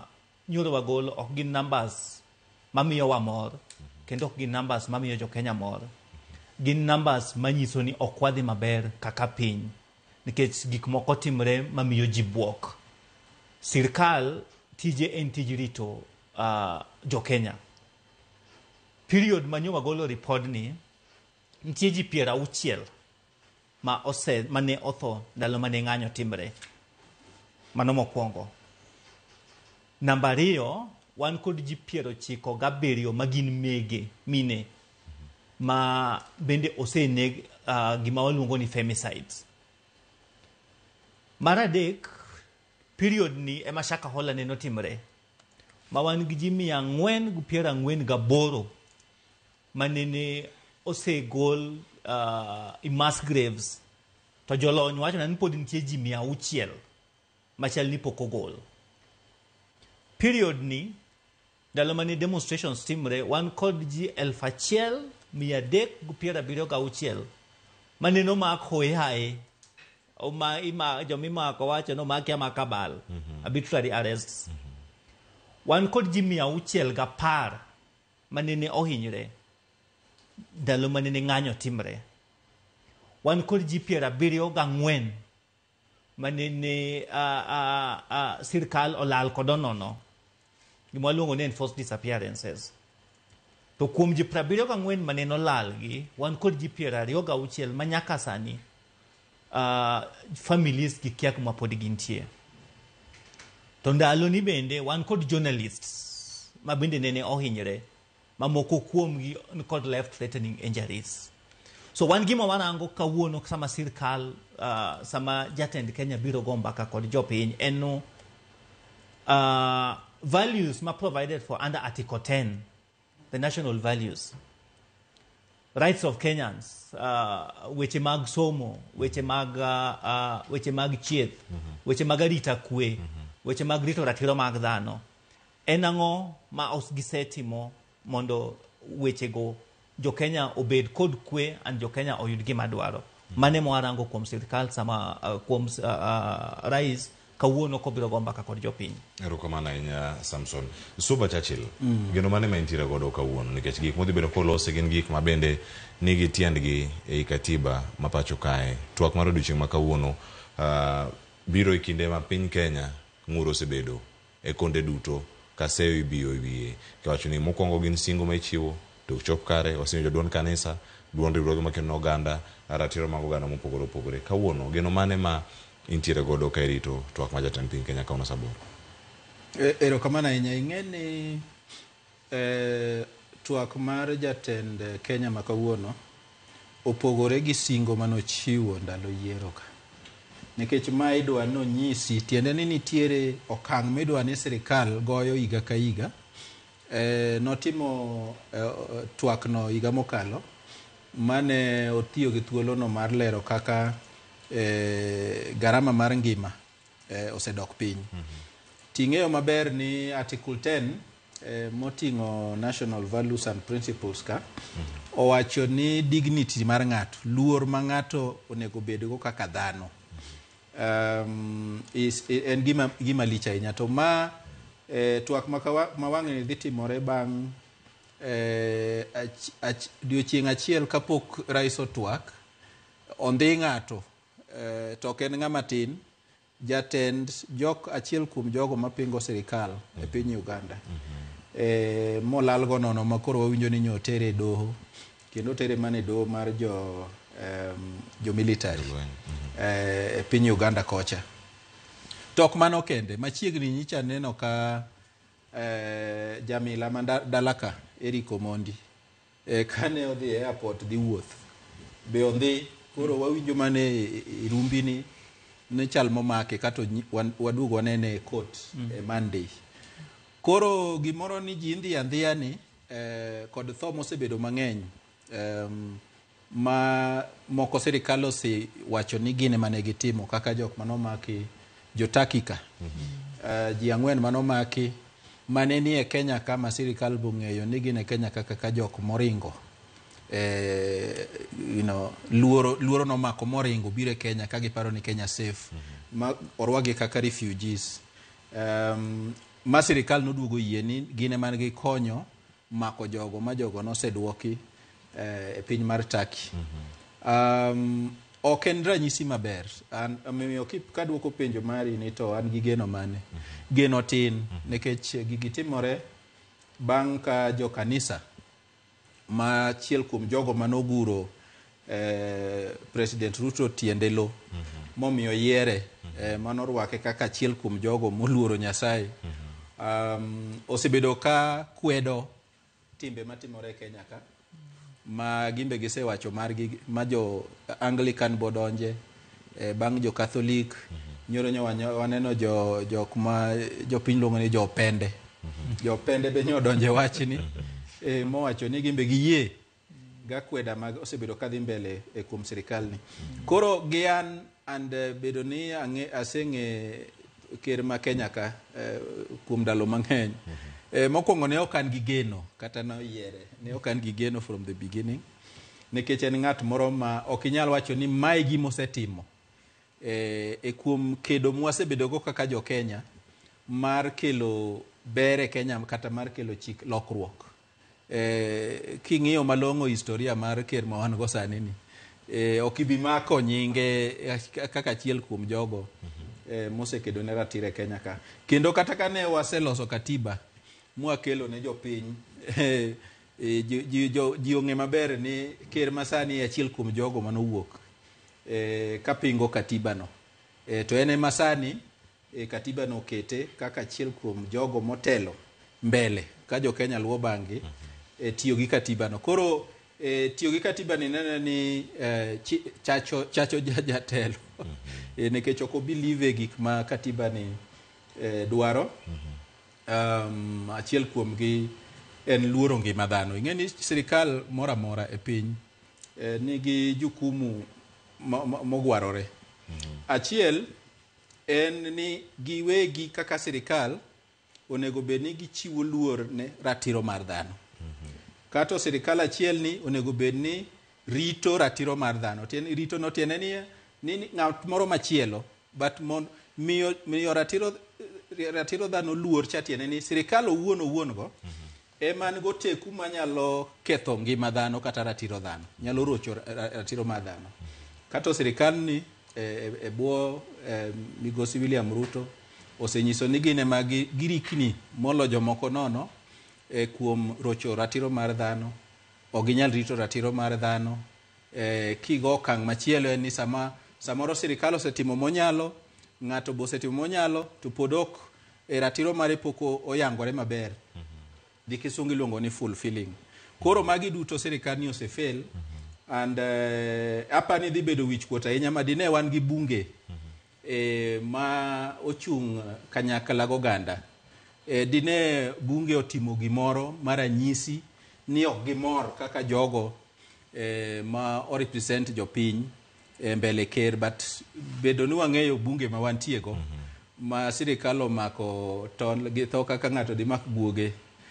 Onge gimoro malich madhi timore lejiko kanyo. Kendo ang'e ni giduto gidhi go salute ka girwako ker nikech mano e ng'ama chal ma pidho gi okinyi godhiambo. Kama ne chal marwach kapok akaw yue adog tugo madakare adana wi mana pacho mapiyo. Gazet ma kawuono giduto kendo en gima osebedo kaka timore en ni adieri marwach. Daily Nation ondike kanyo ni abduction playground. Kaka machielo kocha iwacho ni obedo kama abductors mabede piny Kenya ka. Tudruok mar piny Kenya kod pinje maoko kama neno karaka nitie jafwambo mano onen pachoka Ashad Sharif ma piny Pakistan. Nitiere machiegni kae mano nen Daktari Kiza Besije mano maka nitiere pachoka kendo tere piny Uganda majotaki nitiere karaka kin mamoko kama gintiere. Okitwa kama chal nade kaka piny e wang' jogo mantiere oko. Acha kodi Samson mano apiwi. Clefas, abductions keto in a very awkward situation. Oketo one joma yomium. Mokwongo wa present ourselves kaka a jango. One jango ilungo ni mana theme. One theme. Mangata ngata nyalo donje to timo kaka dwaro. I think money is the first thing. Mara riyo oketo wa kaka joma yomium. Mara dek oketo wa kaka joma ok orito chik marwa ma Kenya kod chik mar international law. Nikech sirkal kod gima waluongo ni monopoly of violence mokwongo. Then sirkal mara riyo kod rule of law. Then sirkal mara riyo kod state machinery duto. To nego bende gigi duto sirkal tiyo kod okarito gongi ma jo Kenya kod ngima jomobiri Kenya. So onge kaka inyalo wacho nwanu ng'ato nene okaw e Kenya to ukia kaka okawe to yudne ni piny moro. Mano mokwongo. Number riyo, wan kod gima waluongo ni international obligations magwa. And key among them en principle miluongo ni principle of non-refoulement. Ng'ato ka osebiro ba odwaro obiro dwaro asylum e pinyu. Okunyal gole unless ntie conditions ma provided for. Especially king'eyo ng'ama ugolo no piny ma odidwoke either odhi bedo tortured kata inyalo nege. But wasebedo kawan kod mbekni kaka piny. Wasebedo kawan gi yomiom. So all in all, one playground walokore tug nyithindo ma ng'ata nyalo donjo timo gima dwaro to wok. Donjo to timo gima dwaro to wok. Okonyiswa kaka piny motegno man tayari kuom rito ngima joge. Erokamano nya suba kapo kaka oyweyo mano makanyo bende koten record ndich midhi ogoji mokwongo sani joma nie sirkal biro koni ni gima sirkal timo ma Samson gini wacho ni gin abductions samore mako mana ng'ato to ng'ato resist arrest to giwacho ni ma abduction kama gintie sani koro anoko dhi okang' machielo joma ne pinje maoko mobiro mondo mi omany kama nyalo bedo gi kwe kata Kenya kata gintie Kenya ka ema koro chako edo kamiko makamagi itimo odiochieng' makano ka jatend piny Kenya loso okete kanye e map mar piny mangima. Ing'eni mokwongo ka ji ong'eyo ni sirikal mar Kenya ok nyal kata rito jo Kenya weri gi jok welo mobiro ok nyal kata rito jo Kenya ga ema gimako ka ng'ato kaka mako ng'ato mako winyo kaka ne wamako kwath tiliwa winyo moro to timako to loso mach ka kwath kuno to sebulo e gima timore Kenya ka koro bedo ni sani koro otere okang' machielo manyaka jo pinje maoko to gin jo pinje maoko ma mobiro kata timo ala mobiro kata timo hawking kaka waneno jo moko nitie moa e pinje mag jirani kaka Tanzania Uganda timo ala Kenya gin jok ma prominent mong'ere e piny mangima ema pod imako kaka inyalo maka ng'ata kati ndhiyo koro wan wadwa ni kawuono ka ker dhi wuoyo to wan wadwa no recognize ni jo Kenya makama no maki ndalo mane ji ng'anyo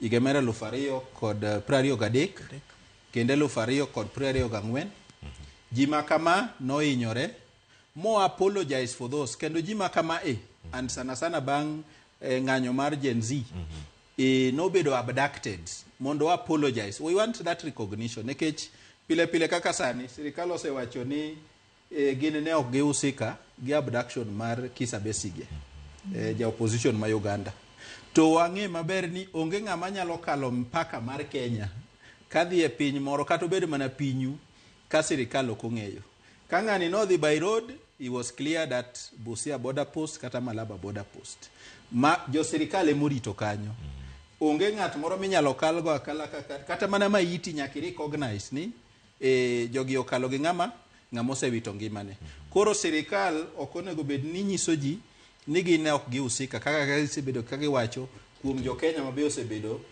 kabedo abducted kata olal kamano koro magi wan wadwaro ni sirikal kawuono ka ker dhi wuoyo to mokwongo acknowledge oyie ni nitie marach mosetimore ma piny osekwedo mana kaka nicho yie bang Catholic bishops kowacho ni acknowledge to wadhi rekebisha wadwa no that acknowledgement kauno be officially okay rally kata lemo mko mancha gidhieka wadwa ni rais o acknowledge ni ebo sirikande ni gik moko osetimore mamono ma odhi chiwo andika ni ok chak timre nekech inyalo paro achiel kuom singo mane sirikal mane Ruto chiwo kane giringo gi Gachagua under the Kenya Kwanza umbrella ni enforced disappearances extrajudicial killings nego ji ma ok kalo e bwo chik kaka chik dwaro ni ok dhi timore yet the numbers moselal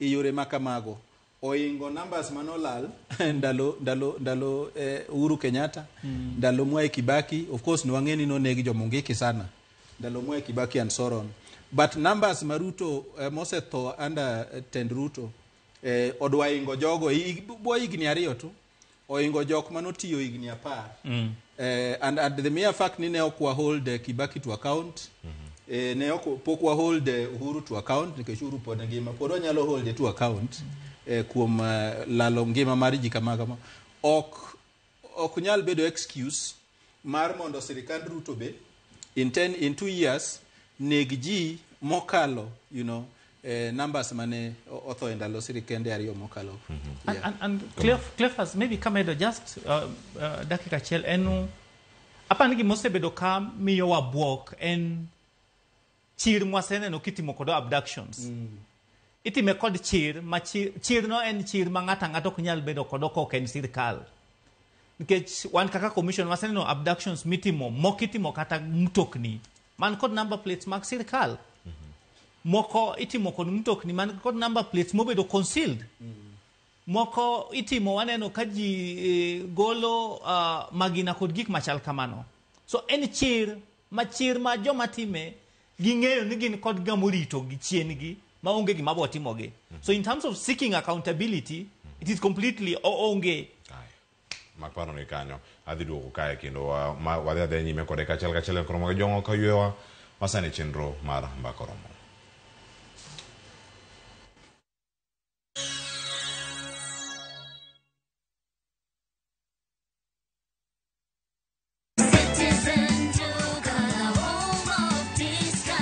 This week, Citizen Duka and Quickmart are bringing you an amazing deal on grocery shopping with Mama Soko. Enjoy skuma and spinach at just 20 shillings each, carrot at 99 shillings per kg, and onions at 69 shillings per kg. It's super easy.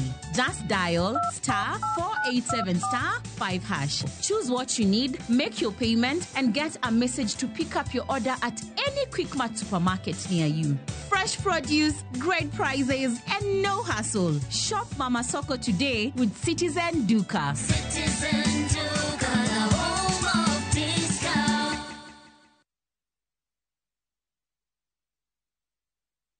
Chakuoth materi kama ber lilo emanitie. Donji e piny ma jotijewa makonyo kastembe gi rwak makende ok ni mana kod lony to gikonyi e timo yiero makare mar chopo lek ma in godo e kitu itado midwaro. Winjane sigand kastembewa moseyie kod ber ma giseyudo. Mabati is the best. Na bei iko sawa. Na quality iko poa. Limwa e badwa ma Manjit House, Kisumu Accra Street e apaya ma Paul Mboya. Gochi e 070 Adek Abitabirio, Aria Burachiel, Royal Mabati Factory, excellence redefined.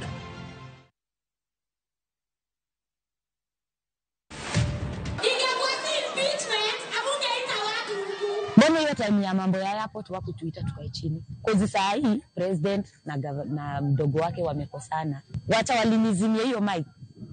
Ningewapasha proper, tunapikianga watoto na ndio tukama up na hiyo kitu ile ukipita mtu hii anti ni baie. To watch this story and more, download the Citizen Digital app today. Kenya's #1 app, Citizen Digital.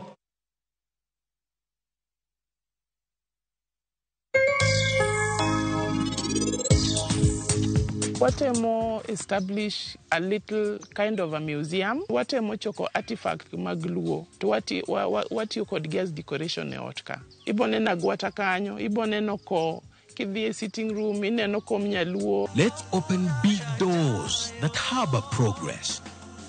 In all the places that we are. KCB ni yangu. KCB ni yetu. KCB ni yetu. For people, for better.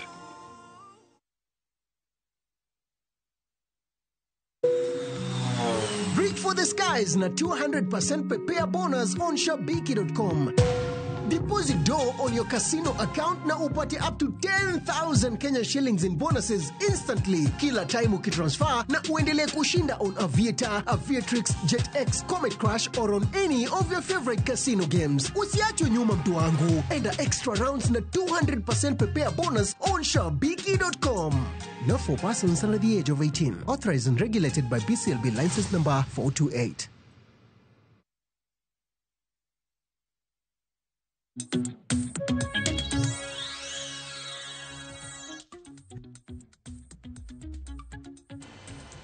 Macheni kendo nyakoro mo jwangwan kar ko wadhi mana nyime kod chenro mara Mbaka Oromo kawantiere karakana koni kane dhi bedo gi welo adek wendo ma Kisumu osaikore kenda dana arwake twaka komiwa kaka wachako twaka kode okono na achiel kachiel ni ento neno piny Kenya no chomo kama chal nade geno mane mentio kawuono gigo ma jatend piny Kenya William Ruto dhi bedo kaloso odiochieng' ma kawuono aka koda okil Joshua Nyamori oyawre kendo machiegni Kisumu cheyo machal nade to geno ni odiochieng' ma kawuono e chenro mara jatend piny Kenya e chal mar piny Kenya o chal nade geno mane maingo. Ero kamano ote kama nie studio kanyo go gijoka na kamara wagintie kawuono en chieng' ma very important gine development ma Kenya nikech katiba wacho ni presidents nigi thuolo mar loso gi jo Kenya konyiso jo Kenya gik ma sirikal osetimo to gi achievements ma sirikal achieve ka sirikal dwaro mondo o address values ma wan go article 10 mar constitution. An gi geno ni ka president dhi loso kodwa lose weche mag riwo jo Kenya, odhi lose weche mag riwo jo Kenya, odhi lose weche mag kelo dongruok kendo tieko dhier, odhi lose weche mag make sure ni mine jomodhier oganda matin, the marginalized, oriwe development ma Kenya. I believe ni odhi temo mondo nyis jo Kenya gik ma sirikal osetimo chakre 2022 August or September kano donje office nyaka sani. And I'm sure ni President Diloso kaka kuom weche mag kech, bech chiemo osedok piny, bech mafuta odok piny, odhi lose weche mag kaka debts ma Kenya nigo tiyo dok piny, odhi loso kaka kano donje sirikal to no miyo police independent mare mondo police obendi nyalo make their own independent decisions. Judges mane ker mokalo no dagi appoint, no appoint, at the same time no medo judiciary pesa. At the same time kane gidonjo to ne giyudo kane itie gope mang'eny ma county governments ne face mane affect devolution, gisetemo ma giduoko gope gi piny mapani sani gichopo kama this month, this week nyo gigolo pesa manyiso ni koro gidhi bed ni gionge gowi mar pesa monego bed ni dhi e county governments. Odhi lose weche mag corruption, dealing issues mag impunity. So I believe the president dhi lose weche mang'eny, odhi lose weche mag kano donjo Kenya ne ni a point mane gope ma wan go koa loka nochopo nyaka mutwa. The actions mosekao gi sirikande mondo make sure ni gope go wadwoko piny, at the same time okwamedo gi ahinya. For instance, ne waparo ni Eurobond mane Kenya okao 500 billion shillings ni Kenya dhi default. I am sure ni president dhi report no ni they manage to ensure ni Kenya no ko default mane gichulo pesa mano nego bed ni chulo, so that Kenya pod nyalo bedo ni nyalo yudo pesa from the international community. At the same time, which mag teach mar kijende, I am sure ni is another area my president Dilose an effort ma sirikal osemek, for instance a housing sector to make sure ni sani nitie kijende chegni 160 matiyo a projects mag housing. President most likely Dilose which mag employment will created agriculture, gope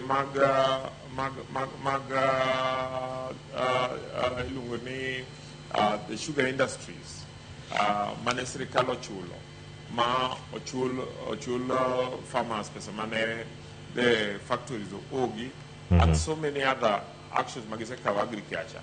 A watch mar environment, I'm sure the president will most likely talk about employment mabedo created with the climate works program. Ma loso alwora, but at the same time your kijende teach. So apparently in a good day mondo what you are winning my president wacho mondo wa assess compared to the state of the nation address manochiwo in 2023.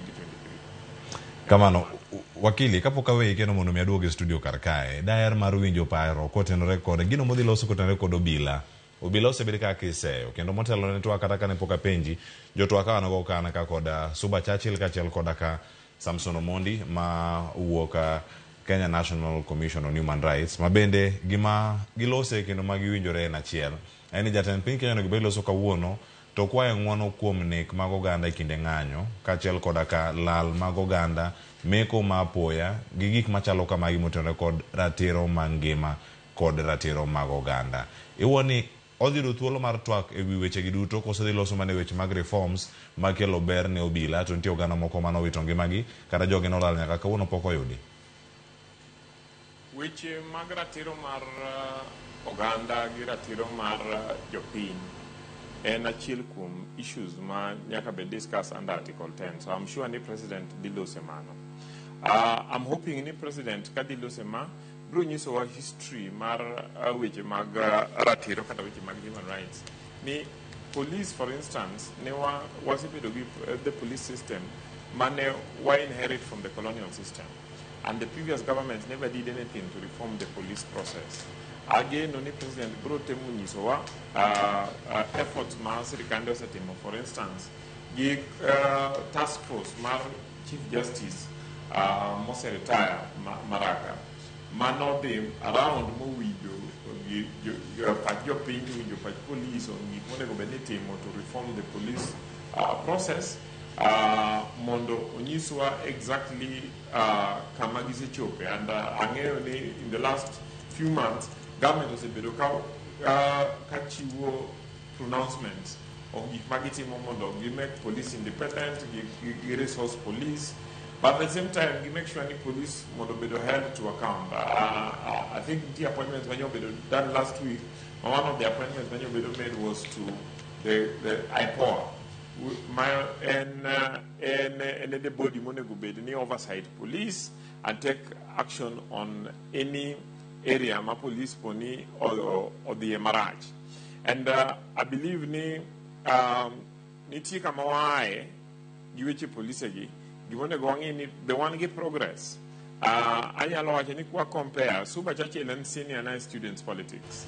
Kane wadonje students politics ne inspiration marwa nikech ndalo mane ne student politics no fight for rights mag students.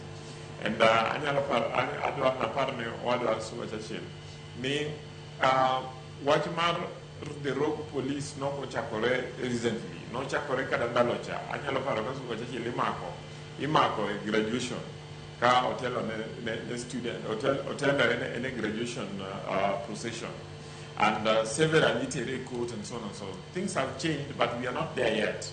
I believe me, kawa medo kito effort, wa medo kito pressure, and that is the role of civil society. Kama Suba Churchill nitie, I'm happy no one many mark in national human rights nitie. It is their role to continuously remind the government, but as they do that, it is also important.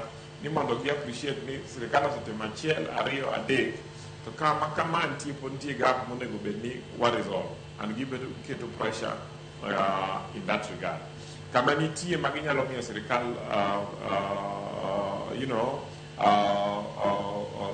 advice. They give it pay idiot and sirikal go to give advice. So this country and Marwawate, since and Marwawate, and responsibility Wawate, ma president diwa chuka uono ken responsibility mar president ken, actually it's responsibility ma serikal, but at the same time and responsibility wa kaka jo Kenya.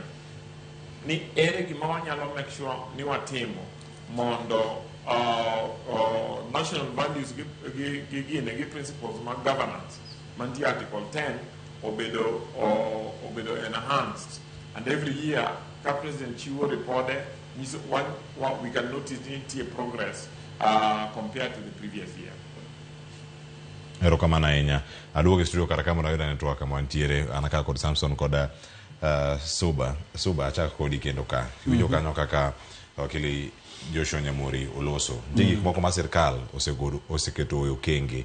Twak ma jatend piny Kenya higa mokalo mar 2023 noloso kotenore kod bero sectors mopogore opogore. Noloso wi Hustler Fund, noloso wi yuto mano wacho ni en atamalo 73 jogo ma repayment rate ne ni malo mokalo atamalo 70. Mara agriculture kata weche mag pur nopuoyo mokalo weche mag mbolea kata fertilizer mabende igani kachakre omiyo kan jatend migao mar pur bende wuok nyaka pisi banka no yudi kan nitiere mbolea mane ok ni kare gi duto katimore koduogo sani e sekta mar pur wamaki mar pur ka mondi en ang'o modhi highlight maduong' ahinya motimore thuolo mar higa achiel komiyo wa state of the nation kawuono. Erokamano ahinya. Ing'e ni weche pur gi bedo relevant nekech giduto gi contribute to dignity mar dhano, nekech pur ne migole chiemo and so on. And iwacho ni chakruok mandu en chiemo, bedo gi chiemo minyalo chamo. Ng'ama onge chiemo cannot claim ni en gi dignity, nikech ng'ama onge chiemo nyalo timo gomoro mora mondo yudi gima chamo. But gima koro wadwa ni rais onyiso kawuono en ni based on success mar mbolea moduok nengo ni chien cha and success mane oneno higa mokalo, ang'o modhi timo mopogore? Ing'eni you redouble your efforts. There is nothing wrong ka jo Kenya onyago chiemo mang'eny mamoko tere pinje maoko, kaka aneno jowa mang'eny golo chiemo Uganda cha. Yet Uganda itself ok tigi the full potential mar nyak ma piny gino nyalo golo. Koro mano achiel. Mar ariyo en ni nikech mbolea nokel ma nengo ne ogore, employment opportunities adi mosewuok e pur ka, nikech ineno ka okinyi godhiambo sane sirikal owuok gi gimoro ni manyo ne jo Kenya tich e pinje maoko. Wadwa ng'eyo ni to agricultural sector ni osedongore marom nade, osenyuolo job opportunities marom nade, and based on success ma higa mokalo no en ang'o ma sirikal dhi timo mopogore midhi ket kata e budget mondo agriculture be ogrow zaidi, mondo jowa moko minego e pinje kia ka Saudi Arabia kia e pinje mamoko ka obed ni e Kenya ka nyalo timo tije moko mineno ji timo mag lwedo mag tie yot, jo Kenya nyalo timo ka. To mano ginyalo mana timo ka agriculture ma sirikal okete mbolea manono ni koro odongore ma koro onyuolo tich, you know, the job opportunities ma that sector create. Mar ariyo en ni ing'eni gimomiyo ker idwa no ochiw ripodni en ni mondo bed held to account. Ok en na nyasi moro mitimo ni ritual moro mani nikech chik owacho, no. Itime mondo hold sirikal to account. Koro wadwa hold sirikal to account based on promises.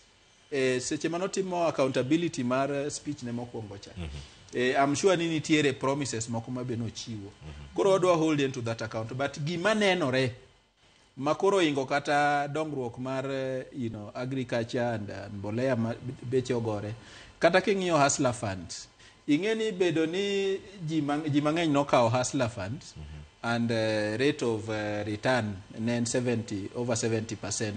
Gima jo Kenya dwa winjo en niya, jok mosedonje hustler fund gi osetiyo gi pesa ni e yo mane modongore. Ing'eni wadwaro examples ni ng'ana kama nokawo hustler fund to se yawo go ohala ni mama mboga ma thoth yote dho jo sirikal adima nokawo hustler fund ni mo and gi osedongore makoro nyalo pidho jo Uganda ne maonge chandruok manen go. Mano are the success stories we want to hear, ok ni return rate. And we of course know ni jo mang'eny nokawo hustler fund to madho go kuong odhi go mane od kuong to tamore chulo nyaka sani. Masani gitemo manyo mbinu ma ginyalo chuno go jogo mondo chul.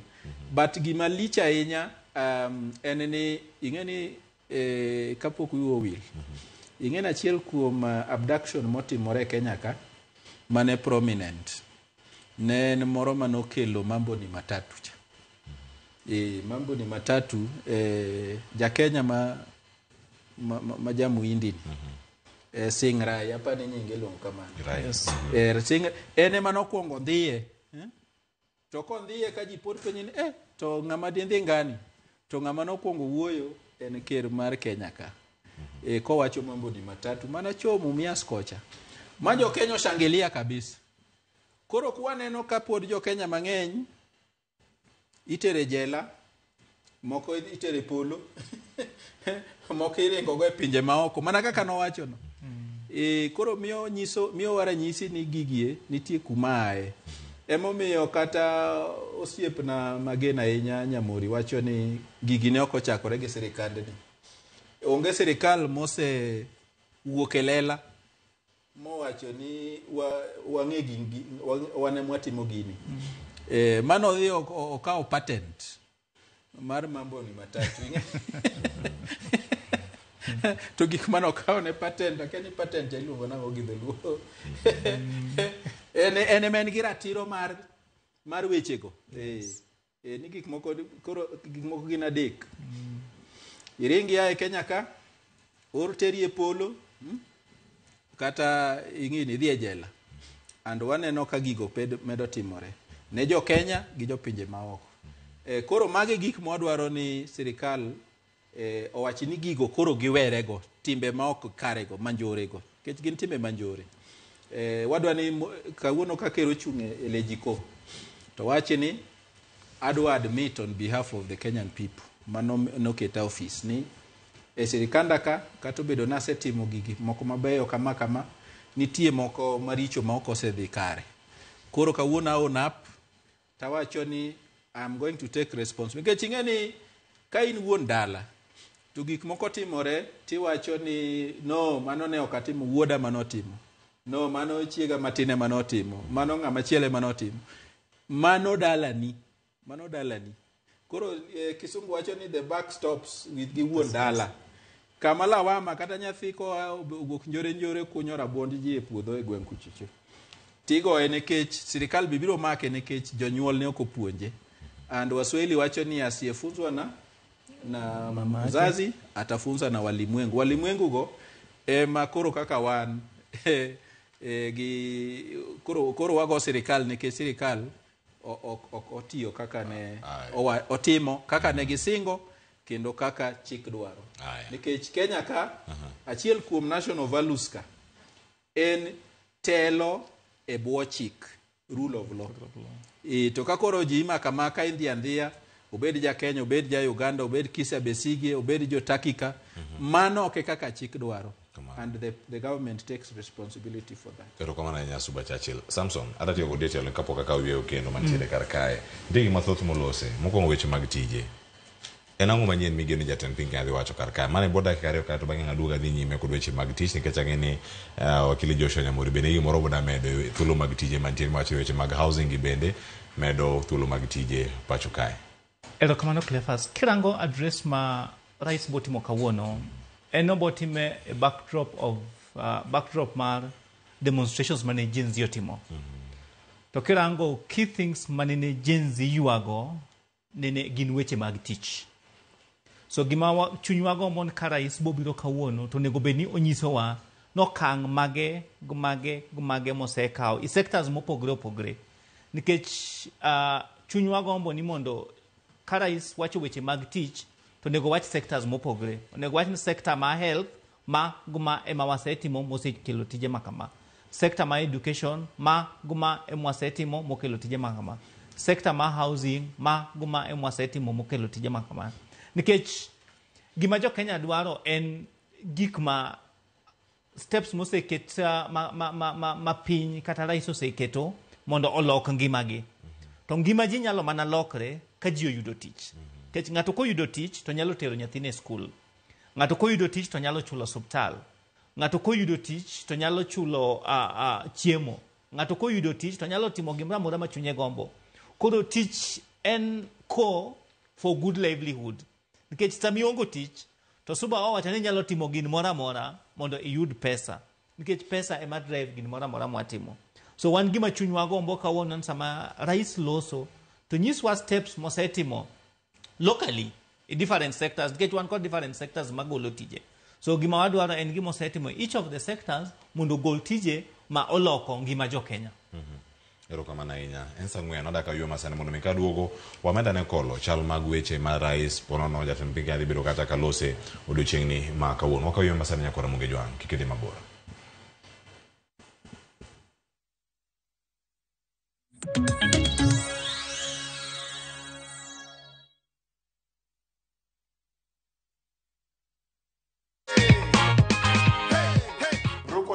Expect kushinda? Nilikuwa tunajaribu bahati. Iganji kuna venye umeipangia? Niende pale shuru, niongeze yenye niko nayo, nitoe kaboda man. Senke. Hello. Wape top shota. Acha nikupe hapa hivi goodie bag. Goodie bag ingine ya Gen Z. Mavijana wa pale wa wanyama, tujipange na view sasa.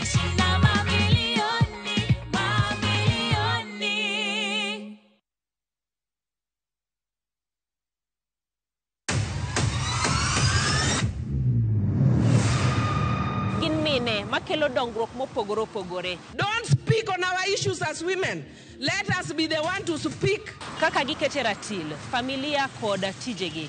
People's power! People's power! Magitimo gisiso kod lony. As the woman representative of Homa Bay County, this nation is hungry and there is no question about it. Minegi nietelo. Gijiwo kendo gikelo lony mopogore opogore. Mentorship en gimoro ma important kabisa. Mano konyo ji kendo miyo ji bet gi positive attitude. Gimiyo lony margi kanyakla kod yudo duoko ne chandruoge duto magikale. We want leaders to be fair to the nation. To emine wacho sigand miyo kamiyo ogen. Mine wacho ngeso ka ngeso kod jailieta.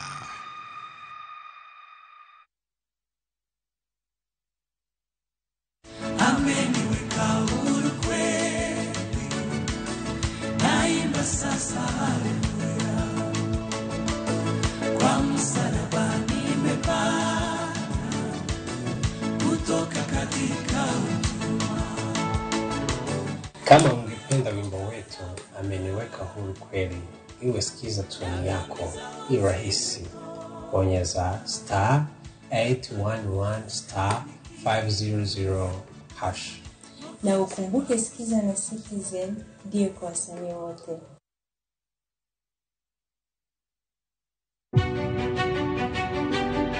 Chakre kinde mosekalo nyaka e chuny ngima ma pile ka pile. Tiprosa dawa iwacho neria marach kendi dwa hewe kendi riambo moingo dawi. Wuoth kodwa sama wanono sigendni mabeyo mag gwengewa. Ng'e ber kod rach, mor kod kuyo ma ng'ato nyalo yudo e wuodh ngima. Asai mama. Nasi kwirini okan mama ukiche kilunga gi nyingno ero. Mama nyisi. Riwri kodwa mondo wane sinema mabeyo ahinya ma owinjore wawinj kendo wamorgo. Kendi ng'eno wono sipi mabeyo, lakini nitie kuma kete mani. Winam Cinema. Jumapil, saa 2:15 otieno kod saa 4 otieno. Kik bai.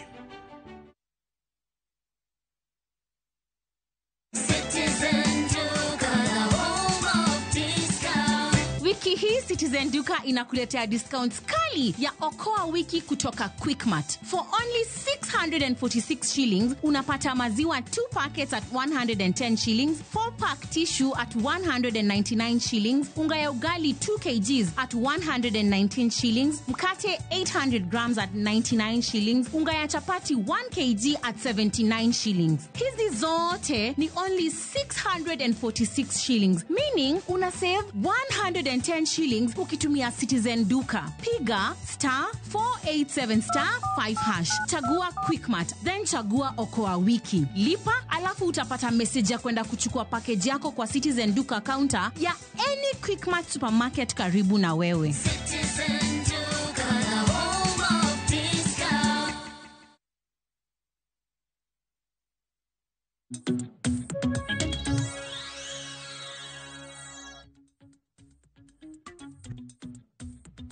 Machiegni nyakoro moge jwangi nigo mara ni podi ntiere karka kenin koda kawa medo mana luwo paro mopogore opogore ma medo mienjo karka no koni ndiknwa haresa ni nyaka giko ikono ni luwo chenro yo machal nade to paro en mane ma intie godo kotenore koda twak madhigo nyime karkae ka Quinta Kinyi wacho karkani watching live kod osiepa mano Celestina nyar nyakach Sangorota kendo gine chenro karkae ro kama na japuonj kuom kete karkanyo e chenro kama bende wamedo mana luwo gi karka jogo makono wani gindikonwa kendo gimiwa paro mopogore opogore kama ginenowa iwacho ni tuned in from Kisumu. Wacho ni wish viewers magwa duto happy Fisheries Day. Mano from me Siaya bende warito nyasi mano Shila Olan erokamano ahinya kuom ote mari kama intiere karka. Nitie ote mamoko mapod donjo karkanyo kaachiel koda ka paro mag jopiny ang' waduog wawinj gi ane kacha matimore bende kaunti ma Kisumu mano kama wabiro. Ruth Athio Chieng' wacho kama to ma en ote mang'eni wenda te dhi bedo thuolo mar rango gi kendo ang' gi duok bang' ma owacho ni warito twak mar kerno gi siso. Wageno ni wang'ni ok wadhi winjo tumetenga expectations mag jopiny gin kaka arita kwe mokwongo. Mar ariyo employment ahinya ne rowere kopogore gi affordable housing man twak molose sani kapok okawo yweyo. Mar adek weche thieth SHA ogol wach shano kokamano to bere. Mar ang'wen, ochumi kanyo otalnwa weche usuru makoro bembo jopiny. Nitie adek moko mowach ni ang'wen moko monego bed ni duoko mago tax measures monego bed ni medo kata paro mag ushuru. Mar abich, weche somo ahinya to migomo maseche te mar jopuonj. Ochikore mar abich. Mar auchiel nitie kanyo owacho ni onyise jopiny ni Kenya ochomo kure. En gi paro mane before 2027 odwa ni Kenya ochop kure. Mar abiriyo, owuoyo weche siasa gi pes josiasa gi pes ma josiasa tero e kanisni. Bodhi mulo. Mogik to waol gi singo ma ok chop ga kare. Odwokne jopiny mosewito geno gi sirkal kaka an kamae. Aluwo chenro kanu moja inako. Erokamano ahinya kuom ote maru mano mantiere kar kanyo. Jali luongore kanyo Honorable Patrick Oluoch. Awinjo maler kabisa. Mosna Samson Omondi wuoyi machunye ler kabisa. Ramogi TV Kenya owacho ni gisani ni e yo marach kabisa e weche rito chike matayo piny Kenya kaachiel kod matayo chike mag pinje maoko. Weche abductions, nek mar joma mine. Mano ote mogik maneno kar kae. To kata kamano weche gi thoth pod imero ndiko na kar ka. Injinia Lazaro Kanyamboko wacho ka ni President Ruto owacho ni en mana young regime madwaro proper lecture over international diplomatic relations. Ma big task modwaro ni Raila ema okaw role mar advice Ruto over foreign policies. Asebedo mano kod wich quote mag ketho human rights kod abductions of political asylum seekers. Mawacho ni ne wachako kod private Zakayo Ochuka, Okumu Oteyo, kendo ochako wa abduct Abdallah Ocalan ma Turkey, then sani ntie Kizza Besigye. Gini ketho ne Kenya international relations mage, kendo nyalo affect dwaro mar capture AUC in Addis Ababa. Injinia Lazaro Kanyamboko Kariobangi Jamaguye Kanyada East. Erokamano ahinya. Nyakoro mag jongo do ka kino dhi nyime kod twak mane warango kachiel.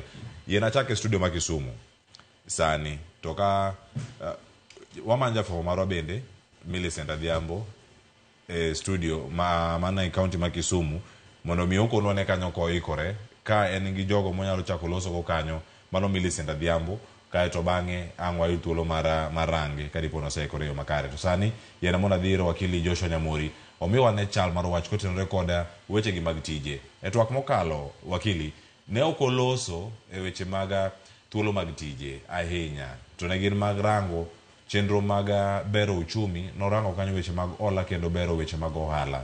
Sani kodhi bedo koloso kar ka osebedo kodhiro ahinya weche gi mag affordable housing ko wacho ni gidhi medo thuolo mag tije. Neno machini ka oganda jo Kenya nopango laini mabor KCC ka kod Kabete National Polytechnic oganda da wuok oko mar Kenya mondo mi gidhi gimanyo tije oko.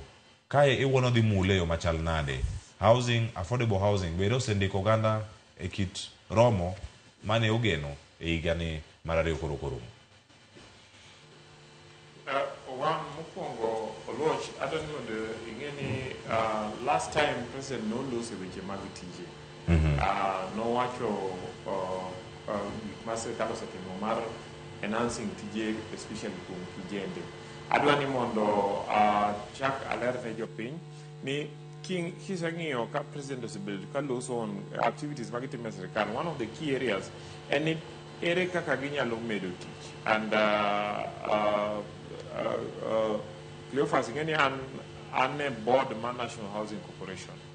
And board mar National Housing Corporation no en one of the agencies mag sirkal tiyogo mar implementing projects mag affordable housing Kenya ka. And the President osebedo ka wacho, and I'm sure they emphasize kawuono, ni there are over, the last time there are over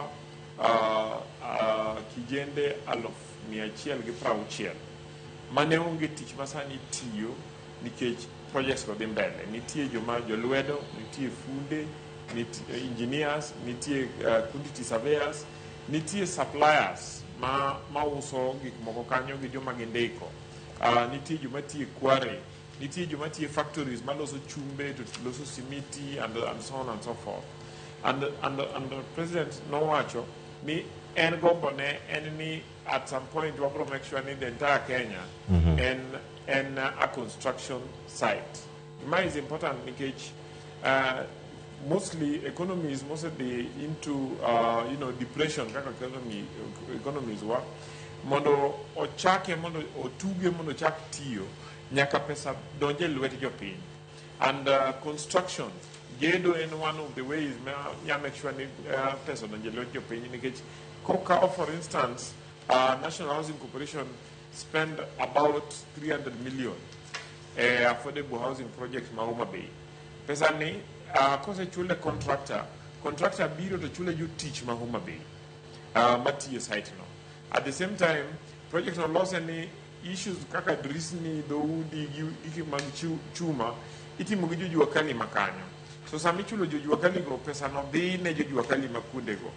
Now at the same time no nego bedini raw materials kuyo kite and so on and so forth minyalo yod locally mondo tigo ko yod from the local environment. Mano make sure ni pesa ochako of the environment. At the same time, you don't need your mutual pesa, whether against suppliers, give you teach, and so on and so forth. Give the tea or give pesa kapil or chamuga lot of chino nyalo nyurimo. Okay? So jabucha chanyo do pesa. At the same time, monya do boda onya do matatu. So pesa circulates. So some pesa circulates ni the economy better revived. Because the economy better man revived. Sama pesa circulate. Many tia economies more machon ni lungo ni Keynes. No, actually kapo ni ochopo kama kijende unge teach. Ma pesa unge economy. To serikali nyami okata jo piny buru mondo kuny. To kage se kunyo buru ka unge minya tim kendo ticha kichulo gi mondo gi buru no. But in this one kijende you do teach. Ma not only kete pesa lwetgi, but at the same time brokonyo jowa mosebedo kodak e yore moko beyo kama ne usipna man suba chache wacho ni a life with dignity. Kidi slums wa all over the country you look at you dak in a life of indignity. Utegi bro myo gikunde maginyalo dak. Kibiro Kisumoka ibro yoka President Nisho Biro mo launch affordable housing Lumumba tino dimbele ondiko kijende kidhe Homa Bay kasawacho nitie project ma National Housing Corporation timo machigni room I think doing about 5% or something. Kidhe Siaya President no launch affordable housing project. At the same time President no launch a gero ma chiri. So all over the country nitie several markets ma migero ma one new you teach, but at the same time, bro provide environment kama jo ohala matino tindo nyati me ohala. President Nicho Lose which mag climate works. Mani kijende mondo be involved which mag improving environment. And for instance, Bungoma Nairobi, you know, gibedo engaged a watch man cleaning Nairobi River. And as they do that, they then earn income, maginya their lives and reducing poverty. Definitely one issue of unemployment by youth is a serious issue, Cleophas. And Engima was a bit of Kane wa bury our head in the sand for very many years. But this is the first government is taking, in my view, credible programs. Manyalo create sustainable employments, but at the same time, yalo make sure the pesa obire eluet jopi. Ane noka jowa then raise which mag thief. And the government has been reforming which mag thief. Kamanyo kele which mag shagi shi ma siasa sebete mangeny. But the president sebedokan yiso jini because we are transitioning. Unfortunately, unity difficulties more.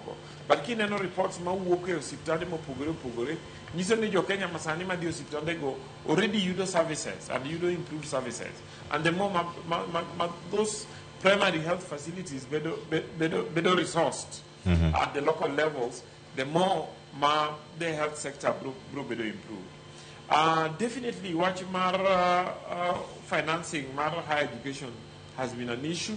I am sure ni wete kama ni studio go yalo jisinda lo di university serikali na emi wa pesa but name you alone, but at the same time serikali was able to meet all the expenses. But with the expansion of the education sector and the mismanagement no sebede our universities over the years, universities new meet their expenses, but at the same time chulo lecturers and so on and so forth. And therefore serikali no biro gi new funding model. A new funding model ni en model ma make sure ni nyathi modhier nyalo yudo pesa mang'eny maloyo nyathi ma a family manigi tich kata jomwandu. And because chontanemi wa pesa flat rate, you know kani iti nyithindo ma oadala ka parents go say mi pesa chulune fees. You don't need serikali cha kumye loan pesa gikoro keto mane kongo gira kata nyiyo radio maduong. But nitie jomoko ma are in dire need. So the new funding model makes sure ni joma nigi needs malojo wetegi or you the more funding. And despite the issues manyosebedo, nino ka president nisho loso task force, mo kete nyaka student leaders, magibedi modogingi ane where could there be a problem? Niti joma noko kete band ma proper. Mondo Gibed replace. And I think that task force has been working, and only among students there has not been an issue. I don't think there has been an issue with a mag lecturers strike. Srikal no bet pinigi lecturers magi winjore nyo nitie tafishi mate, but Minister Mar Finance mine would subaka also woko komo wacho ni from winjuro manegi winjore gi lecturers last year. Srikal seketo 4.5 billion in the supplementary budget in parliament this month, so that person obeda failed immediately to the lecturers, but the lecturers will benefit. So I believe there is ongoing negotiation, and within this week, hopefully, the lecturer strike will end. Mondo universities all move as they should. Adani. Abduction. Adani make gikanyo. Mar abduction. Waduogi kwa sewinjo. Kawa sewinjo pat joda ke county ma Kisumu ni ginto giwacho mana county ma intie kanyo mabende sebede kum thuolo sani ang'o winya ne jok mantiere ne oka intie malo studio kanyo piny ka nitie jok kuma lose mari gimon ka kod Mille Center Adhiambo ikora ne Kisumu ka nitie weche mathoth magida lose ahinya okinyi ma kawuono ochalo ng'ama ntiere chiro mbero Mille Center Adhiambo unade okinyi ma kawuono e county ma Kisumu ka warito twak mar jatend piny Kenya odiochieng' ma kawuono e chal mar piny Kenya. Jopiny wacho nade? Ageno mage magintiere godo ahinya odiochieng' ni. Millicent.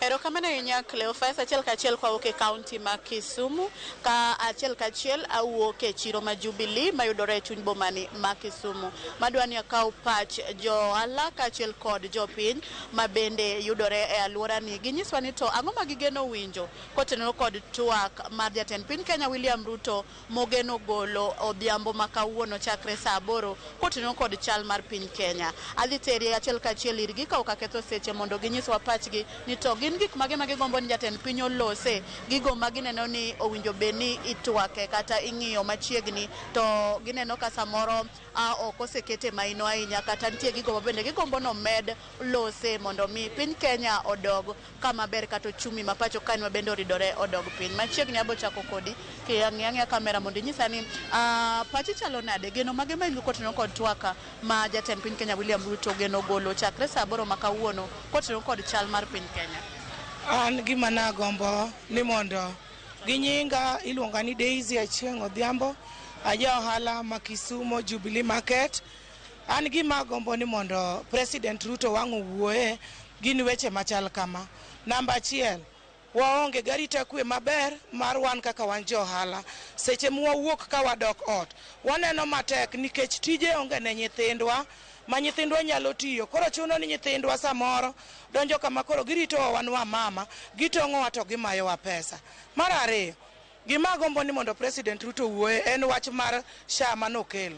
SHA ni okosedhi kodwa maber kaka wan jo piny. An na ja NHIF. NHIF naka nadhi mondo mi ang'i mondo thiedhago nok nyal thiedha kata nyithinda ok nyal thiedhi nikech gionge gi chenro malong'o ma giketo e yor SHA mondo jopiny oyud kaka nyalo thiedhore. Mar 3, piny osebedo matek kendo ngima tek tweta masani mondo iyud kaka inyalo kawo kuon mikete mesa tek kabisa nikech piny oseidho mwandu beche osebedo malo ikawo siling ni 15,000 idhi werogo iketo gik moko e mesa mondo mi iusi mondo iduogi us pesa nino maduogi onge nikech otek piny tek makoro gika makoro sani piny ogiko dwa e gope ikawo gik moko gi bei matek iketo mondo mi iusi kiseketo kanyo pesa no kiuso ok nyal duogo koro wayudo ka koro sani piny tek nyaka gope manye wakawo loans ma waholo kuom ji momiyo wa mondo mi walokgo waduoki gika makoro ok wanyal duoko loans gi waonge gi pesa mwanyalo duoko ne jogi nikech piny osebedo matek.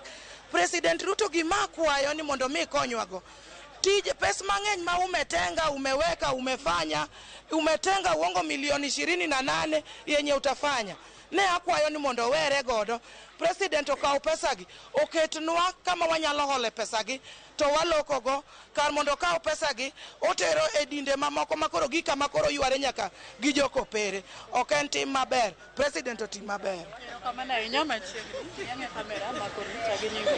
Ani lunga ni Eunice Atieno an nabiro kaka mama mboga akwayo president Ruto kano campaign an achiel kuom joma notiyo go maniluongo ni mama mboga ka koro sani an mama mboga an mayudo ka koro nyona an mama mboga ok ayudo ni kata puonjo nyathi kende koro tama an mama mboga to kane Ruto campaign to an manotiyo koda moyombo koro akwayo Ruto ni mondo pare mama mboga moko manowuondo kano campaign kande wantiere pod wantie kendo pod ong'iyowa warite 2027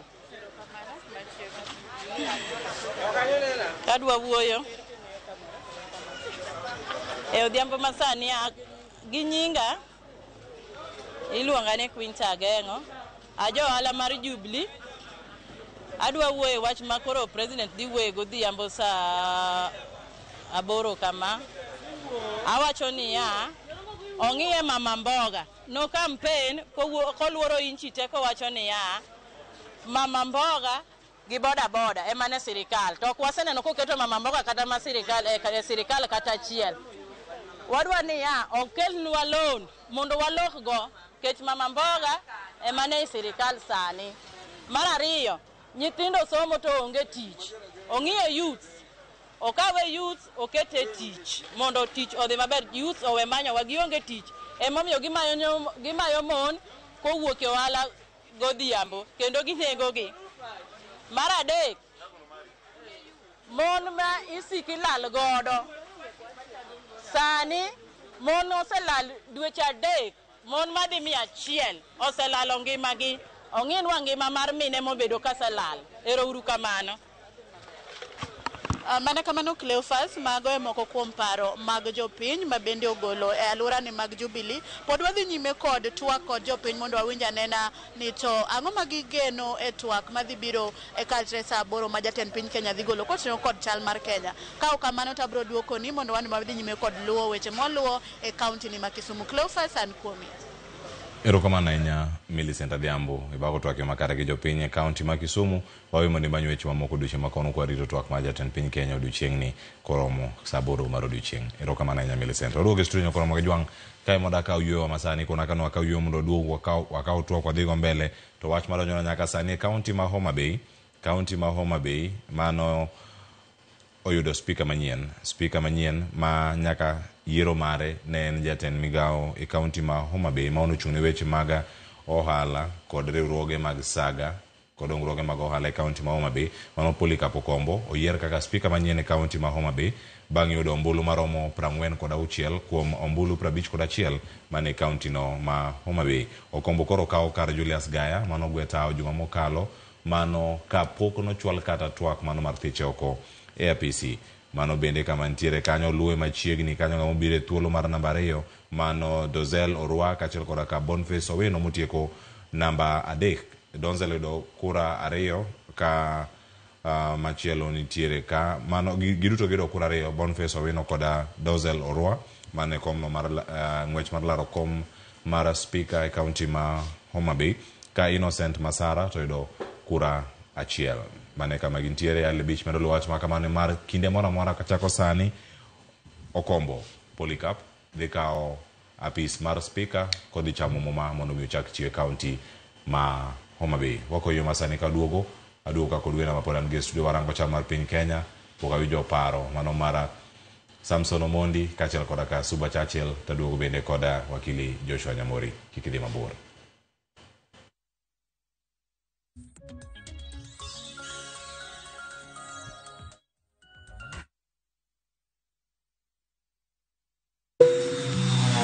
Reach for the skies na 200% prepare bonus on ShopBiki.com. Deposit dough on your casino account na upate up to 10,000 Kenya shillings in bonuses instantly kila time ukitransfer na uendelee kushinda on Aviator, Aviatrix, JetX, Comet Crash or on any of your favorite casino games. Usiachwe nyuma mtu wangu. Enda extra rounds na 200% prepare bonus on ShopBiki.com. Not for persons under the age of 18. Authorized and regulated by BCLB license number 428. We asked the children, how many of you brushed this morning? And this little boy, his hand didn't go up. And I said, well, why didn't you brush this morning? He said, my brother was using the toothbrush. If I'd waited for him, I would have been late for school. I'm sorry, I get a bit emotional when it comes to that. To be able to change a child's life, to be able to bring back that confidence about their smile, for me, is phenomenal.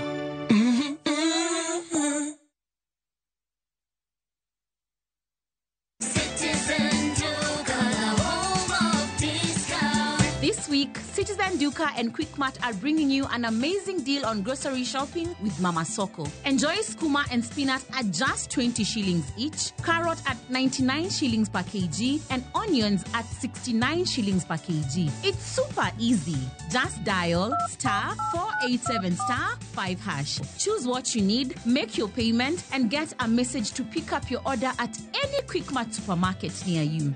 Fresh produce, great prices, and no hassle. Shop Mama Soko today with Citizen Duka. Citizen Duka, the home of discount.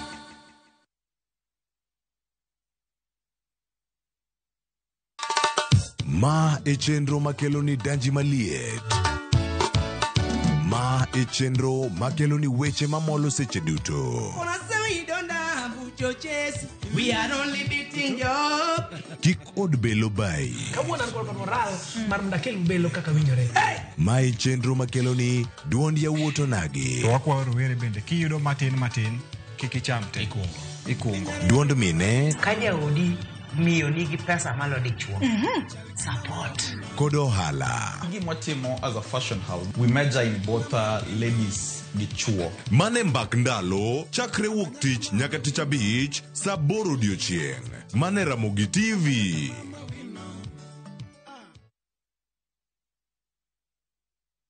Bali Adventure na View Travel.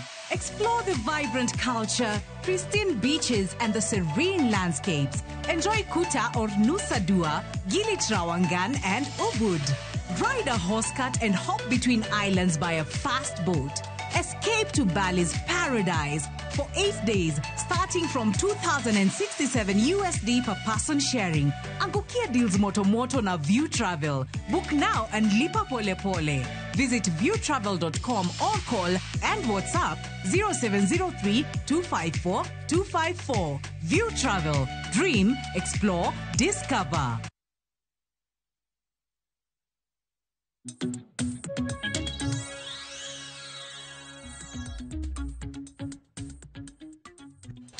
Machini kendo nyakoro moge jwangen mor mara ni podi kete karka chenroa poden mara mbaka oromo wamedo rango karka ikona sani gele beach ni Polycarp Okombo osechamo muma kaka speaker manyien e county ma Homa Bay okao kara Julius Gaya mabino gwetao juma mokadho ngina ngwayude kanyo miwane chal mar wach gigo manotimore e kinde ma wantiere karkae e chal mar piny Kenya pod antiere karka koni ni an gi welo to pod adhi nyime mana gi twak kachiel wadarango singo ma ichiwo kod gigo duto mabende ne iwacho ni gin social programs nitie weche mag somo kod gigi duto. Suba etelo ne chako kodi kae ka penje ni jopiny wacho ni gigi te ok ti ni onge gima tiyo nyaka sani. Jatend piny Kenya biro loso, odhi mako weche gi mag SHIF, SHA, weche gi mag SHIF, okumba ni mar thieth manyien, omako weche mag somo, omako weche gi mag bero uchumi, osuru mabende nyoro kaka oganda mathoth ne pingo, kata ne nigi penjo mathoth e gi karka. Ndo ranga ne ariyo mantiere karkae, mago weche go mago moting'o somo e mbalariany, kaachiel koda ka weche gi magi mag thieth. Giduto gin paro mawacho ni gitiyo. Address mare mokadho nolose weche gi mag somo, kendo ne singo mag ndiko jopuonje tich. Ageni kanyo nyalo wacho score mare ni jopuonje ndike tich, ndi mano timne gi interviews mega manyone ubene chako marome 46,000 kama gintiere. E kin gik mamoko mantiere wacho ni kata CBC grade 9 biro to classes moko pok oger kama gintie. Kawuono singo mane modhi chiwo kendo koteno kod weche mag somo kod magi mag thieth be. Mokwongo e weche mag nek kod lal mar ji. Naneno kanyoro tu nyobedo gi duol gi joleji koma mine. Ma weche mag femicide kata nego joma mine kata joma nyiri. Ker nyochiwo milion 100 ma owacho ni ditigo ndalo 16 days of activism. E piny mangima nitiere ndalo moket tenge mar kelo ng'eyo e weche mag gender rights and combating gender-based violence. Koro wapuoyo mano, and ang'eni en achiel kuom gigo madhi bedo e hotuba mar ker kawuono. But wan kaka jok makedo ne ratiro mag oganda, wawacho ni kato bedo na tuano ber. Kik obed ni kori dwa ti kod kaka bungu ma ipande nek mar jok miparo michich ni sirikal emonego.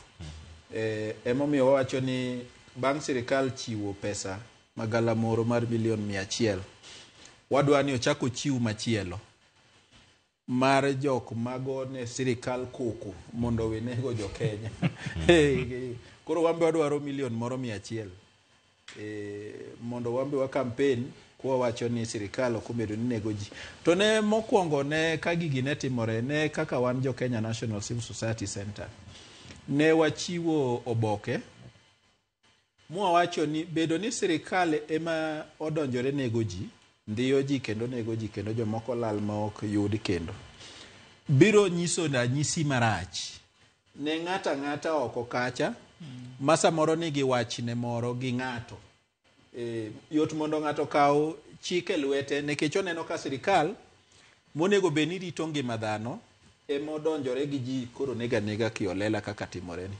And ne wacho ni it will only be a matter of time kapok jo Kenya kata ng'ata oparo ni kan gi pogruok moro amora gi ng'ato, to abiro kawo chike lweta mabiro deal gi ng'ano kaka dwaro. Koro gigite ranyisi marach nochakore gi sirikal.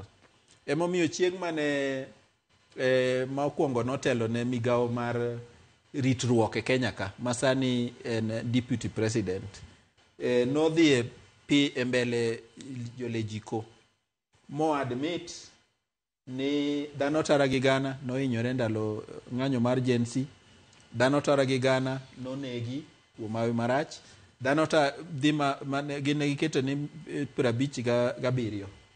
But wang'e ni figa ni gino tinine ji manotho. Koro bedo ni sirikal no se admit mano, dwani koro sirikal wachi ni magi atua mwadhi kao, and why expect ni ker owuoye wachno. Mar ariyo, and it is good ni wane panel ni kod Mr. Migosi Nyamori. Ingeni kata weche gedo gi nyicho waneno ka sirikal buo migawo motelne gi Alfred Mutua. Kane jomoko mane dwaro jotich obire Kenya ka, ne gilanda yanga ma jo Kenya wuok karomb gi jorowere karomb gi odhi KICC. Kambi mawuok Qatar. Kambi mawuok Qatar. Ne gidwaro ji ok mang'eny kaka nowuok, but nwaneno ka at least notime yo mayanga ma jok mano okalo okang' mokwongo nochako ter kabete technical mondo koro nyis ni to gik mane giwacho ka be ging'e time kilwedo koro. Ang'o momiyo jok mindiko, nikech joka kane waneno gin jok mar wiro rangi, keto tiles, dereba mabe jok mitiyogo e housing projects ma Kenya ka. Ang'o miyo sami kawo jok matiyo e housing projects ok timgi ayanga kaka ne otime KICC. And gima nyalo wacho ni because achiel kuom national values and principles of governance makero nego wuoye en transparency and accountability. Wadwani jok mindike tich e projects mag housing be kawa yanga kaka ncho kawo ji KICC madhi Qatar. Eka wang'eni adier ji kama ondiki okodwa ni rais chunge jukwa kae ni rally ni project makama ondiko ji. No, wadwa neno kikawo jogo ayanga kaka ncho kawo jo Qatar. That is part of what transparency and accountability is. Kona ningi moro mapori nyalo ngisi kata ka wadokira wakili Nyamuri moro miango lernwa ponono kiwacho ni thuolo mag tijegi. Gin ka jok monene gwenge kaka Umabei kacha kibiro Kisumo Kanyakwar okawacho ni kecha Kanyakwar te dala to kanyo nitie affordable housing mabende gintie godo kacha ji adi mowuok moae gweng'no nikech nja neno kara rais oting'ore gi ji moa Kibira no odhi chul Mombasa chieng' Madaraka Day. You know, Mashujaa Day, was it Mashujaa Day? Onge tiende golo ji Kibira ni dhi chul Mombasa. Kech Mombasa kuno benitie project mar affordable housing. Wadwa neno jo Mombasa, jo Kwale, jo Kilifi, and neighboring counties kaka Taita Taveta. Because project nitimore county ka county. Ka jogo emo oriede ne mbele ji ni ma a sub county makama, ma a sub county, ma a ward makama. Money accountability gira tiro mwadwa nene wechegi. To kama na oktimre ting'e kaka ne jo KRA ndalo moko kandiko ji. To jotelo ariyo mane ni mbele okawo prochiko kuom 100. Opogore kendi koro giwene jo Kenya mamoko 10 kuom 100 ni makoro olar. Lack of transparency and accountability.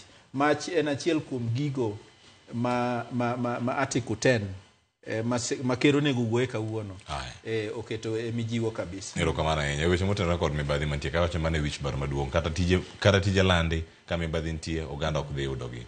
Jatend piny Kenya loso odiochieng' ma kawuono ka odhi mulo iwacho ni kanyo achiel ko mako to mako kumoro malit ahinya ne piny Kenya.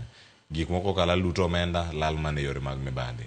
Sam korka kori geno kotenore kod twak modhi chiwo weche mag mibadhi nolose kinde mokadho kawuono kodhi mule omake yo mane.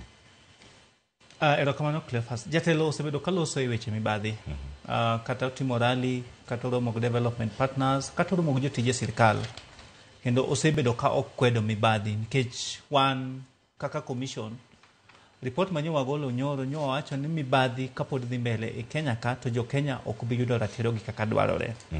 Nikech mibadhi omako sectors duto. Mibadhi omako sekta mar chieth, mibadhi omako sekta mar somo, mibadhi omako sekta mar wuoth, mibadhi omako sectors duto. Gima chunywa gombo en ka jatelo gomba ka kod jo Kenya kawuono to nego onyiswa steps ma oseketo. Ok steps mag wach but step in terms of actions. Nego onyiswa no sirkanda kuom mibadhi wasemako ji makama. Wase yudo mwandu marom kama. Wase keto pesa marom kama. Wase timo magima. Nikech gima wasebedo kawa neno over time enu sirikali wacho ni otima lakini gima pod wamedo neno kadhi mbele enu mibadhi medo dhi mbele. So kirango sector ma health mibadhi nitie, kirango sector ma education mibadhi nitie, kirango sector ma housing mibadhi nitie. So principles mag governance, mag transparency and accountability mo gik moko e ler nyiso kaka gik moko timbre okwane kadhi maber.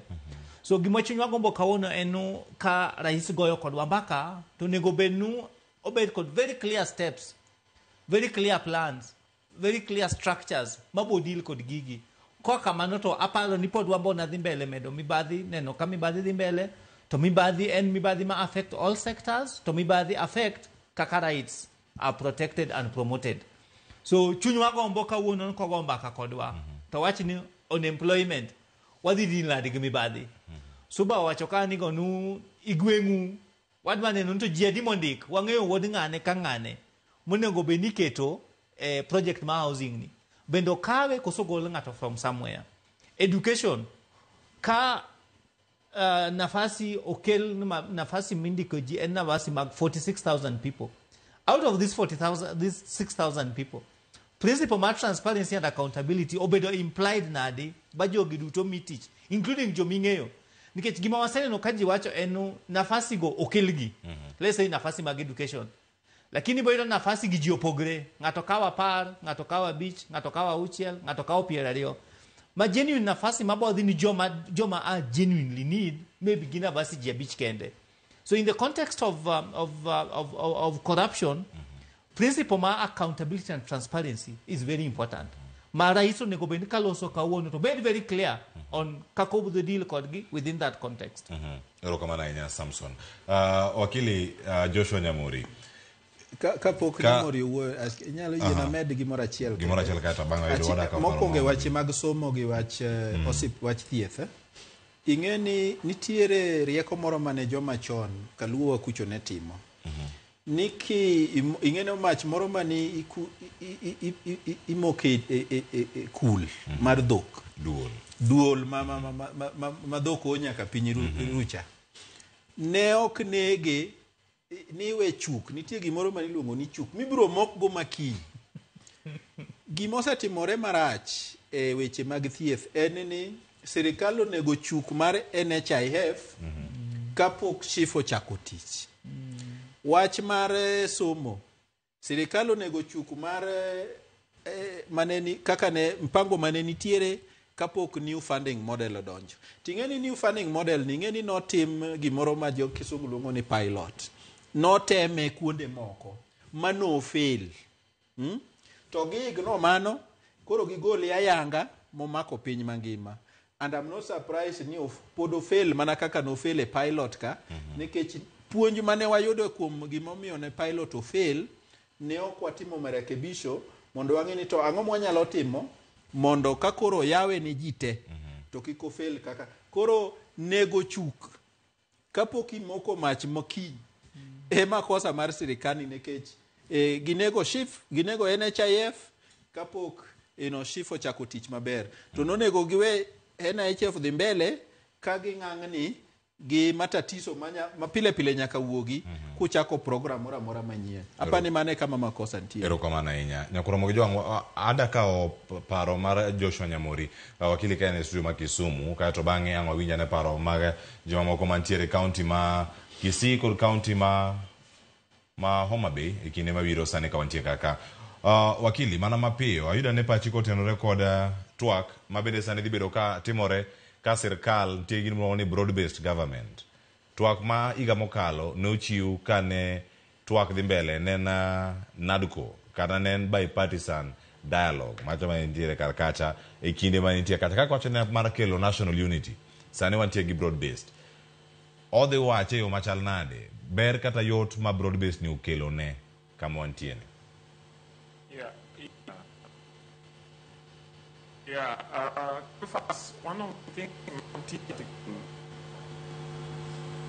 Cleophas, one of the issues maniti Article 10 and watch national unity. And Kenya said the track we watch national unity to get the election ironly Democrat on one side of the country or one part of the country and therefore, was under the discussion, discussing Erika Kawari with your Kenya. And the then president knew or implemented that by, cabinet Nemanengo, Kindo, or loss of cabinet, ma broad based government.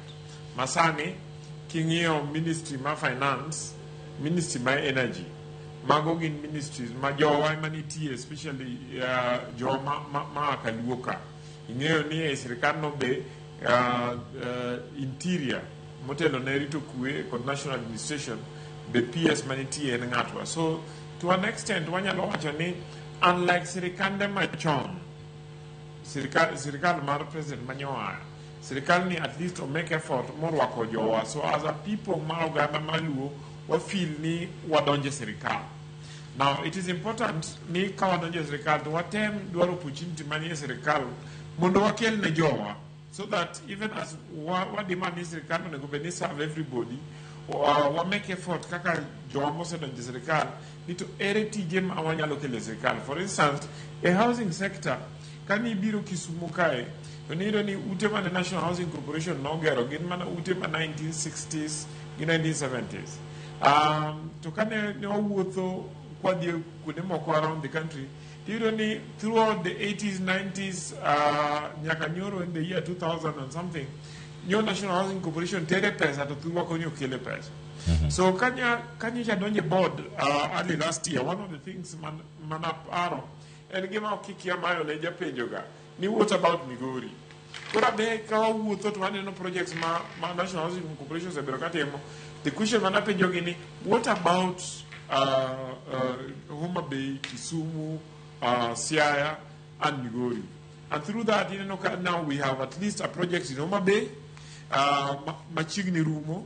Out of that, Kisumuka, Kidi, Kanyakwar, Yoda Lau, Cleophas.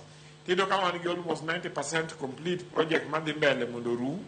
And at the same time, Idoka, Kibido Lumumba, Tidoka, President Keri Nishubido will launch a project. But at the same time, other arms of the government are also involved in construction. In a Lokatimo project, Mitimo Makasembu. And very soon, another one, Timore Anderson. So, TJG, as I said, Nigi Kelo employment. Kikelo employment, Nikech, Jo Matthew Kundego Gin Jo Man Tiego Makisumuka. As you know, John Wedo Matio construction site. Ginjomi ka ogukinyi to get you for a certain period of time, kedicha kika omukendo, tika ogi at the site. So it is possible mondo kaponi contractor or mojomoko moa kamoro mopogore to jopinya logo koko. To this project matimbele Bumama Kisumuka to gima timbele Homa Bay poki winje ni jopinyo koko ni tije manyo ni tie nyomi mana jomoko nono. Job you do opportunity mass supplying maram, supplying simiti, supplying kokoto, supplying wood. So these employment opportunities give opportunity man creation of work. Advantage of these opportunities. One of the issues more raised in Wachmar, for instance, employment is poor. Employment of poor nobody devolved in 56,000 Nindikoge at the county level. I think, was it at the county constituency level? I do encourage Joe Amadu to teach, so long as ni input this opportunity, the did what teach no. Kikiri tining at a grow home yard when they did what teach.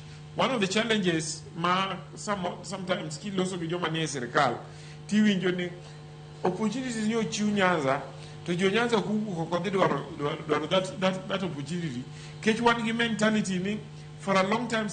Has not worked for us. The government has never given us opportunity. So I do not believe Nikage Day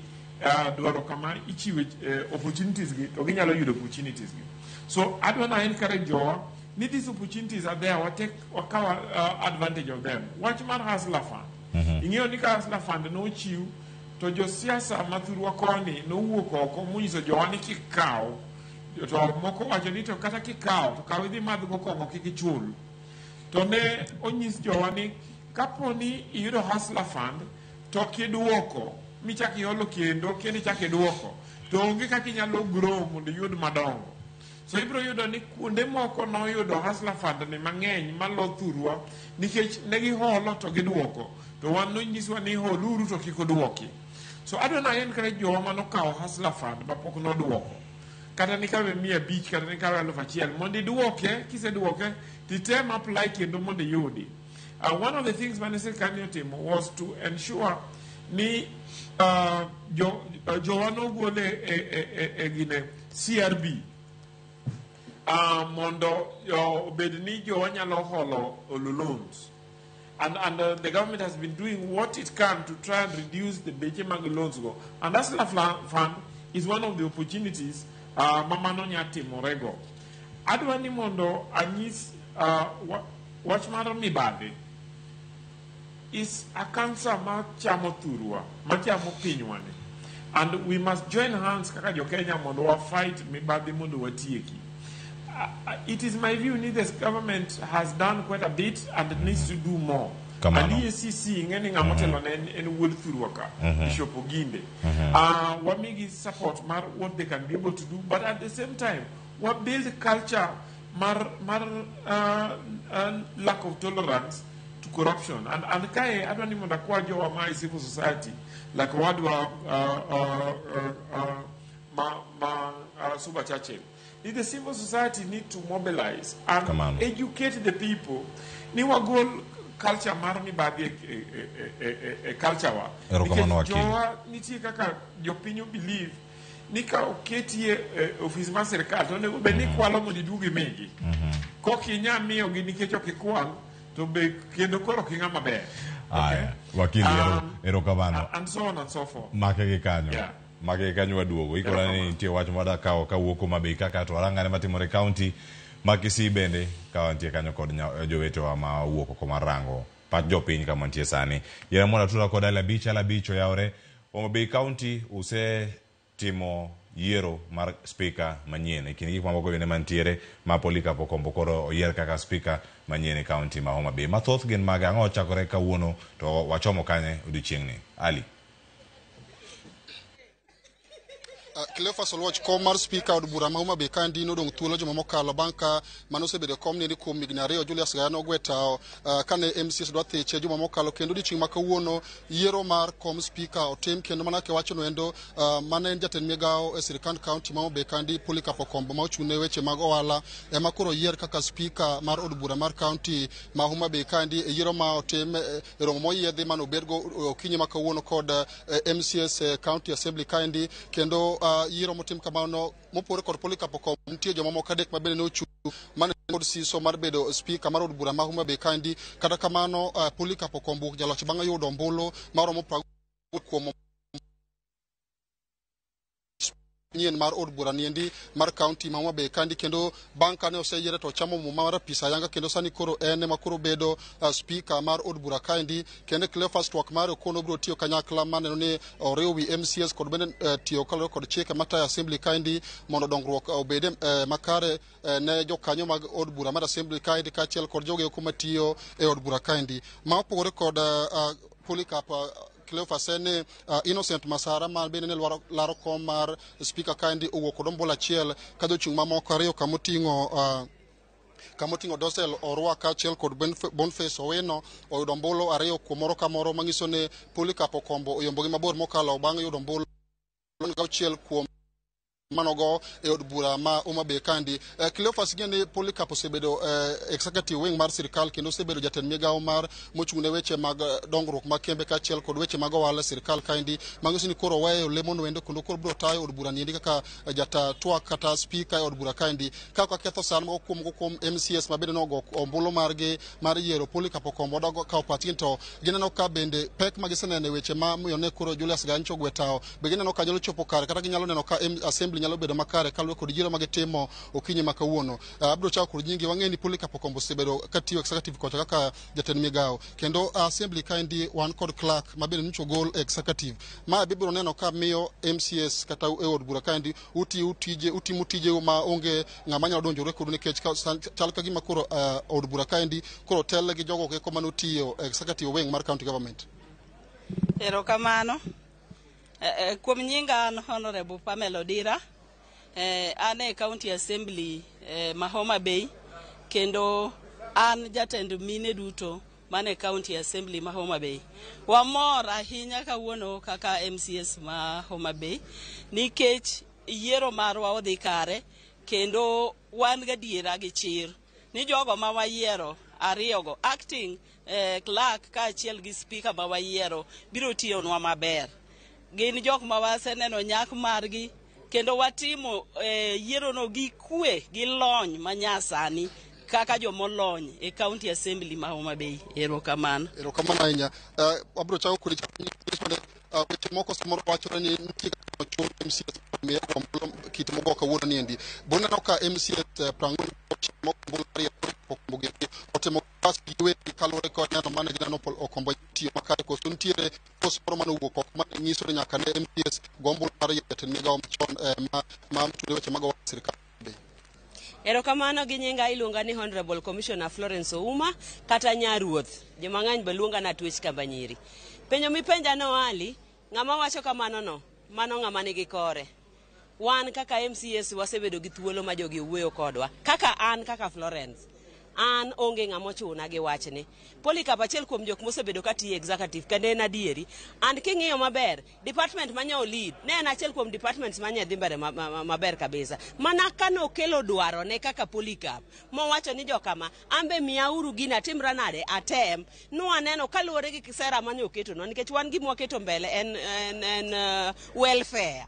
To kaluwore gi sera ne mano oketonwa jokama kata ine madibede kuma ne wantie ni nena ni ng'ani ema no usonwa sera maber kendo kaluwore gi kako sebedo katiyo to kata mana wach Day Abeka miwacho ni Day Abeka ndiyo oa executive lakini Day achiel kuom jok mano setemo tiyo assembly kaka clerk anya paro ni ndalogo ne an commissioner e public service board and kendo ne ogwetao ka nogwetao nikech noneno ni mano lwasi mane ok onyal tiyo kendo tiene no jaratiro omiyo kano oduogo yudo ka lwasi nitie maber monyalo tiye wan maber kabisa kendo wagone erokamano and warwako an agone Polycarp Ombulu kendo agone kaka ng'amo oyie kuome nikech gima no usonwa erokamano yakwa tieko pachiena ng'o kalwe kod kawuono. Erokamano ahinya gi nyinga iluonga ni Honorable Pauline amora ahinya gi gimo timore kinyi ma jaber kawuono kech en gimo timore gi kwe kendo ne en gima ni thuolo kabisa omiyo wamor gi ng'amo kelmo kaka speaker marwa Polycarp Okombo en ng'amo ng'e Nyasaye omiyo wang'e maber ni welfare mar members to gi county assembly as a whole wabro dhi maber kendo wabro dwaro kwe omiyo akwa Nyasaye ni kuye to rite mondo tawa maber erokamano Cleophas en mor mar bedo achiel kuom to akany achiel kuom jogo eko mane laro kom mar speaker e od bura ma Maumabay kandi kaka yiero timore bineno kimor kod yiero motimore okinyi makawuono. Erokamano nyinga Boniface Onyango, the first chairperson the Most Holy Cathedral Homa Bay. Amor kabisa gi yiero motimore nen free and fair kendo aduoko erokamano maduong' ne secondana men Honorable Evelyn Ochieng kachiel gi Sophie Koweje mano osign documents momiyo bedo ka binago erokamano ne clerk mar county assembly ma bende ne ondosa amora bedo achiel kuom candidates ma county assembly. Ineno ka yiero kare ma pur otimre maber kabisa kendo Honorable Polycarp ma speaker sani aneno ken ng'ama ber wago kode mbaka kendo yie no dhi ng'iyo welfare mar members of assembly gi workers duto te my county assembly amor kabisa. Erokamano kina chiel kuom MCS mano sero erokamano Ali Abich anamor odiochieng' makawuono ombulu ogo maber watiyo matek wan kaka ne wan team Boniface watiyo maber kendo waringo bedo namba 2 ok yot to watemo mwabedo namba 2 kendo wang'eni next time wadhi yude kata ka gimoro wuok tibiro ng'ewa wane map ng'ewa ni watiyo matek koro miyo watiyo matek ago erokamano adwa congratulate Honorable Polycarp moyier kaka speaker kendo akwaye ni jok mopiem godogi oringa kodgi mondo med puonjogi kata ka nitie to sogi mondo gi nikech wadwa gero Homa Bay county as a whole. Erokamano anya Cleophas achiel kuom go kuom ogombulu kinyi makawuono mar yiero Polycarp Okombo kendo achiel kuom jogo eko mano chung kalaro kom ni oyie kaka notim yiero no endo kendo wacho no bro chiwo sir ne Polycarp Okombo koro yier kaka speaker makoro bro tayo chenro mag twak od bura mar county ma Maumabay kane Cleophas en story ma pod wang'e ni to an ang'o kata jopuonj bro wacho ang'o kalo kod yiero makoro notim e od bura mar county ma Maumabay kane makoro miyo Polycarp Okombo obedo speaker bang' koseyudo ombulu marom 46 kuom ji 51 mogo ombulu kinyi makawuono Cleophas. Erokamano ahinya Ali Abich ang'o mondo ilu siganano kendo ang'eno ng'ayude gi kuku mare odhiambo makawuono ka odiochieng' makawuono chenro manyien weche manyien mag migago ka gikacha ng'ichwelo kod mano mar oimore kawuono nyakoromo jo wuok e kaunti ma Homa Bay adhi e kaunti ma Kisii Crispin Otieno kaunti kode ka achiel adani mondo omiyo ane pach jopiny kotenore kod chal mar piny Kenya geno magi magintie godo ne jopiny odiochieng'ni makawuono Chris machiegni. Oyawre ahinya Cleophas awinjo yo makare kaunti ni ma Kisii an kod jopiny ma dwani mondo losi kaluwore kod chal mar piny Kenya seche ma koro jo Kenya rito kata otubano twak makende mano mar President William Ruto kata jatend piny Kenya. Adwani mondo alos kod moko kuom kaka nachak gi wachak kod in ibiro mokwongo. Mana gi nyingi sudi machiegni kata an iluonga ni Joshua Chieng, Asia County. Gima adwa wacho ngima tek kabisa.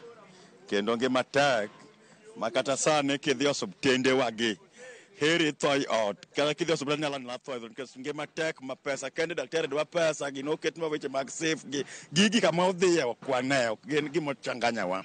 Sani ngima tek makata nyathi kin gi nyithindo 4 e ot kitedo mogo fuka achiel tichalo jomodak gi biye e ot ngima tek kabisa makaka dwa timre onge wan kaka wana jua kali seche ma jopuonje kod seda wan jua kali wan ga seda kech jua kali tiom na jopuonje godak teche masane ni kod seda gi wan gi mano kwang'eyo ni kara wach bottoms up ne en ni wi wang'iyo penjo tiende wang'iyo malo Ruto choko pesa no kwang'eyo ni kara pesa ma Ruto choko to choka kong'eyo no kwang'eyo wachno maber to so miyo wang'eyo gima bottoms up Nyasaye mondo gwedhe polo ka mentieno.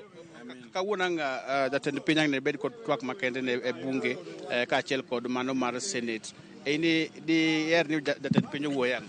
An gima adwa wacho no jatelo nyalo konyo piny to konywa kogol wach mar safe mokelo ni odwa kwe gima ne wantie chon na chef nwadhi maber odwa ke na chef to konyo jopuonje mondo sani mugomo nitie mag nyithi university ochul jopuonje pesa mondo Kenya oduogi wang'e.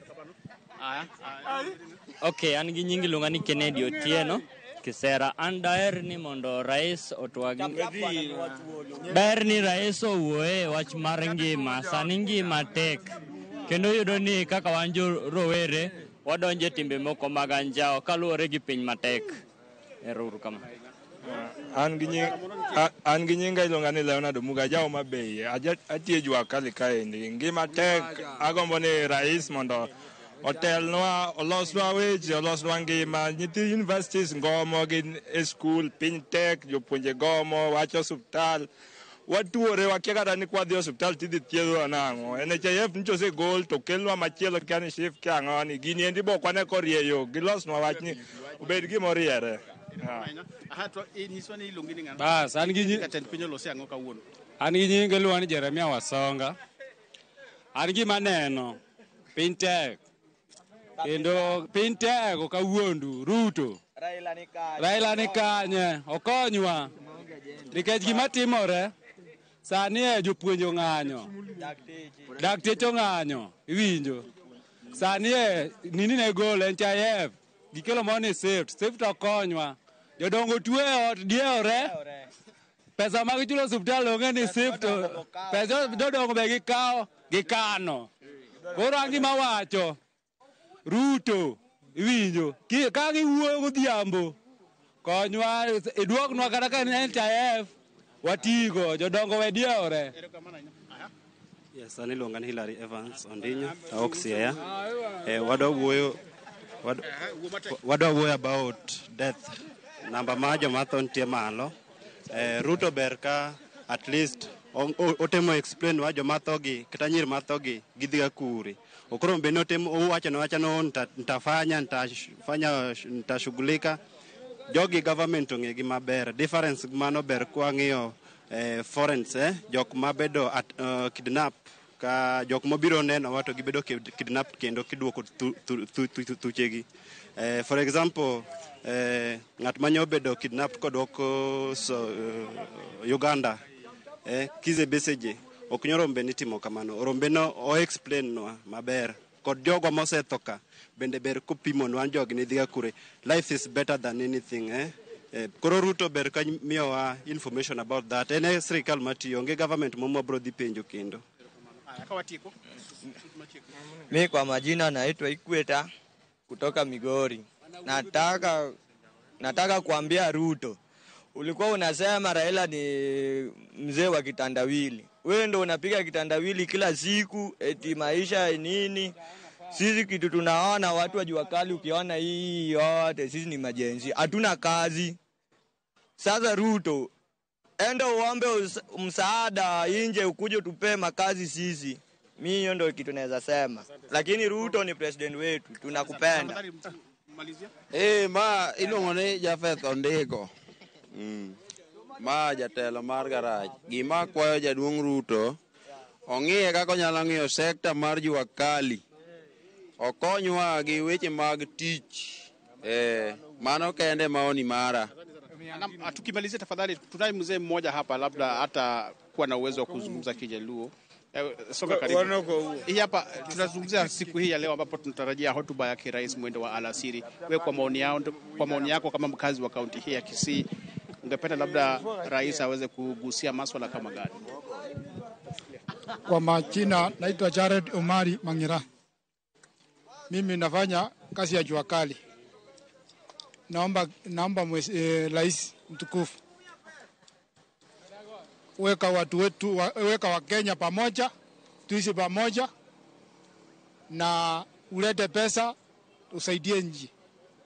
Sio maneno ulikuwa unasema utasaidia Kenya, lakini hakuna Kenya unaokoa. Unatuweka mahali babaya.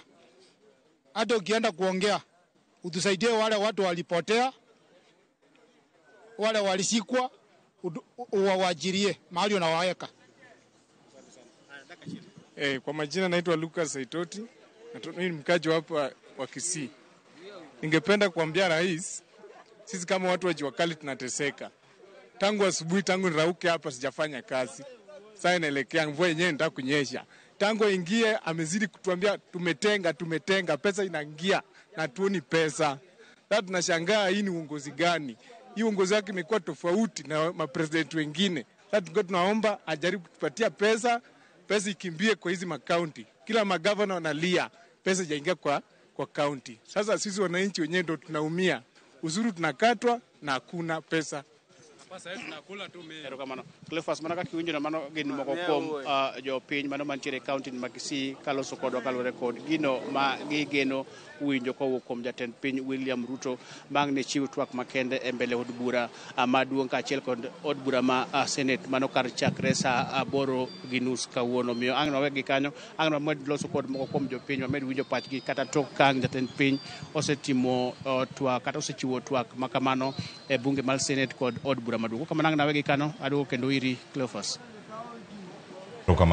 Erokamano ahinya Crispin Otieno komba kutwa kendo choko pach jopiny e kaunti ma Kisii. Anga we kanyo manyo weche mamoko bende maluwo odiochieng'ni ma kawuono. Nyakwara Mogejwang', weche thoth ahinya mano ka wantiere kar kanyo. Ang'wa chom kanye Adani intiere matimore od bura sani kotenore koda orak mano mi kambi mano mar Adani mabende igeno dhi kawo kuonde mopogore kar kacha. Mano nitiere kanyo kama koro sani jatend migawo mochung'ne weche maga teko pacho kae kod modhi mano Opiyo Wandayi sani loso e nyima od bura mano kama wantiere kacha achiel ang'eni chenro ma kamano bende ang' wayude e kinde mabiro. Sani kama wantiere kar kanyo koro Mojang' nitie ka gi welo ako ni pod wan kodgi ka wamedo mana yudo paro ma opogore ka wamedo mana sudo kodgi. Nyakwara Mojang' akia wantiere gi ng'ato Ntianga ma ntiere Dani koso Dani aya ang'wa were Dani kona ni podi kendo kanya wang'ayudo thuolo mara dhi nyime kod twak e studio kae kama wantiere. Wacho ne paro mawinjo kawuok e ground Sam kachiel koda ka Suba Churchill kod Nyamori matudore kodwa e kaunti ma Kisumu. Iwacho ni ginyiso chwang' ma gintiere godo, moko bende nyiso mor ma gintiere godo e sirkal. E kinde ma wantiere sani wasewinjo seyo mawuok kuom kanisa riwruoge moko mopogore mantiere kar ka. Okelo jatend piny Kenya kama chal nade kama seyo duto nitie wiye kodhi e gwenge moko mag masa mar piny Kenya winjo kokwake makare kinde ni kobiro mondo mi olose achiel mar oganda. Odhi mulo wach mar broad based government ne machal nade mana penyo mapinyo Nyamori cha achakore round ni kendo kanya achako kodi Suba Churchill.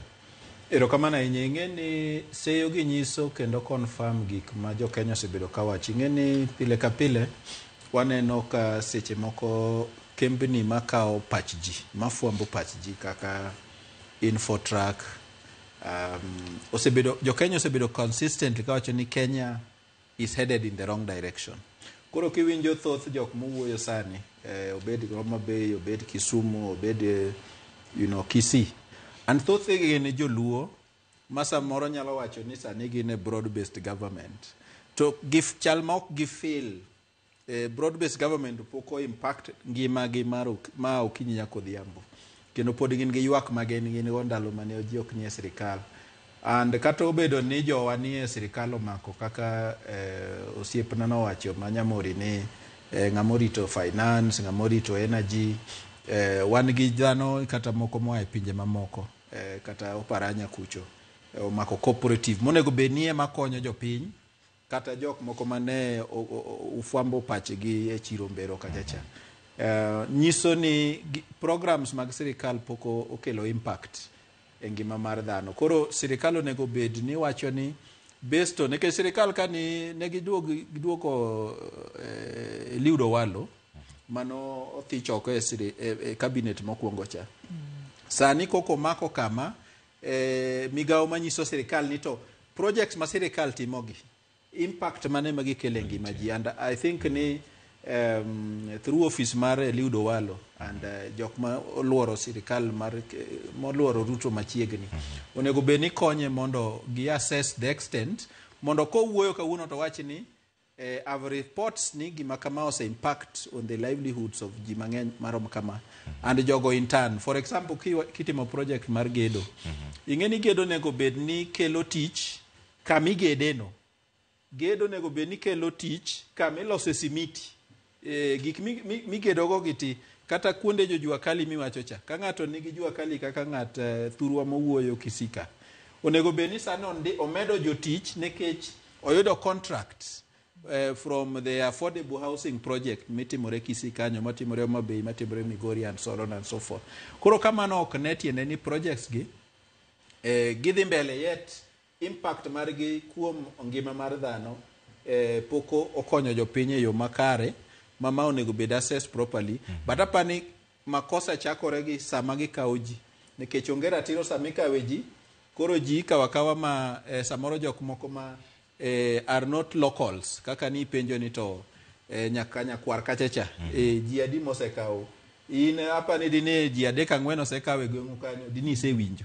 To kamano onge to tiende ni nitiere jomoko misumo moa e piny moro to biro timo projects gi emomiyo jok manie locality ma project atimore ok winj impact mar projects no.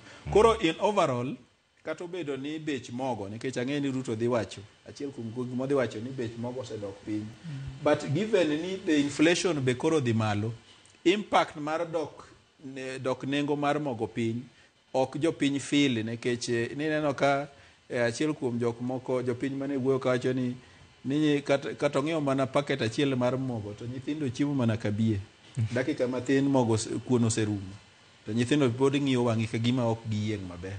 Koro mago timore nikech the cost of living, garama mar ngima odhi malo, ma jopiny ok osebedo gi nafu mane gitarajia from the bottoms up economic approach. Erokamano ahinya. Samson, e weche mag National Unity kae kapok wadhi wakawo weche matimore e od bura kama Wandai sani losi.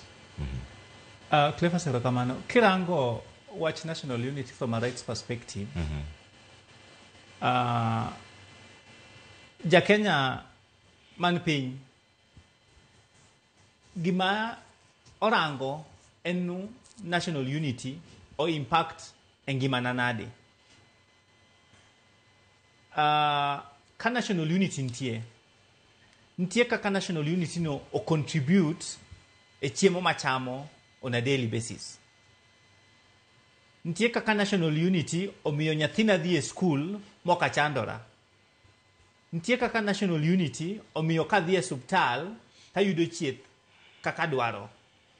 So wanyalo bedo ni wamor ni wan kod National Unity. Wanyalo bedo ni wamor ni jowa ni sirkal. Kendo wanyalo bedo ni wamor ni jowa omako kuonde ma otegno. Gimako kuonde mag pesa, gimako energy, gimako cooperatives, gimako ang'o. Lakini bottom line enu kamo mako no, does it reflect ere kaka or reflect engimana on a daily basis ka achiew okinyi kendo ka adhi atiyo tijena on a daily basis. National Unity ber Nikech national unity nyiso ni kabila duto mane Kenya ng'ato ka ng'ato yudo kama omako. Lakini bedo ni ng'ato ka ng'ato yudo kama omako, bedo mana kony, bedo mana kod meaning, bedo mana kod hope. Kaka ma ng'ato omako no reflect e gima timo on a daily basis. Nika awuok adhi tich ka idho matatu, instead of chulo matatu siling 10, abo chulo matatu siling 8 nikech cost of living odok piny. So one, from a rights perspective, warango mna national unity contribute to daily lives majid lead. But kain gima ok contribute to daily life, kain gima konyo mana ji matin, to national unity then does not make any sense to a normal mwananchi. Yeah. Ero kama na yenya. Nyakora moge joangi thuolo ni yana moro medhi ane wane matimore od bura. Ipenjo ewi orak mara Adani. Sani opio wanda iloso kaine nyim komiti mochune teko kod modhi mar od bura. Wawinjane.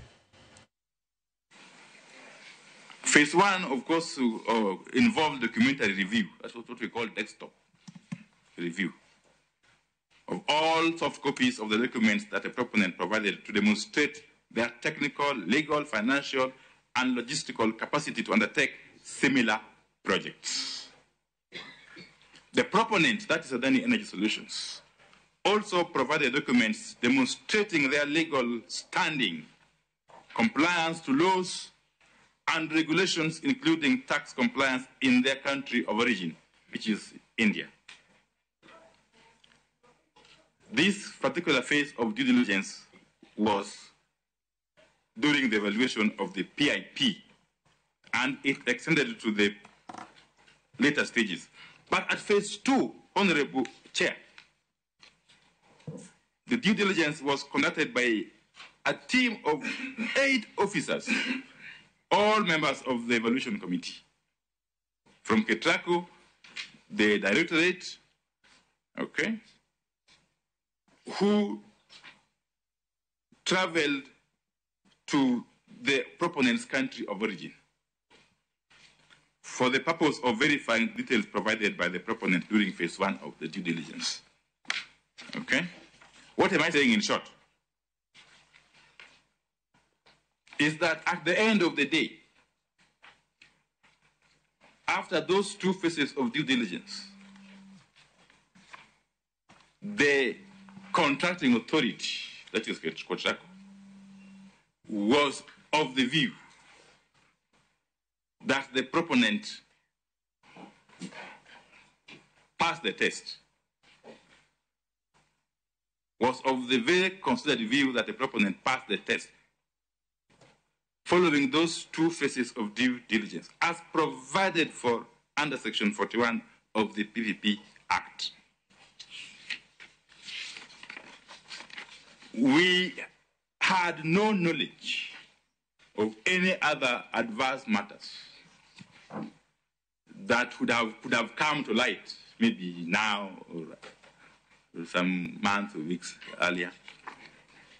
And therefore, we are proceeding on the basis of the outcome of the very rigorous due diligence exercise that was undertaken by the contracting authority in line with the law.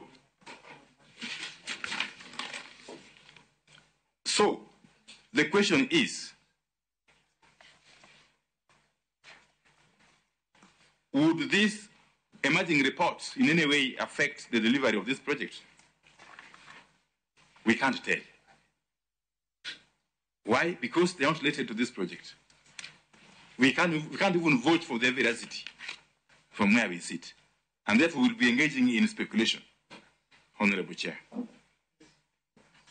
The second limb of that question is, could these bribery or corruption claims have a bearing on our own process? To my knowledge, Honorable Chair, there has been no case of corruption or bribery insofar as this PIP of Adani Energy Solutions is concerned, up to now, up to this very moment. On the questions by Honorable Ledama, as I've said again, we didn't intend to communicate that Wajir, Mandela, Turkana will be sorted out in 2035. No, that was not our communication. But let me say this. There's this notion that Africa 50 or the consortium of Africa 50 and other possible proponents are cheaper than any energy solutions. Honorable Chair, if you were to propagate such an argument, you'd be comparing oranges with, I think, mangoes. Nyakora mgejuang mano wach madhi nyime Chris Owino ntie kanyo kendo luweyo makare agunero kamano kuom bedo koda karno chak chenro kiny makano sapagario nyaka sani makoro wachopo e giko mare erokamano ne wakili Joshua Nyamori ne studio ma Kisumu Nairobi kanan ka kod Samson Omondi maen jalup director ka Kenya National Commission on Human Rights kachiel koda ka Suba Churchill maen jalony e weche mag telo erokamano kuom bedo kodwa okinyi makawuono Nyakora mgejuang mane omakelo e giko nyinga Cleophas Oluoch Jakisumo kanya kwar mokeo nyaka sango elo jogo duto moketo chenro makawuono chopo makare erokamano kendo rit masani medeno Ramogi TV.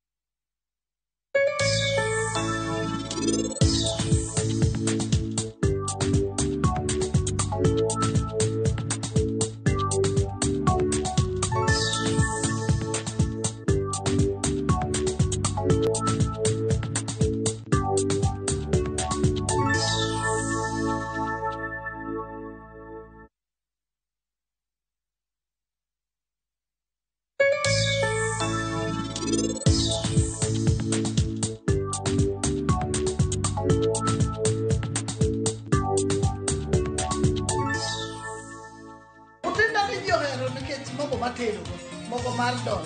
Oyom, opila ne. Otedo mandas, otedo nyaka sambusa. The lost kodo o. Rokamano made.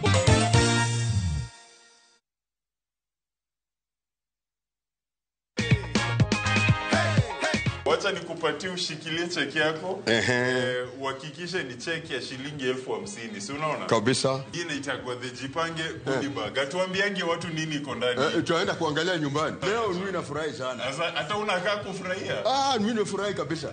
Hata msichana yangu aliambia ukipata hiyo ndio taamini ni ukweli.